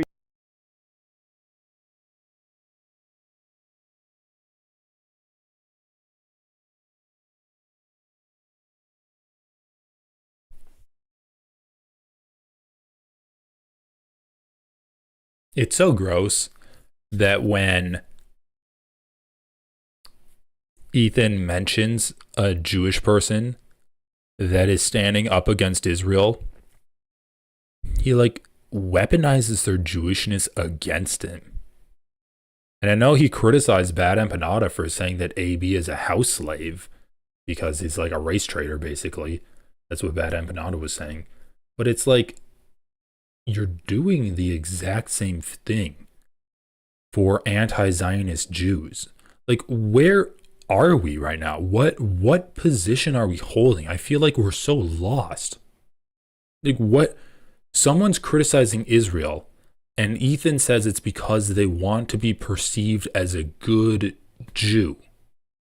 If they're Jewish, they want to be perceived as a good Jew. So they're like, what? Race? They're betraying their race? They're a race traitor? Like, that seems to be the implication we're getting from here. And so what? If someone's criticizing Israel and they're not Jewish, they're just being anti-Semitic then. That's the claim he's making. Just an old-timey joke. We were just joking about Matt Lieb, who's Jewish, getting down on his knees and begging for the approval of Arab people that are criticizing Israel, anti-Semitic people. This is so disgusting at this point. Like, once again, we know that this is the way Ethan Klein thinks, but it's really distilled down to its purest form right here, where he sees a Jewish person, he can't claim they're anti-Semitic, and so he's just like jumping from point to point to point. Oh, you don't even know what it's like. You're an American Jew. You have privilege. You're an American Jew too, dude. Your wife lives in America too. Your kids live. What the fuck? You have privilege. You don't know what it's like. You can't even talk about. I'm just gonna run this back. List, I think He was after defending the tier list. Yeah. And Matt Lieb is one of these guys who's like, he's Jewish, and he loves that because it's so like. Listen, once again, I said before, Zionists hate anti-Zionist Jews. They hate them so much, and maybe Ethan will talk about this Jewish Voice for Peace thing, and one way that Zionists fight against anti-Zionist Jews is by claiming that they're not actually Jewish. So we saw that in the Jewish Voice for Peace interview on Fox News, where the woman was like, oh, well, they say they're Jewish Voice for Peace, but a lot of them aren't even Jewish. And he's like, like her interlocutor is like, oh, they're not actually Jewish. Okay, that makes sense. Now I can rest easy. Because it breaks the brains of conservatives when a Jewish person is criticizing Israel, because conservatives are fucking stupid and they believe that race is a real thing that like directs your actions and the way you think about things. It also works when there actually are Jewish people resisting Israel and being outspoken anti-Zionists, where Israel will say, well, we are going to define Jewishness as being in support of Israel. So all of these anti-Zionist Jews, you're excommunicated from being Jewish. So it's like the first thing that Zionists will do is to try to attack anti-Zionist Jews, because that really defeats their argument. And we're seeing that the way they attack anti-Zionist Jews isn't by defending the actions of Israel. It's by attacking their Jewishness. It's as simple as that. And Ethan's doing this right now. He's saying that Matt Lieb is betraying his Jewishness by getting down on his knees and being like, please, I'm a good Jew, I'm a good Jew, I'm a good Jew, don't harass me.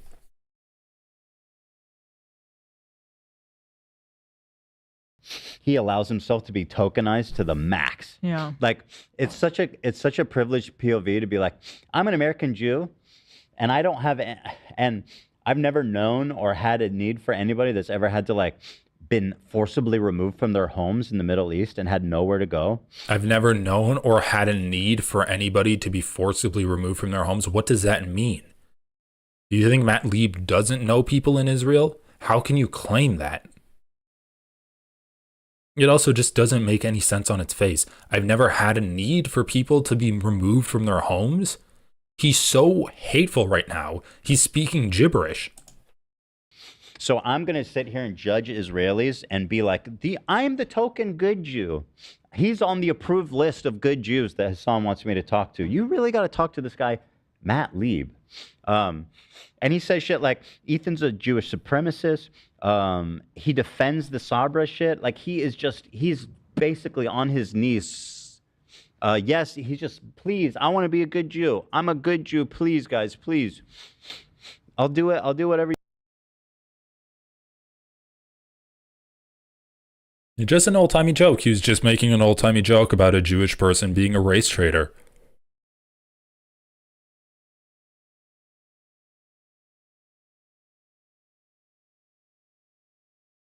Yeah, Ethan definitely did not hit this button.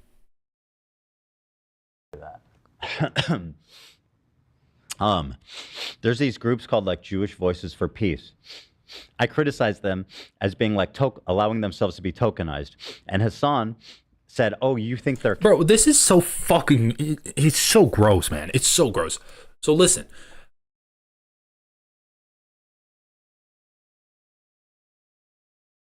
We know where this is coming from. We know where this is coming from.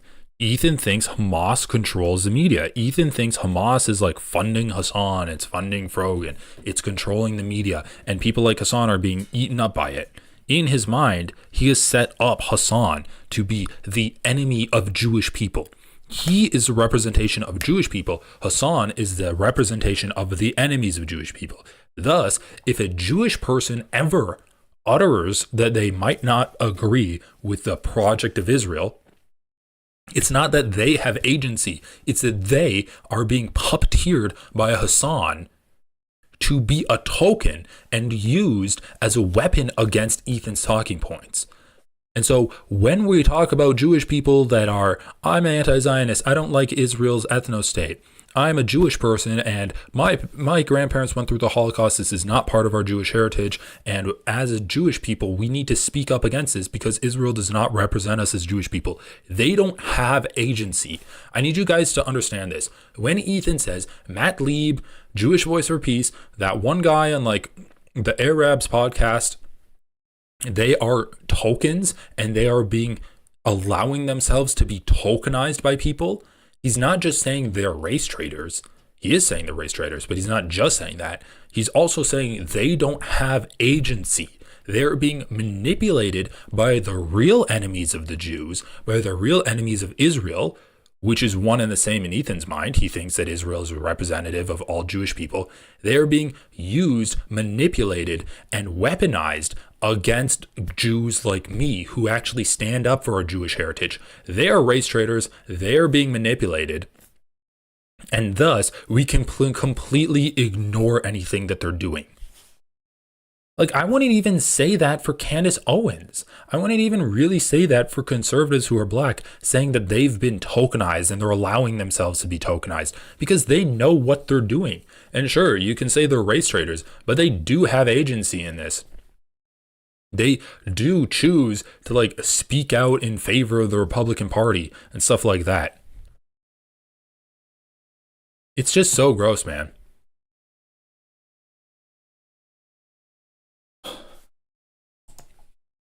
Papos, and I was like, Fish, what are you fucking talking about? That's not what I said at all.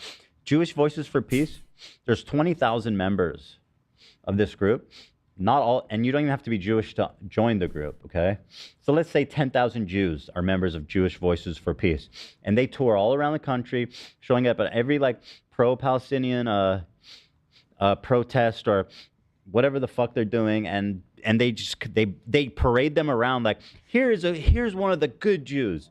It's 10,000 people of 6 million in America, and part of the disgusting propaganda that they do is that they try to convince everybody that this represents the Jewish majority, but it's not. Not anyway. It's whatever. Not, does not represent it.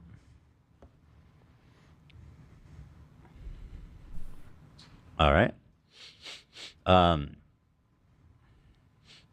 Yeah, he's a total piece of shit. I hate it. And I'm so glad to see that. I mean, dude, as a Jewish guy, how are you going to sit across from Bad Empanada or Ferogan and be like, it's cool. The Sabra tier list is awesome. I'm going to totally co-sign everything. It wasn't anti-Semitic at all. Bad Empanada hates Jewish people. That's not even like in debate. And for him to like sit there and platform him, and I mean, this is the equivalent of like Ben Shapiro platforming Candace Owens. Mm-hmm.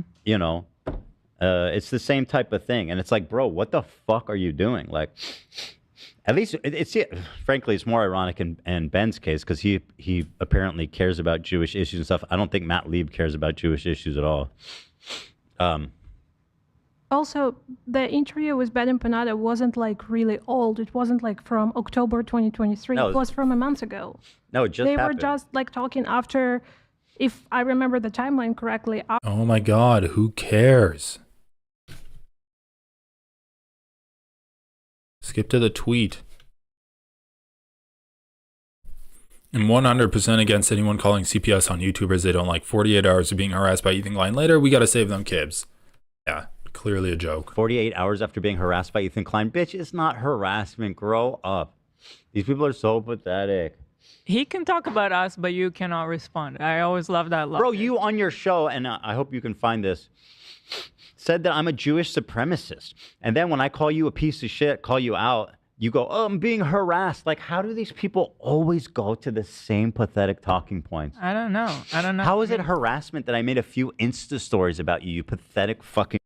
Bro, you call the Reddit snark page a harassing page. You say that these people harass you. Just own it. Just own that it's like, oh yeah, well, I am harassing you, but you harass me too. Worm. You choose to participate in a snark Reddit page with your name on it, and then it's a problem that Ethan points it out. I'm sorry, it's he interviewed Bad Empanada, bro. It's disgraceful to participate in a snark page. It is, and I think it's Ethan disgraceful as a is allowed to point it out. And also, and if that's too much for you, maybe get off the internet. Right, and or at least get off. maybe don't work for a reputable company like Red and Link. You don't deserve to work there. I was gonna say you don't have to get off the internet, but you should certainly get off that show. Mm-hmm. You know, and I think he should be fired, frankly, and I hope he is fired because he's pathetic, and he interviewed basically a terrorist. He sat across from someone. Once again, dude, Ethan Klein is completely in lockstep with this administration, where if you are too pro-Palestinian and you're like promoting American imperialism or resisting American imperialism and campaigning against it, then you're a terrorist. I mean, bro, what's the difference between what Ethan Klein just said about Bad Empanada and what that one Republican representative that we watched say, where he's like, oh, he's a terrorist, he needs to go home. He's a terrorist, he needs to go home. He's a terrorist, he needs to go home. Yeah, and I wonder why Ethan's not talking about Mahmoud Khalil, who is. He literally tweeted out he wants to jerk off to fucking the images of dead children from October 7th. Like, do I need to pull up the greatest hits? No. We might need to because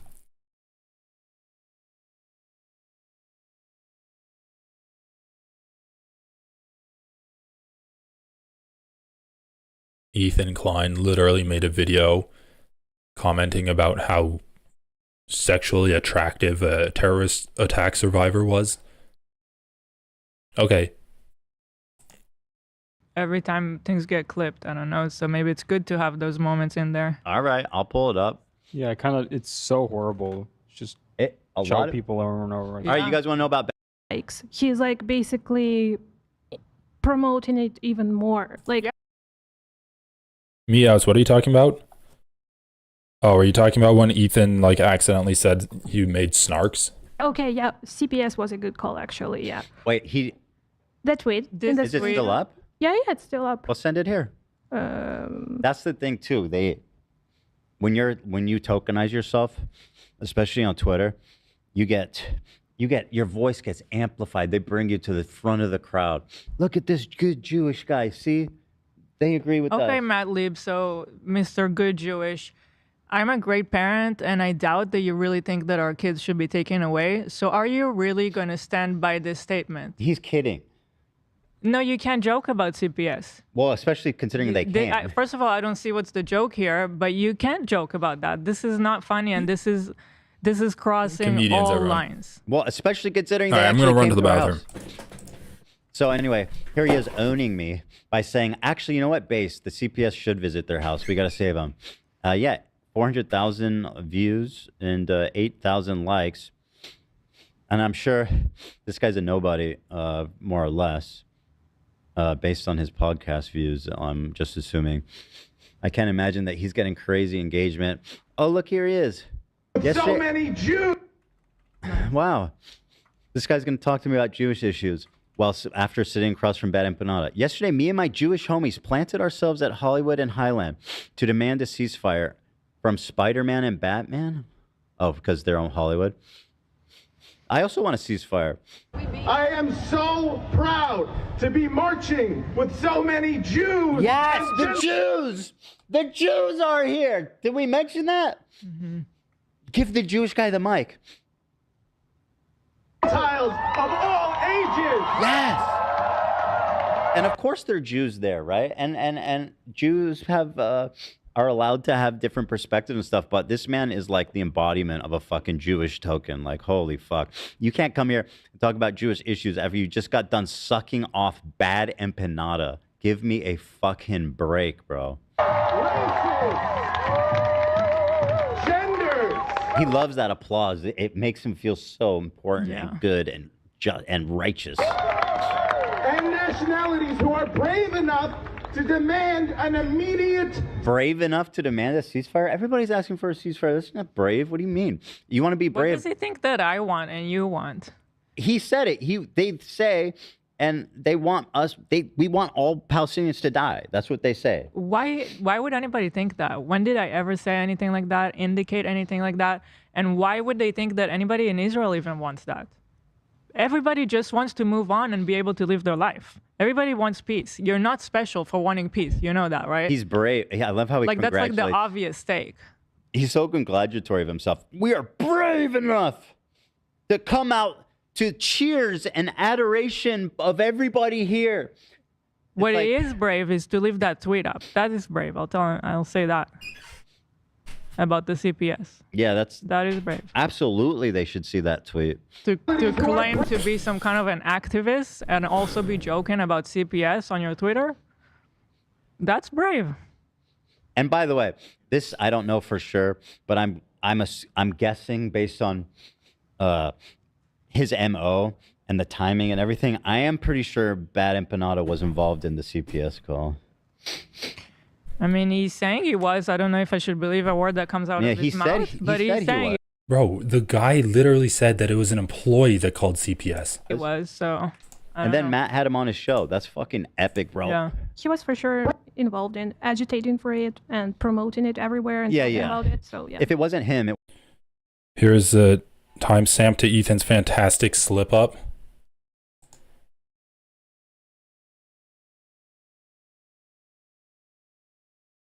not care to the point that I have to imagine that these people cannot convey to us how little they fucking care about this. They do not care to the point that I have to imagine that they are actively participating in it. Because why, when somebody makes the Hassan Piker snark, it gets banned immediately for harassment. Why is that? That happened? Yes, multiple times. Multiple times. Okay, that is funny. That was worth playing. It's so funny, dude. Like, he's so against the snarks. He's so against people he's so against harassment. And yeah, he's just willing to do the exact same thing. Oh, you need to humanize Israeli citizens. But if you try to humanize Palestinians, then you should get banned. He'll have on right-wing fucking fascists like Steiny that hang out with Trump and support Andrew Tate. And he'll have Jimmy Leon, who's like a rapist or whatever. But when someone interviews Bad Empanada, you should be banned from the internet. Was his intention, I think, was to foment enough excitement that somebody eventually did it. Brave enough to demand an immediate ceasefire. Yes, this man is so brave. Just speaking objectively, what is brave about what he's doing right now? He's Who is there he demanding it from? From question, I don't know. Okay. Karen Bassin? I don't know. From the government? I'm speaking to you as a representative of all Jews. I am a bad representative. Why'd you even say that? It's like, bro, he's playing the token card. Wait, Crazy. so you're saying that Jews don't want ceasefire? No, he says, I'm not a representative of all Jews because he's probably accused yeah, of being but a so token. far all he said that he wants ceasefire, but then that does not represent all Jewish people? Well, and also the entire crutch of his speech so far after the beginning, the first 30 seconds, is that he's Jewish. Yeah. I'm Jewish. Yes, I don't represent all Jewish people, but I am Jewish, and I'm out here with other Jewish people. I'm the one that wants ceasefire, but not those other Jewish evil people.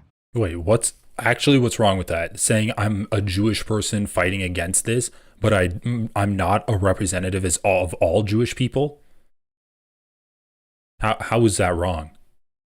He's just a person, dude.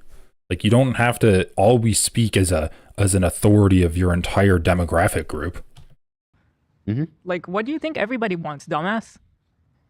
But honestly, that's even defensible. Having Bad Empanada on is not defensible. It's not defensible. Yeah. Like, that's a defensible position. Be like, yeah, I'm Jewish and, whatever. Spend me like a fucking token. It's fine. I came from a secular family, and... I am not. I am from a secular family. I come in peace.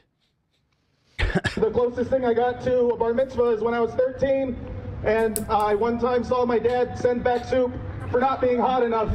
Yes! Jewish jokes. Oh, Jewish jokes. When I was in high school, I used to do a lot of Jewish jokes, self-deprecating Jewish jokes, because it got big laughter. And I felt funny. and I felt validated. But after a certain while, you're like, wait, these people are laughing because these are Jewish stereotypes, and at the root of it is like some prejudice. When you joke about Jews being cheap or Jews sending back soup or whatever the fuck, people are laughing at negative stereotypes, and that's the cheapest laugh you can get. Yeah. As a comedian in high school, I recognized what I was doing, and I stopped, and I almost never will do these Jewish self-deprecating jokes. You were able to recognize it at high school. Yeah, it felt weird, and I felt it was killing every time. It made me suspicious. And yet Ethan will like, Ethan's like, I'm like Dave Chappelle. I didn't like the fact that I didn't like the tone of their laughter, so I stopped doing Jewish jokes. And yet, people can't criticize me for sig hailing because I'm Jewish. Spin him like a token? Jesus Christ. People were loving it. They were loving the self-deprecating Jewish jokes.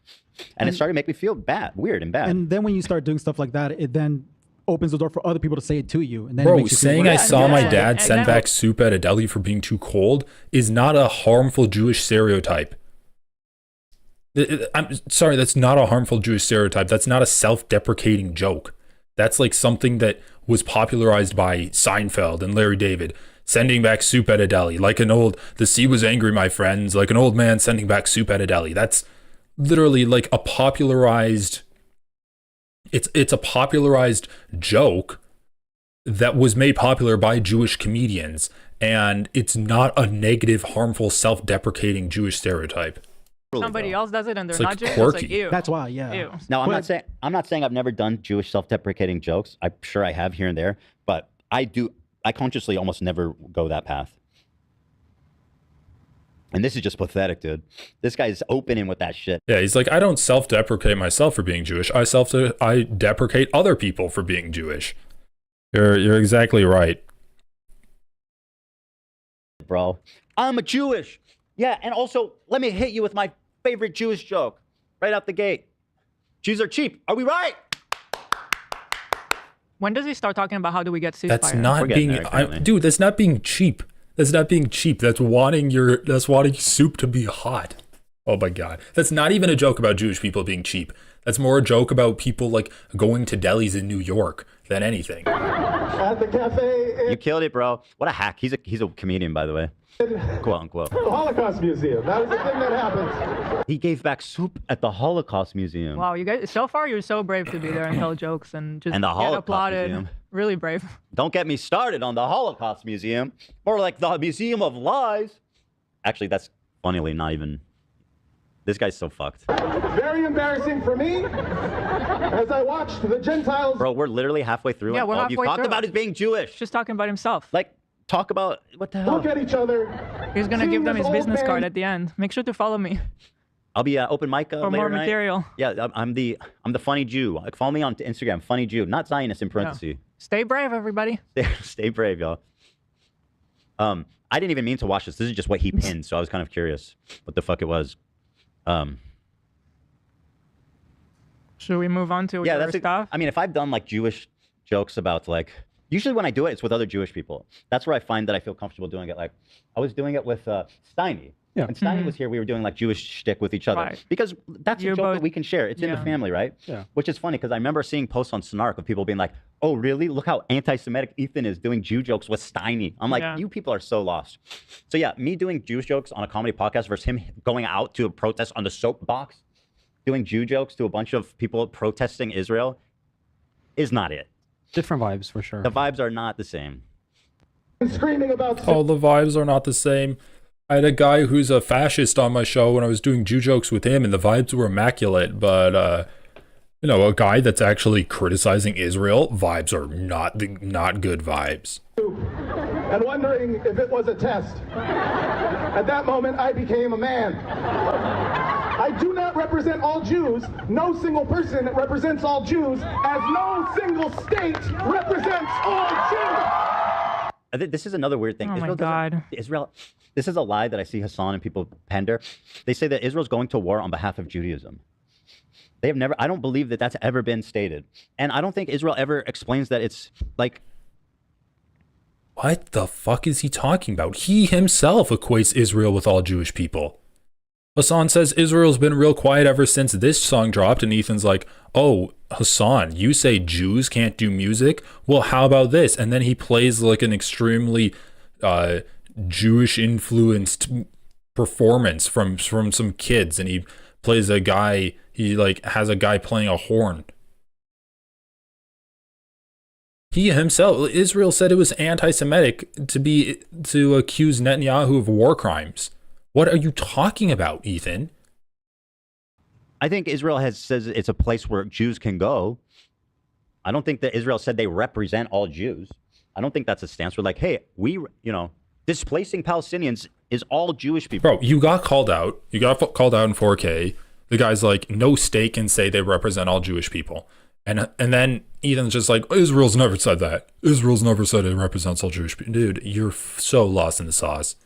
Like, you say Israel represents all Jewish people. Oh my God. It's infuriating. He's just departed from reality. I don't understand that comparison. Again, I just love that this is a guy that grew up in LA telling me about your family Israel. fled from fucking persecution in Arab countries. Israel is more diverse than everything you've probably ever seen.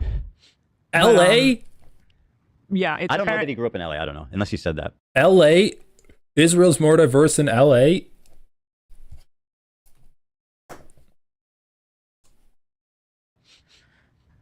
I mean, once again, what the fuck are you talking about? Even if Israel, that doesn't even defeat the claim that Israel says that it represents all Jewish people. See, I was born just outside of Los Angeles 34 years ago and grew up in the rough, tumble streets of just outside of Culver City. Ooh. West LA. West LA, those are tough stomping grounds. Yeah. So, that's the guy that's here to tell me about how Israel doesn't represent only Jewish people. That's what I've noticed. A lot of people like him, they have no Israel, no, he didn't say Israel doesn't represent only Jewish people. He said no state can represent all Jewish people. These people don't even know what he's saying. They can't even understand the message coming from him. They just hear buzzwords and they form whatever kind of message they want to respond to. What do you mean? He is a Jewish person. He's saying Israel doesn't represent all Jewish people. And Ila's response to that is by saying, you were born in LA. I was born in Israel. And you're telling me that Israel doesn't represent all Jewish people? It's like, yes. What's your point? They have no point. They're fucking morons. They don't understand why, what Israel has done for the refugees around the world that had nowhere else to go. This guy's straight up one state. What Israel has done for the refugees around the world that has nowhere else to go? Well, first of all, they created a lot of those refugees. Second of all, they only care about the Jewish refugees and they only want Jewish people going there. I mean, when you talk about the Arab or the Jewish expulsion from Arab states, that was exacerbated by Israel and by Zionism. And it wasn't that Israel was the other thing we need to think of is that Western countries that Ethan is so proud to be a representative of didn't want Jewish refugees from Europe to go into their countries. They wanted them to go elsewhere. That's why Israel was created. I mean, holy shit, dude. To sit there and with a straight face talk about how good Israel has been for refugees is shocking. Israel's bombed so many refugee camps since October 7th and before then. They've created millions of refugees, literally millions of refugees. And when the question is posed, where are these refugees going to go? They say, well, they're Arabs. They can just go to other Arab states. Insane. This is insane, dude. But he only thinks about the Jewish refugees, right? Because he doesn't care about the Palestinian refugees at all. Listen, all of this, you have to keep in mind, everything that Ethan's saying is informed by, in his head, not caring at all about what's happening in Palestine.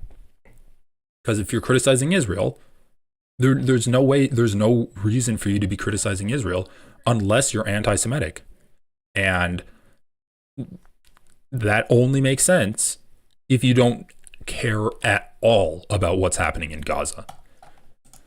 You mean, as radical as you get? Especially not the state of Israel. Israel never claimed to represent all Jews. possibly insane thing. That is why I'm here. That's actually insane for Ethan to say Israel never claimed to represent all Jewish people. That's crazy. That might be the most cognitively dissonant Ethan has ever been. I am tired of Israel claiming to represent me. They have never claimed to represent you, but they're shadowboxing, bitch. Actually, try to make a point that doesn't.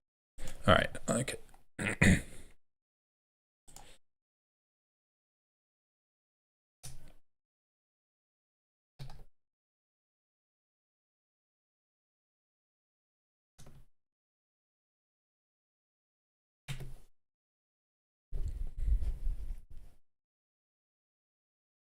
All right, what do we got here?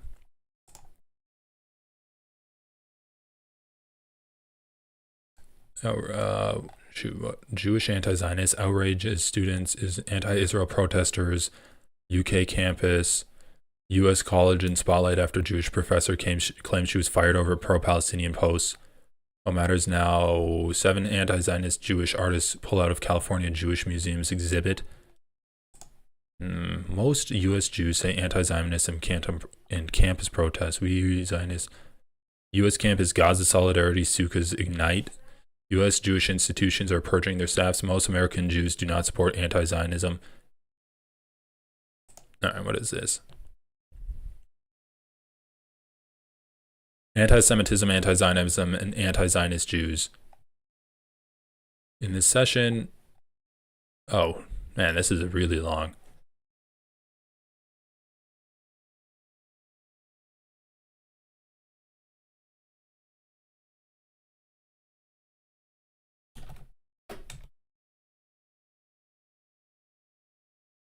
Anti-Israel and anti-Zionist campaigns. Let's see what this says by the ADL. There is a wide range of views on the Israeli-Palestinian conflict, and the vigorous debate and activism on this complex situation is an important component of public discourse and the free exchange of ideas. While criticism of Israeli policies and actions is part of that discourse, certain forms of anti-Israel rhetoric and activism delegitimize Israel and its existence and are anti-Semitic when they vilify and negate Zionism, the movement for Jewish self-determination and statehood, or utilize anti-Jewish tropes or hold all Jews responsible for Israel's actions. So this is literally saying that if you vilify and negate Zionism, then you are anti-Semitic. I don't know. Let's see.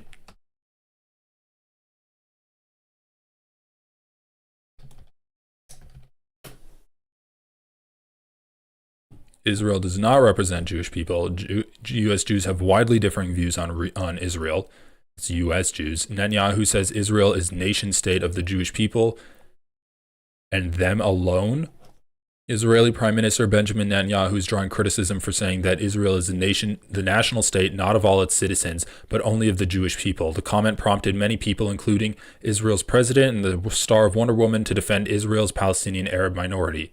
Palestinian Arab citizens are about 1/5 of Israel's population and often face discrimination. The Prime Minister's comments set off criticism, debates over Israel's true nature, and observations that with Israel's legislative elections now less than a month away, Netanyahu's provocative language might be calculated to help his Likud party at the polls. I mean, yeah, this seems pretty clear-cut, right?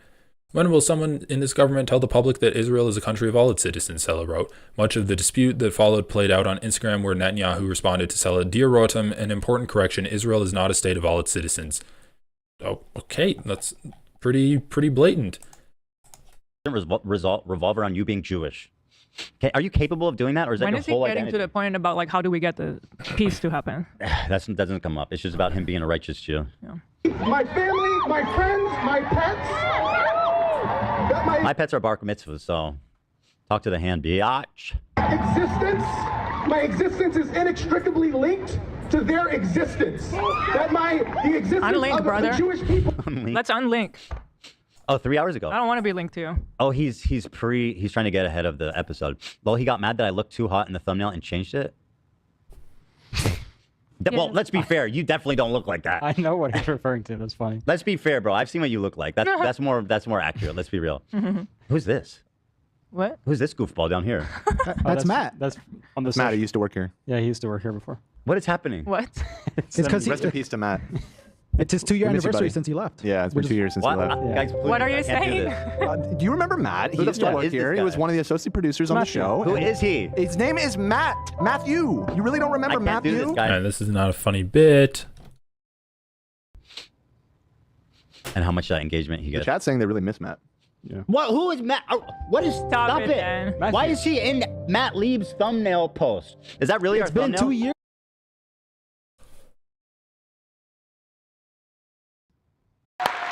A Hamas supporter who's had to say, but I don't think I continue supporting. Got it. Blah blah blah. Yada yada. I'm proud of you guys. Thank you, everybody. I'm very proud of you guys. He absolutely should be fired. I can't believe you're trying to get him fired from his job. In my hot take, I don't think he necessarily should be fired, but just don't put him on the air anymore. I think he should be fired. Don't put him on his disagree. show. I think it should be fired. When you sit down with Bad Empanada and joke about- personally, yeah. I'm a fan of the show, and it's always been so wholesome, so And family we're friendly with them, those two guys. I don't think he represents the show, and I don't think it's good for the show to be associated with somebody like this. I don't. Yeah, Even in what he does in his private life, being on their show is bad enough. But once again, sitting across from Bad Empanada disqualifies you from working at fucking Good Mythical Maureen. Period. In my opinion, I think if Reddit link got CPS calling them, and one of us were celebrating it, I think we would be fired. We were just like, yeah, I'm glad that happened. I would be like, what the fuck There is wrong are, with you? there are lines that cannot be crossed. Yeah, and oh, you're. I told you guys, I'm not playing fucking clean anymore. Anyone that supports this shit, anyone that supports this even a little bit, is coming down. Is going down as much as I can take it. I'm in the dirt. I'm fighting. There's no prisoners anymore. Fuck Matt Lieb. Get fired, bitch. Loser. And I saw some people argue that it's outside of work and got fired for it. There was a history 4 years ago where someone from GMM got fired for tweeting about John Krasinski, I believe.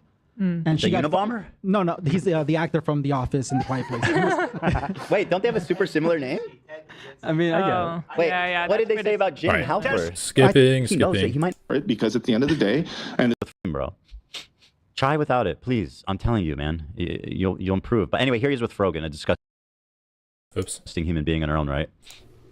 allowing for it, because at the end of the day, and this is not uncommon, it's not just him, but the value of human life here goes far in favor of the loves Sabra category, if you know what I mean. Like, by the way, simultaneously, by the way, so does it mean what we think it means? yes, or does it not? he's simultaneously can we pick? agreeing that they use Sabra to represent Jewish people, while saying, as a Jew, I'm not offended, while also saying that I'm a Jewish supremacist and I value Jewish life more than Palestinian life. Loves Sabra category, if you know what I mean. Yeah, didn't he already play this clip? For him specifically, it's like, it's Jews are the more worthy of the land, Based on what? You don't know what you're talking about. This is the first time I heard of this guy. That is not what people think. And I was like, what the fuck? Like, first of all, you're a white guy how from dare LA. you? How dare you say that about me? Like, based on what? That's fucking insane. That is Of not course I don't what we believe that. think, and that is not what people in Israel think.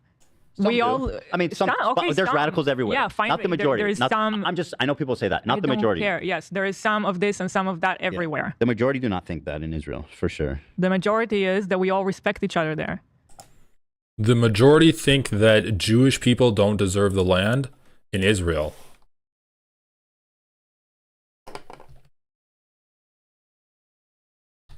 I mean, we already saw some research on this.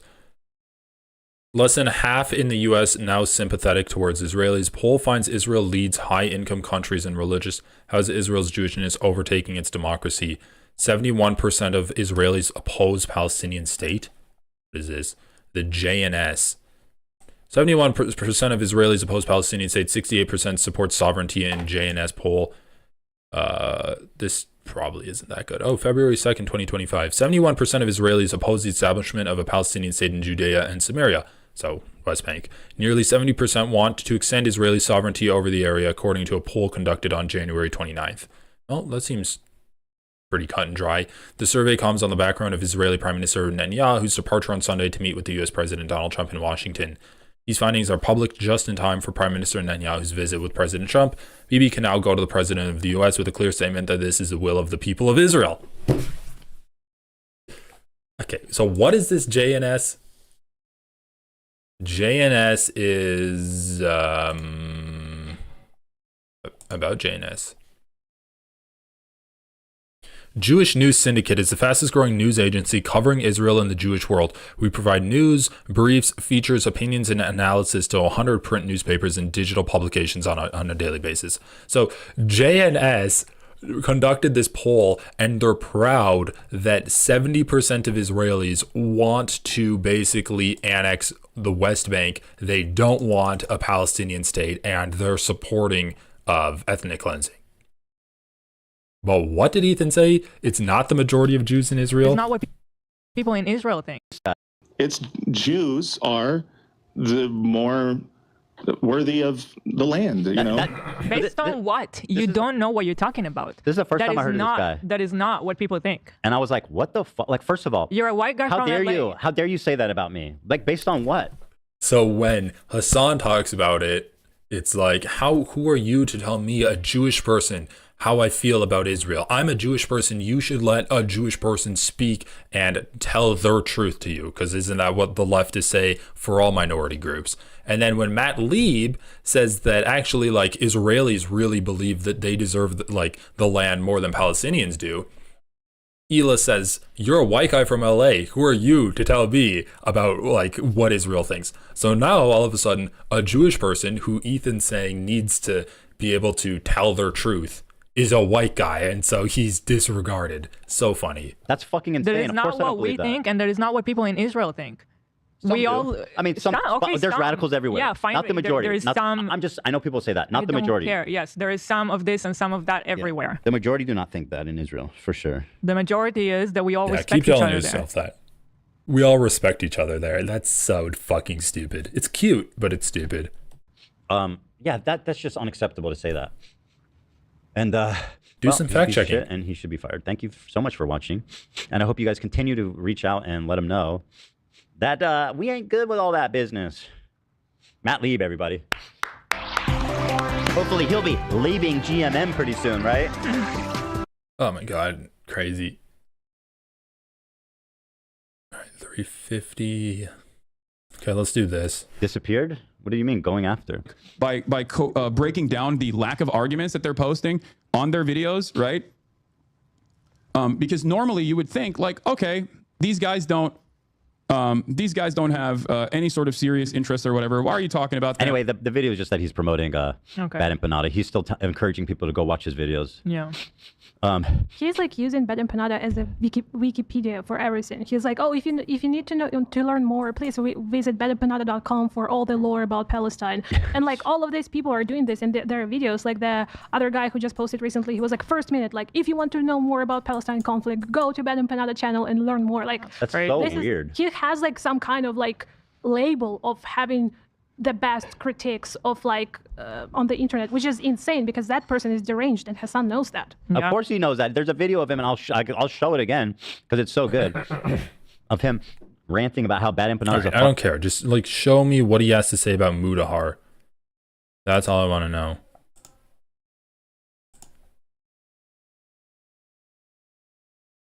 That's Israel respecting him too hard. Yeah, we all respect each other in Israel. Yeah, that's the thing. People. Poor Lone Box doesn't get the clicks. Really? Yeah. That is. I get watching other people's videos is all you're really good at, but try vetting out slander before promoting it. Hassan, I've never defended or backed the Israeli genocide on innocent Gazans. I will never. What did Hassan say? Did I miss it? So I want to. Do we have that timestamped, Galia? The video? I don't want to watch it right now. I'm just asking separately. Can you send it to my attorney? Thank you. Sounds pretty defamatory. And again, I'm not taking any prisoners. If my attorney thinks there's anything in here, if he thinks that there's like a decent shot of defamation, I'm suing this fucking piece of shit. It's a little scumbag. When did we ever back a genocide? I'm sorry. When? Like, show me. I'm not playing around, man. And what is Turkey Tom doing in there? I don't remember hearing him say anything about the conflict. Me neither. Destiny, I get. And Mudahar, by the way, is Muslim. So, like, it's a weird fucking thing that to even rope him in to it at all. Oh, my God. So once again, so fucking racist. He's so racist. I mean, this is the same thing that Ethan said about that one person that was like, or the Arab prisoner that Hamas had in Gaza. He's like, They even held an Arab prisoner in prison as a hostage for so long, and he's not even Jewish. Like, that doesn't matter. Once again, dude, it's so fucking stupid. It's like, okay, there are Jewish people against Israel, and there are non-Jewish people in support of Israel. Ethan looks at that and he's like, that's so weird. But it's really still just Jews versus Muslims at the end of the day. It's like, there's countless examples refuting this worldview, and Ethan sees them, acknowledges them, and then just deletes them from his brain. Thumbnail, he was doing A/B test, and in another thumbnail there was also loaner box. So that is so fucked up. Really? Yeah. That is disgusting, dude. That is so gross. Yeah, that's the thing. People. Or loner box doesn't get the clicks. That's probably good in this case. Mudahar said, I get watching other people's videos is all you're really good at. True. But try vetting out slander before promoting it. I've never By the way, Mudahar's Israel-Palestine is drama slop. In your only vid on Gaza, you admit to not knowing about politics, trying to cover Israel-Palestine as drama slop for centrist audience, defend Asmongold for inferior culture / genocide comment, then attack pro-Palestinian voices. So I guess you just wanted the ad revenue then. For centrist audience, defend Asmongold for inferior culture, genocide comment, then like an everyday insult. I mean, it's pathetic. You can't just say that. And it has a deep and a powerful meaning. And like, these guys are way too comfortable just saying it about anybody that like, I mean, are you fucking kidding me? You admit not knowing about politics, try to cover it for centrist audience. You defend I doubt he defended Asmongold, by the way. His comment specifically. Why? I don't think so. I mean, why would you doubt that? Comment. However, there's nothing in here that would suggest that he's pro-genocide. But I guess you just wanted the ad revenue then. Like, look at the difference here. Like, Mudahar pretty measured. This shit is fucking insane. There's nothing in here. If you defend a guy that's pro-genocide, you're being pro-genocide. Muda is particularly insane because he's a victim of the same right-wing mobs he often farms in his videos. That's exactly what he said about me the minute that we fell out. It's amazing. He literally left Twitter because of vicious racism. Again, he's going, oh, babies leave Twitter. Anyway, yes, Daddy Elon Musk, actual white supremacist Nazi. Let me support your platform. Yeah. He literally left Twitter because of vicious racism, and here he is back again, only to farm more. Motherfucker went on a Hajj. They hate you more than they hate me. What a low blow. I mean, he's conjuring this image just to make it to Jasmine in the video. Sounds like what I thought. Yeah. Also, one final word on this thing. I don't understand why you bring up my Hajj while being the most Muslim cosplayer I've ever seen. I made tons of videos criticizing right-wing stupidity. Who's claiming I want to be loved by neo-Nazis? I also don't like your kind either. This is not my jurisdiction to speak on the Muslim thing, but I do think it's an extremely fucking low blow to immediately post this picture and be like, look at this. I mean, essentially, right? He's calling him a traitor. I mean, why would he bring it up? So fucking pathetic. We were a year into the genocide here. This was your only video on the topic. It downplayed and ran defense for Asman. Again, you accused him of supporting genocide, bro. Back up 1 fucking minute. Your accusations even come nowhere close to the fucking claim that you've laid at his feet. Why? Yeah. Bro, it downplayed and ran defense for Asman while the bulk of your commentary revolved around how evil the pro-Palestinian streamers were from You mean you? Streamers from clips you compiled off Snark subreddits. 990,000 views, though. Bitch, please. You fucking milk this conflict all day long, dude. By the way, Snark Reddits, he means Destiny subreddit, probably. He calls it a... Yeah, so Ethan thinks Hassan's advocacy for Palestinians is Hassan milking the conflict, which is fucking gross. It's so gross. Oh, you're not actually against genocide, you just are milking the conflict. So the difference when Hassan covers this is that he actually knows what he's talking about, and he will talk about things that mainstream media won't talk about, and he'll talk about the truth. When Mudahar covers it, he's doing it to farm drama points. He's jumping in on the drama. He's not actually trying to focus on like bringing truth anywhere. So that's the difference, Ethan. Snark Reddit, which is so or ours. I think he refers to ours now too. So yeah, like words have no meaning. I think here he means ours because Muta was reviewing the tier list in that video and like his debate with Asmongold, and yeah, maybe Destiny and ours are both. The thing is always this guy who I personally remember him saying how much he loved our subreddit and our audience. I'm gonna skip is ahead referring to this one. I want to goof fucking thing. Anytime anyone criticizes him for any reason ever, I mean, he's saying I'm a Destiny orbiter, considering the fact that like I have nothing to do with the guy. In my like 10 years doing this show, I don't think we've ever mentioned him maybe one time in the context of StarCraft. And somehow I'm a Destiny orbiter. Let's see here. Muda made a video. I haven't seen that yet. I doubt we have time for it. I look forward to watching it at home. Agrees with you as a centrist slop tuber? Homie, all you do is watch other people shit on streams. It's true. You are the only slot person. And I'm sorry, just because this is like a fucking archive channel, I know how it works. Have a fucking... I don't have time to watch this, but I'm going to watch it at home. And I encourage you guys to enjoy it as well. The one clip he played of Mudahar was just not true at all. Okay, let's see what Ela says here. Just throw whatever you want in there. It's so fun. It's so gross. It's the worst. We do that in Sweden too. It's called You do? Longboy. Yeah, we just make a big fucking bonfire. Yes. As big as possible, and then we... Oh yeah, this part. Also, the fact that like a mainstream company like Marvel is even fucking working with someone like Hassan is nauseating. The fact that a mainstream management company, Knight Media, is working with someone like Hassan is nauseating. It's pathetic. It's unacceptable. These companies need to take a long, hard look in the fucking mirror and ask themselves like, are they doing the right thing? Because at a certain point, there's going to be a reckoning. This is a powder keg, and it's going to explode someday, and all of these people are going to look so fucking bad. Knight Media, guys, man, bye. We are doing a mega episode last on. Purim today. Happy Purim to the Jewish kids watching. That's our version of Halloween, but it's not nearly as epic. It's not at all. No. Dude, Israel has the worst, some of the worst holidays. Lag Bama. It's just when people everywhere just burn shit. You know what? That was my favorite holiday as a kid. I fucking hate that Because you holiday. get to like go to where there's a bunch of sand with your friends from class, and you just light a fire You burn all night. shit, anything. You light a fire all night. No, it's so gross, dude. They burn trash, they burn wood, they burn scrap. Just throw any whatever fucking you thing. want in there. It's so fun. It's so funny. It's like, once again, Ethan criticizing Israel.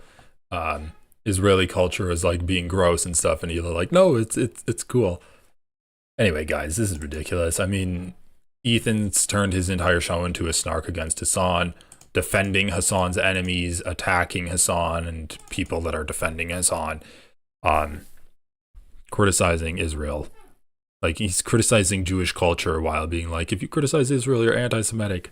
It's like he's admit to opening up Hassan Snark pages on Reddit, and yeah, his show is like, his Reddit is a Hassan Snark, his entire show is a Hassan Snark, and it's so gross when he says we have to keep the plight of the Palestinians at the front of our minds, and he's silent on it. So yeah, once again, I said it before, there's like promoting the predominant narrative, there is saying nothing about the predominant narrative, and then there's attacking the people that are resisting the predominant narrative. And Ethan falls into the latter category.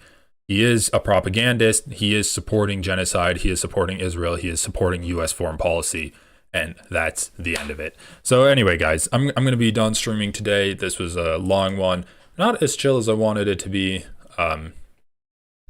but thanks for showing up, everyone. And I'll be with you guys later. Talk to you later. Oh God, me outs. My heart goes out to you. No, don't have your heart come out to me. But guys, consider signing up for memberships. It helps me out, helps my editors out. It's only $1 a month, so it's really not a big deal. Your name can be green. That will be cool. And thanks for watching, everyone. Like the stream, share, subscribe, comment for the algorithm, and have a great rest of your day. It was a fun stream. Talk to you later.